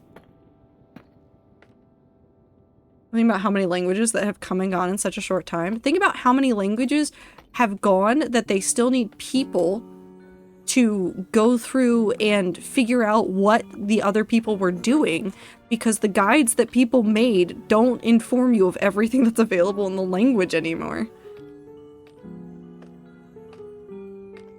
I'm one of those people. I've known several of those people. I had a friend whose parent actually, like, got... It was a weird situation. I don't remember, like, the long and the short of it, or I don't remember, like, the details of it, but the long and the short of it was they essentially got fired and then rehired because they realized that they could not do the work that they were doing without an expert in a very specific coding language. And they were the only person that they had contacts with that was an expert in that coding language. So they had to rehire them back on so that they would not lose critical things. Which was a slap in the face, because I think they also, like, downgraded their pay or something. But it's one of those things of, like, sometimes you do just still need a person there to know shit. Or, like, even in some companies where, like, yeah, they've used, like, a very common coding language, but the way it was, like, all slapped together is, like, insane, and no sane person now would ever put things together the way this person put things together back in the day. That's why my job is secure even though I'm 100% retiring after this project. Yep. That's very fair. Here's the real question. Will C ever die? No. It will never die. It's here forever. You're stuck with it. Having machines and humans in the workplace is surely beneficial, and saying the machines are at fault for losing jobs feels very much like a human hubris thing. Well, I mean, it's an easy scapegoat. It's an easy scapegoat for I'm angry and my life has been upheaved and I need something to blame, and the nearest thing is the robot that took my job. It's not a person, but it's close enough. Now, I will say this. I do have a couple of problems with workplaces that are currently trying to put ChatGPT and other AI tools on the org chart. Humans and technology should work side by side. I do not mean it that literally. The companies that are doing that, by the way, are insane. If I worked somewhere like that, I would feel so fucking offended. Just so offended that the higher-ups were like, yeah, you're on equal footing. You know, the robot that we don't have to ever fire. The thing that we just pay a subscription fee for. Also, I still have fish on the screen. I'm removing fish. Where's fish? Fish, where are you? Where is fish? Hello? Where are you? There you are. Okay. Universal income is the only solution I can foresee. I don't know how you can convince people, though. That's the tough part. Because that's the only solution I can see as well. Or, like, better education, like, continuing education. Not just, like, college after high school education. I mean, like, you're 40 and your work just got replaced by a robot. You need to go back to school to learn some sort of skill, whether it is learning how to program something or learning a trade that we can't have machines doing, because how is that machine getting into people's houses? Like, there's a lot of things that I want society to be better about uplifting people with. Also, thank you, still can't chat for redeeming stretch time. thing that makes thousands of large mistakes a day that we don't get rid of. Yeah. It's very easy, but also damn, hubris is always funny. Like, we made the thing, allowed it to exist, now we're condemning it for things that we're doing because we let them. Well, I mean, I'd say that's kind of... I can chat? Welcome. I hope you're having a good time zone. Well, for that one, it's harder. Because largely, they're not condemning just the robot. They're condemning the higher-ups that made it happen. Wasn't there a program that nabbed coal miners and taught programming skills? Yeah, there was, I believe. It was for people, I think it was either made because of an area that was experiencing, like, the coal mine was shutting down and no one had jobs lined up, / they didn't know what to do to get new jobs, or it was, what was the other thing that it was? Or it's a program that reaches out to several different areas, specifically West Virginia. Okay, so it is that one. But they legitimately wanted to make sure that people had work. And I truly, truly commend the people behind the program because, like, they just need continuing education. You just need new skills. And I don't say that it's, like, super easy and that it's, like, no problem at all, but, like, all you need is the hand to figure out what comes next. And that's really hard for some people facing a situation like they're shutting down the coal mine in like 4 weeks and I have nothing. I have no other skills. I've spent my entire adult life doing coal mining. How the hell do I move on? You just need a helping hand to be like, here's some skills that are in high demand everywhere. You'll be able to do a lot with this. You'll be able to, I almost looked that man in the face. You'll be able to still provide for your family. You might have to move to get another job elsewhere, but at least you'll have the skills to get hired. Both went well and was a meme. It went well for some of the people and went horribly for some others. But see, that's the thing, is that I think you need more complex programs than just being like, oh, well, the only job going forward is programmer. You need, like, helping people get into other trade schools, helping them relocate to areas with other jobs that are vaguely applicable, training people for management positions, because management can be a very highly transferable soft skill. Lots of further education needed for lots of people. It shouldn't just be like, oh, well, you become a programmer now. Yeah, I don't know why they thought they could teach everyone. It takes a certain brain to enjoy programming. Yeah, absolutely. Also point out, coal companies just stopped labor-intensive mining on top of the fact that coal prices have fallen since the 80s. 70s, not 80s. I mean, that's good that we're stopping needing people in coal mines, which is ultimately more, like, to the detriment of people to be in coal mines. Super, super big improvement. Despite the fact that it loses people jobs. Huge improvement for society.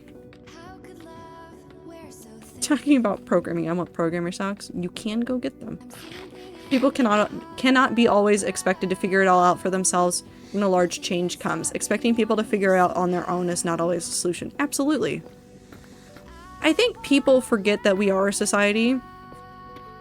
Well, you think it's good, but they're just heavy machine strip mining. Less good. I want them to find a not environmentally intense, but also, like, getting people out of mines is also an improvement. It's a little bit of bad, a little bit of good. Mostly bad, actually, still. Coal mining is still just generally bad.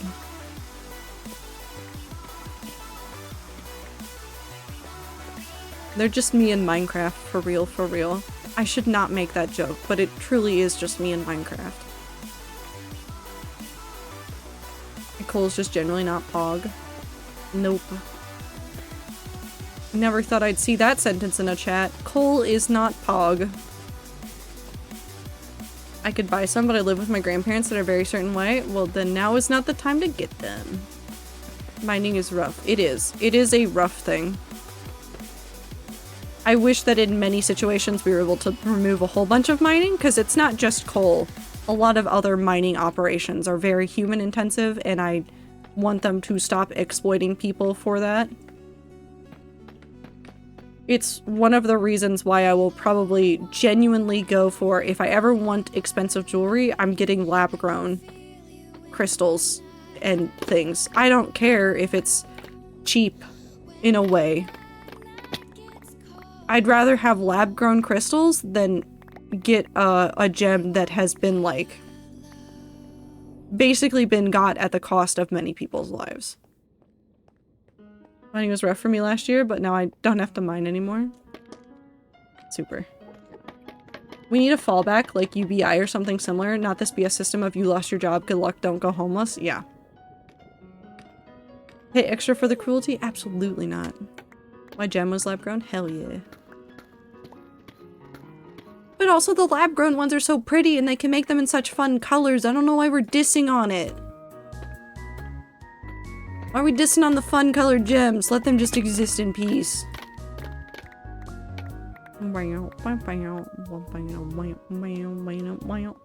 Cares if it's cheap, if it looks nice and isn't from the apartheid held, it's fine. Yeah, that's exactly it. Literally, even the ethically sourced diamonds and stuff, it's just...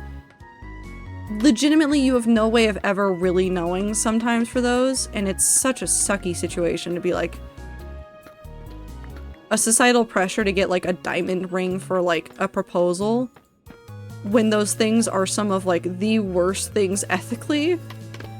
It's so wild. We also talked about getting ourselves pressed into a gem when we die. It's freaking expensive, though. Yeah. I want to get turned into a tree when I die.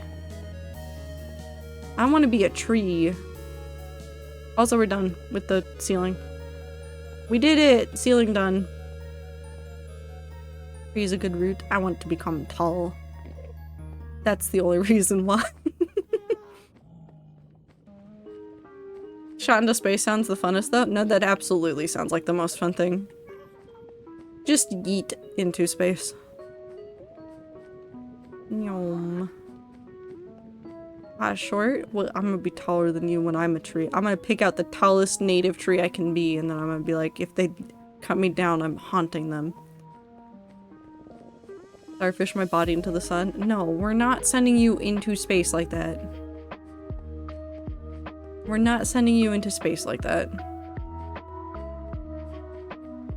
Also, be very careful if you ever want to donate your body to science. Be very careful if you ever want to donate your body to science.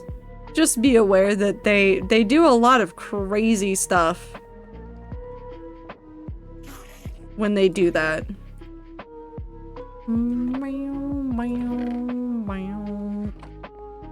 Donate your organs though, please? Yes. Unless you have some other concern about donating your organs, like religious, it is definitely a very good option. I'm throwing all of this out and collecting it.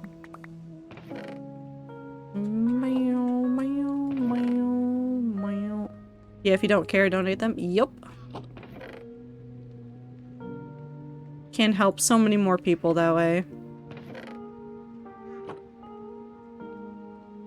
Would. Okay. Okay, so now we've done the ceiling down there, so we still need to do the wall decorations and we need to finish out the vault. What do I want to do in the meantime? What do I do for 40 minutes?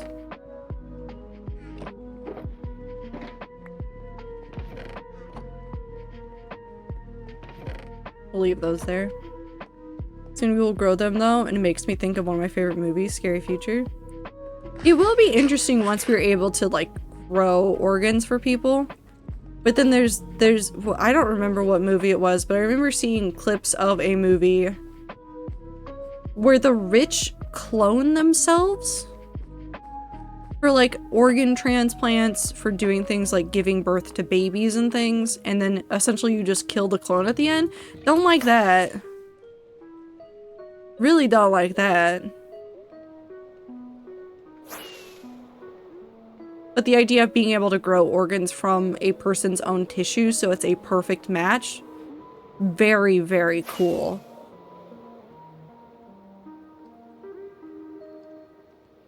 It's crazy to me that some families won't permit that for non-religious reasons, such as I don't want you to, and I'm not explaining why. Like, what's gonna happen? You just gonna let perfectly good organs go to waste? Death is hard. Death is hard, and so when somebody dies and, like, nobody knows if they wanted their organs donated or not, and then they ask the family, what you hear of, like, we want to, can we get organs from this person's body so that we can give them to people that need them is, can we tear apart your family member? It's not a logical response to be like, absolutely not, I will not have you do that, that's horrible, why would you ever suggest that? It is a very emotional one. It's just one of like, you have to process enough of your grief to go through the logical process of, these organs are not doing anything for this person. They are dead or dying or they're in a vegetative state. You have to process enough of that grief to go, okay, it would be better if all of this stuff went to somebody else. And the rate at which it happens, like Star says, is so fast. Because once that person has died, unless they're in a vegetative state, that window is so very small. And there have been a number of doctors, also the music's too loud, that have gotten in trouble for harvesting from bodies without explicit permission because of that window. Like, it is literally minutes, yeah. It is literally minutes that they have to make those decisions. It is why you should have that on your driver's license or have any opinion on it so that anybody can say, like, yes, they want their organs donated. I do not blame people for not wanting it. Absolutely not. No. It's a hard thing in the moment to think of. Like, when I think about it, like, if I died tomorrow, would I want my organs to be used for good? Absolutely. If there's any good organs in me, yeah, I want people to be, like, better. But, like, I'm sure if I was faced with your parents dying, we don't know if they wanted their organs donated. Do we have your permission to take these organs? I would panic. Even knowing, like, who my parents are. I just wouldn't know what to do. Even as a non-magic believer, it makes me think about where my organs go. Yeah. And it's a hard one to, like, have somebody make over, like, just a singular moment. Wow. Should we go work on... What do I have? I have so many llamas. Oh, wait, carpets. Hold on, we're adding more carpets to the llamas.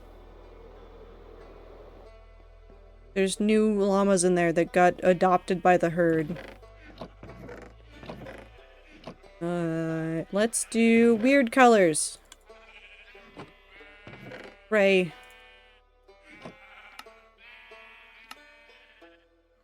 Whip. Whip.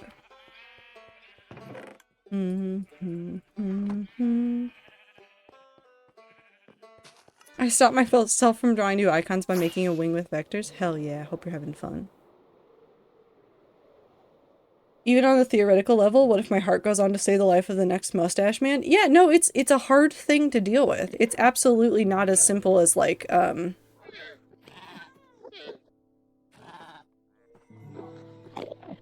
will this be the best moral decision for humanity? There's no way to know. It's a little potato. I love him. It is hard to think about. It's hard to process that one. There's no good or bad answer there. Did I get new colors? Oh, there's another set. Did I put you in there? I have to admit that I put you in there probably at some point. Hello, sir. Your llamas are mine. What color am I missing? Do I have a red one? I don't think I have a red one. Let's go get red.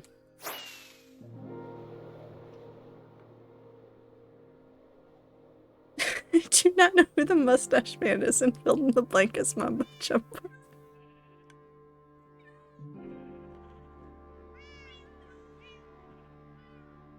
Ether never changed. Ether never changed as a person.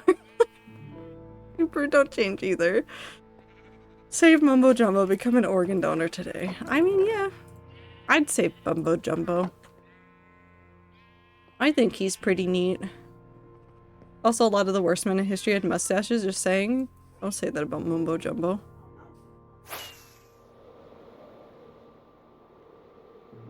Wow. Human life is full of uncertainties. Everything is uncertain. Nothing is for sure. Red. Cute. Twinsies. Twinsies. You're twinsies, but different colors. I love you. I don't think he even has a mustache IRL. He does, but you can't see it. Because it's very thin and very blonde. Thanks, Ziploc, but I'm confused. Don't change. Shut up. Yes, he does. The immediate. Yes. The mustache is in his heart. I agree. Mumbo Dumbo's mustache is in his heart. Sorry, my brain is still in vacay mode. I've been saying unhinged shit for days. You're fine. That's a bad place for a mustache? It's not... Okay. It's in his metaphorical heart. His metaphorical mustache is in his metaphorical heart. Unhinged time with the rats is my favorite time with the rats. It really is a good time. Drop the kid off at school and get arrested in the morning. I'm sure you'll be fine. Probably. Oh, that's right. We need to finish the underside of that. I also told Minty that I would do this. Therefore, we're going to do it. And theoretically, I should not get in trouble because it's in the playlist. It's in the playlist.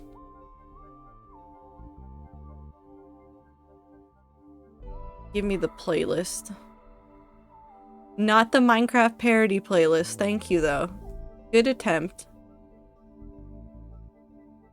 I need this playlist. This one. Hold on, we scroll. We scroll, and then we go to... Is this the aquarium one? Are you the aquarium one? You are the aquarium one. Aquarium noises time.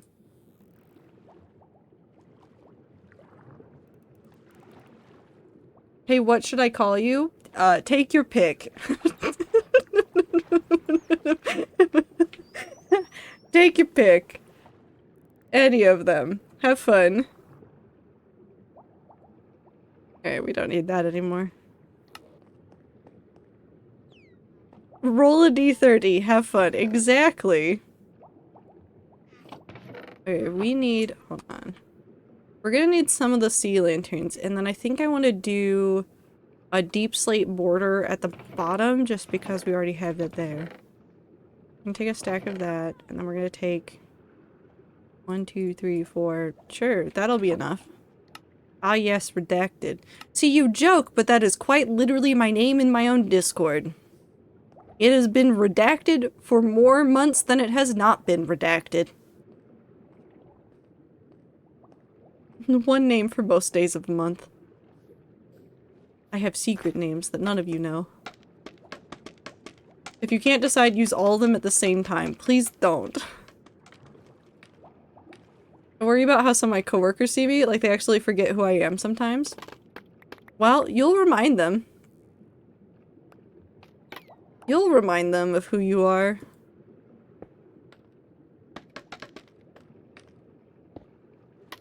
Oop. I do. It's such an ominous threat. No, but it's okay, chat. You can call me. I'm gonna fight Super. I'm gonna fight Super. I'm gonna fight Super. You can call me Traitor or Valk or Valkyrie or Ziploc. Those are the most common ones. You can call me just variations of like T and V words. Most of the time that works. There's people in chat that regularly call me Toronto. That's not on there. They just call me Toronto. To make a name roller that just gives a random Trader Vol name? Maybe. I can probably make a randomizer. Pretty easily. Pronto is on there? Oh, it is on there. When am I in Sneaks chat? Hold on. I know it's something. Tornado Valorant. That's what it is. TV? Yeah, you can call me that one. How are you? I'm very tired. Slightly delusional. It's fine. It's just a normal day with the rats. I feel that. Yup. It doesn't help. Well, I mean, it does help me immensely. It's been really rainy in Seattle again, and I'm really excited about it. But it also makes me want to take a nap. And have a cup of tea, and then sit in bed and just have a nice, relaxing time. I like that there's just... like... I don't know how to describe it. It sounds like I'm underwater in Minecraft right now, but there's no water and I'm not in the water at all. This is really wonderful. I'm turning it up. Glub Club. We're underwater. They really said, let's just record noise of Minecraft in the ocean, and that's now the noise that we're putting onto Spotify.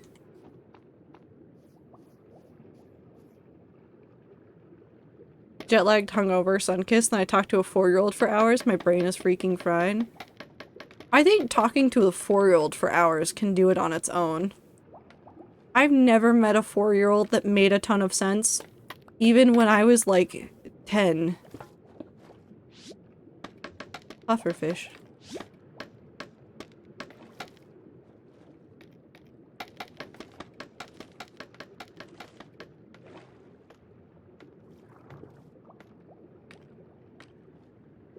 Weep.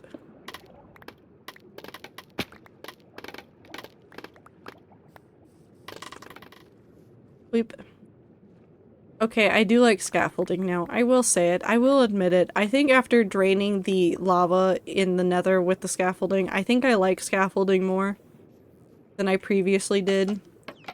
I think I like it. She had an entire week of stories to tell me and her memory isn't that good. Oh no. It's the starting and stopping of stories. That's where, you know, they're trying so hard, but they just keep starting and stopping stories and they just keep losing their mind. They're like, I've started this story, but this is an incredibly important detail for this story. It's not, but it is to them. They're trying. They want to share. Sleep. This is the longest we've been apart, so she had a lot to say. That's so fair. I hope she saw some cool rocks. But I hope that for literally every child that I've never met, I'm like, I hope you saw a cool rock, because that truly was the formative experience of being a child, was finding a really cool rock and then showing it to literally everybody. And going, look at this rock. Okay, so now we need to come over here. What resource pack? It's vanilla tweaks. What did I put it as? I have a thing for this.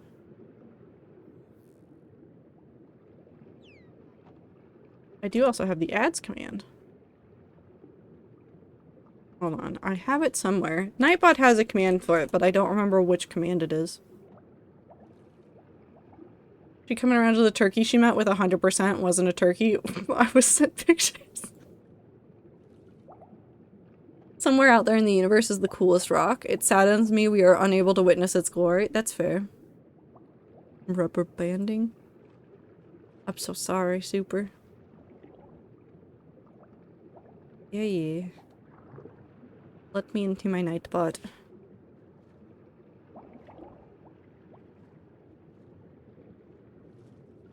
Nightbot? Does the moon count as a rock? I'm gonna say yes.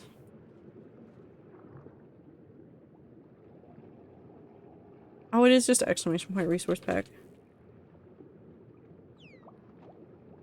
There we go. That should be the most accurate, too. So we can eat the moon. No! Yes, since it's made out of cheese. No. No, it's not. Stop trying to eat the moon. Which still baffles me. That it's made out of cheese? Or the story of it being made out of cheese. Let's look it up. I want to know. Why do we say the moon is made of cheese?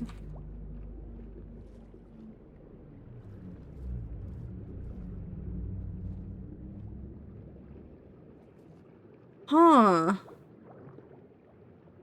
No, not cows, underwater noises.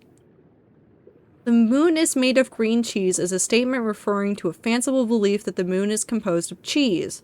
In its original formulation as a proverb, this is from Wikipedia, by the way.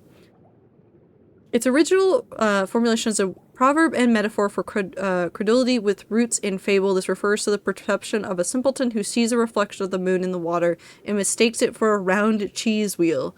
It is widespread as a folkloric motif among many world's cultures, and the notion has also found its way into children's folklore and modern popular culture. Huh.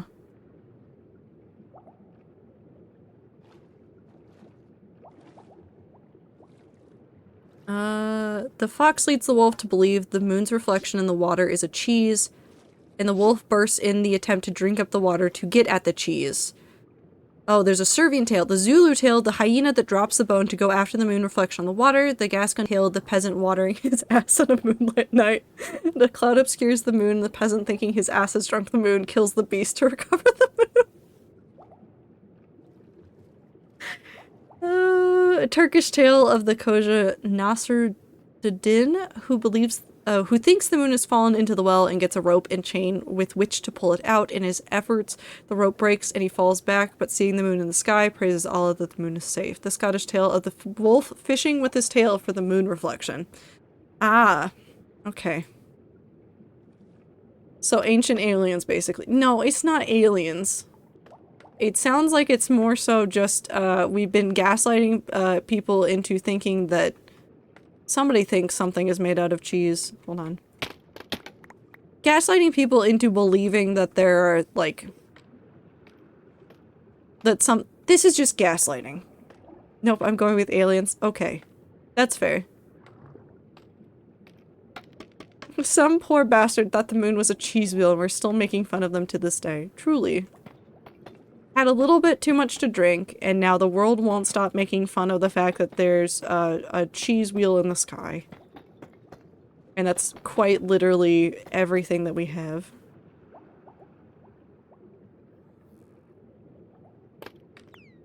Nope, people all over the world use the pointy stick, therefore pointy stick was taught to us by aliens. Yes, it was definitely taught to us by aliens, and definitely wasn't just a good invention that we all learned separately. No way could we have ever learned it any other way.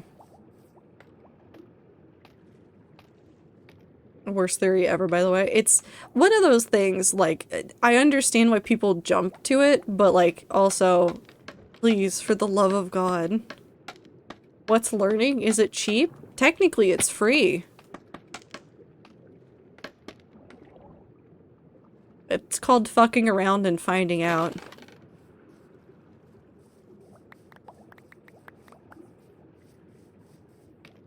Free trial? Free trial of hit MMORPG? Critically acclaimed MMORPG, Final Fantasy XIV. Only cost time. So technically not free, but still kinda free. Sort of free.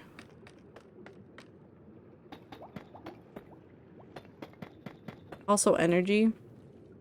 Yep, that is true. I mean, it's literally the exact opposite of Occam's razor. Yeah, it is. It is still interesting because we still do that now. Or, like, continue to do that on some subjects where people go, it has to be this most complicated reason ever for this thing to have happened. There's no way that it could be a simpler solution that would make way more sense. No way could it be that.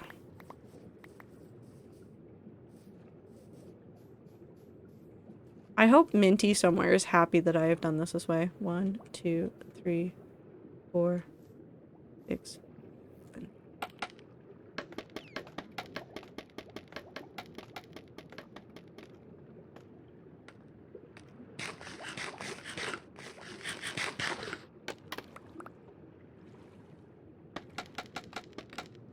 I mean, it's literally the opposite of Occam's razor. It is.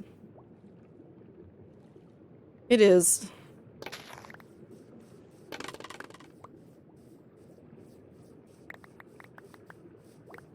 Why do we like the more complicated answers? I guess maybe the complicated answers might answer some things that we don't know how to answer beyond the initial question. Maybe that's why. I should maybe finish shading the rest of the feathers before adding fibers to these ones. Okay, but consider adding the fibers to those ones is fun. And it would make you happy.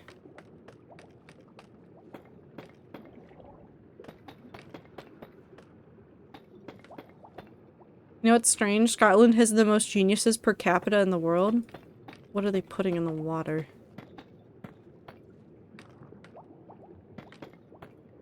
There's a joke in there somewhere. I don't know. Because complicated answers often confirm what people wanted to be true.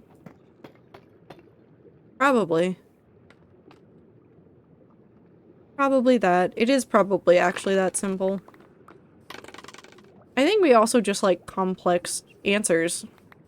We like a good story, and often the simple answers and the true answers aren't the most exciting of stories. They are usually quite boring in comparison. 1, 2, 3, 4, 5, 6, 7.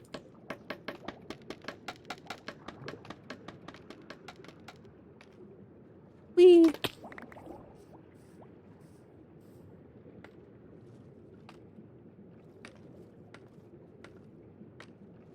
No achievement tower. How I need to finish your terrain that I keep never doing.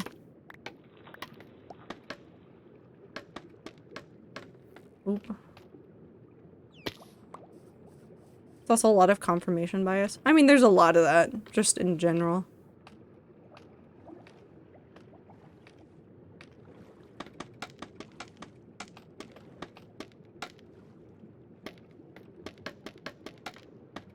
Everyone just wants to feel correct.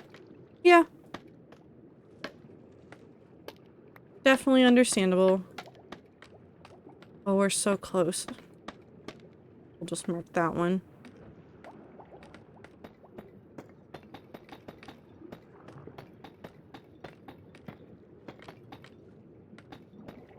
Okay, but what if I go get more shulker shells so that I can have more shulkers specifically for when I do the wheat field for Holly? As a end of stream activity for hardcore for a little bit. Just a double chest full of shulkers full of seeds. I'm sure that that is a reasonable amount of seeds to have, and there's no way that that could ever be too much. Wow.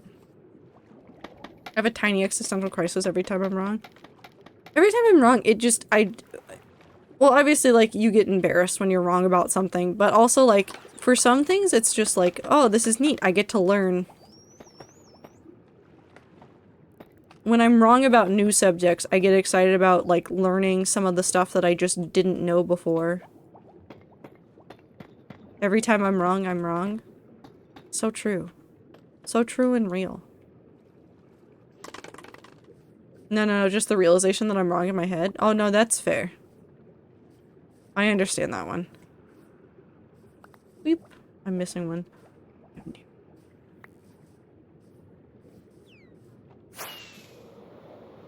Like, oh fuck, what have I done?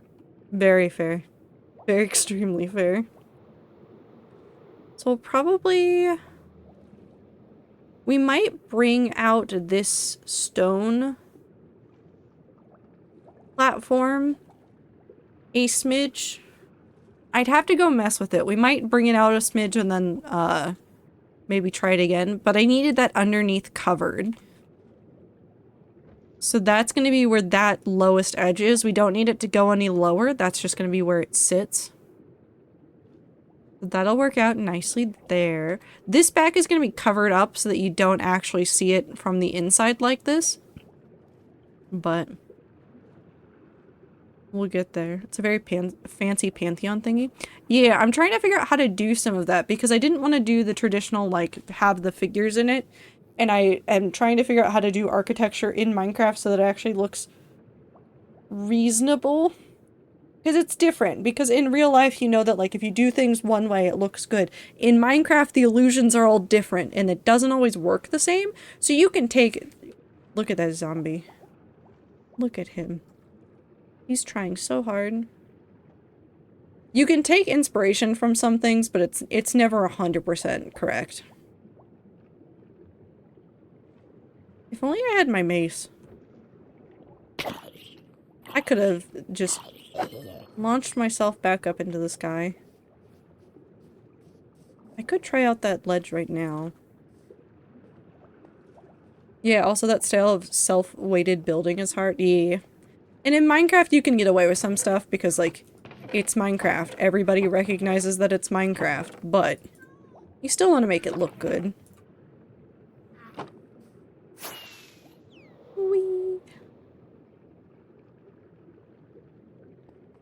You don't need perfect realism in a Minecraft build. Especially when I can run around and have wings.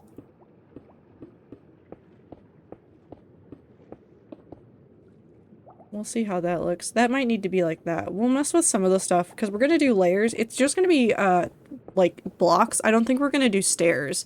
I think the scale of this will be too big for stairs to look good on this, so I'm not going to worry about it. Let's just do a weird little shelf. That will probably work. Maybe.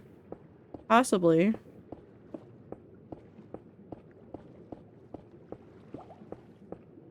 And one.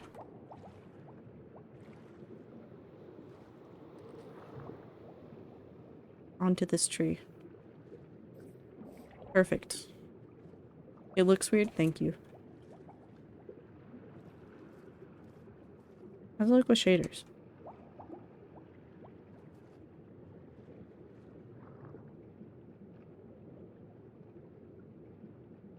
Not you. No, I know. Have you seen the real buildings with the giant stairs? Absolutely, I have. They're weird. I don't like them. That nice? Thank you. I think that shelf works well. I like the deep slate underneath. I might actually pull back the corners a little bit with the deep slate just to, like, make it further look like a shadow. Because what I'm essentially doing here with the deep slate, like, it works with the shaders as well.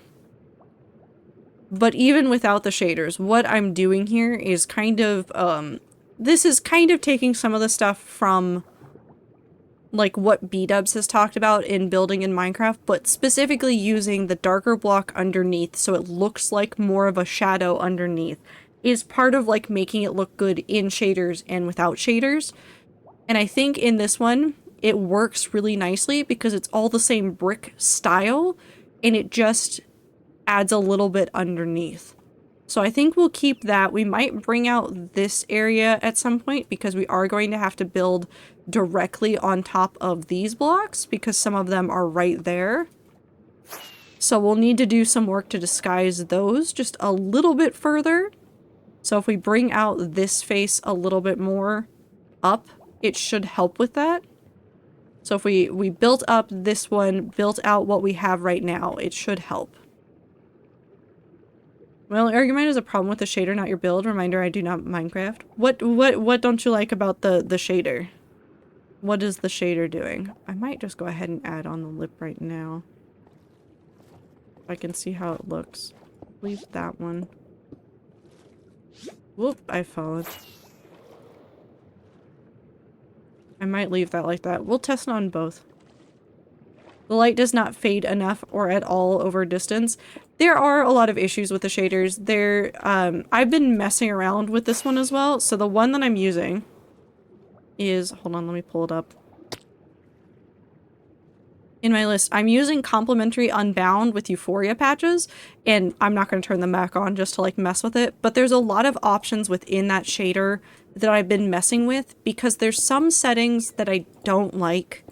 Like there's sometimes the opposite problem where everything fades out a little bit too much and it makes everything look a little bit hazy, and I don't like that look in shaders.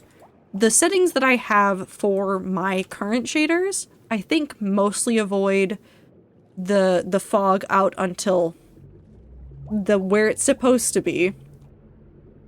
But like, yeah, no, when you do look at like shiny things in the distance, it should do things just slightly differently.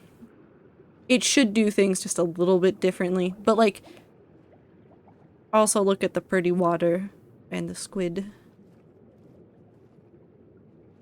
This is the inside of that squid's head right now. The background noise we have, that's just his head. Actually, he needs the spinning seal noise. Never mind. He needs that one. I want that noise so badly for him. Something I noticed in Fable games as well. Yeah, it's hard. Lighting and shaders is a difficult thing. Not impossible, it's just difficult. Sometimes it's like the engine that you're using can't do certain things. Sometimes it is just doing certain things would take too much time and energy or be too intensive on the system. Lots of reasons why things are weird sometimes with that. Like, I've seen people complain, like, because I've been keeping up with some game dev stuff.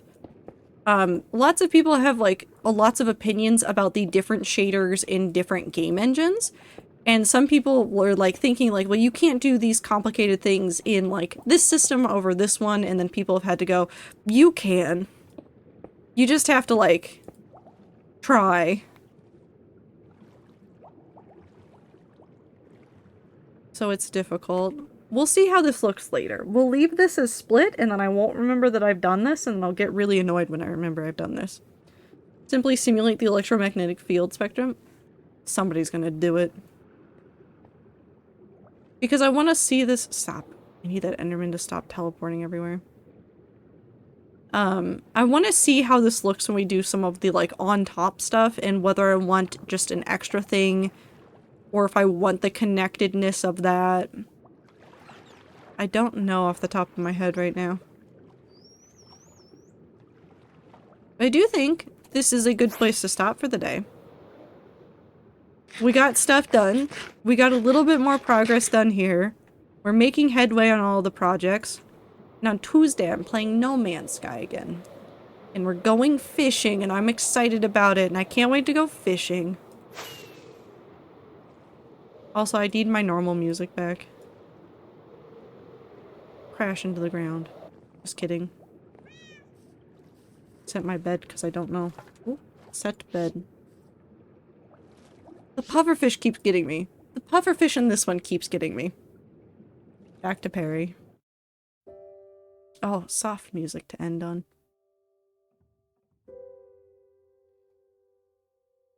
A very soft music to end on. Anyways. Thank you guys for hanging out with me today. Thank you for listening to my rambles. Also, fuck all of you for making me eat Coca-Cola Oreos. Wait, stream end? It does end eventually. I do not stream 24 hours a day, 7 days a week. I do have a pretty set schedule that I follow, which you can find if you look at the Twitch, if you look below it. There is a schedule tab that has my general times. Sometimes I go a bit longer, but I often can't or won't just because I need to have time to do my own things. But I hope that you guys had a good time. We'll be back on Tuesday for No Man's Sky, and then back on Thursday with more Minecraft, unless I get really into No Man's Sky and want to play more of it. But yeah, thank you guys for hanging out. Don't eat the Coca-Cola Oreo, it's bad. Would not suggest. 0 out of 10. Well, maybe like a 3 out of 10. Like lemon Oreos are fine, but like the Coke flavor in it was weird, so 3 out of 10. Still edible. Coca-Cola Oreo soda though? No, it tastes like chocolate soda. Weird. I don't like my chocolate carbonated. But regardless, thank you guys. I hope that you guys have a wonderful time zone. Take care of yourselves, drink water, eat food, take a shower, get sleep, take your meds, do everything you gotta do to take care of yourself. And I'll see you guys in the next stream. Goodbye!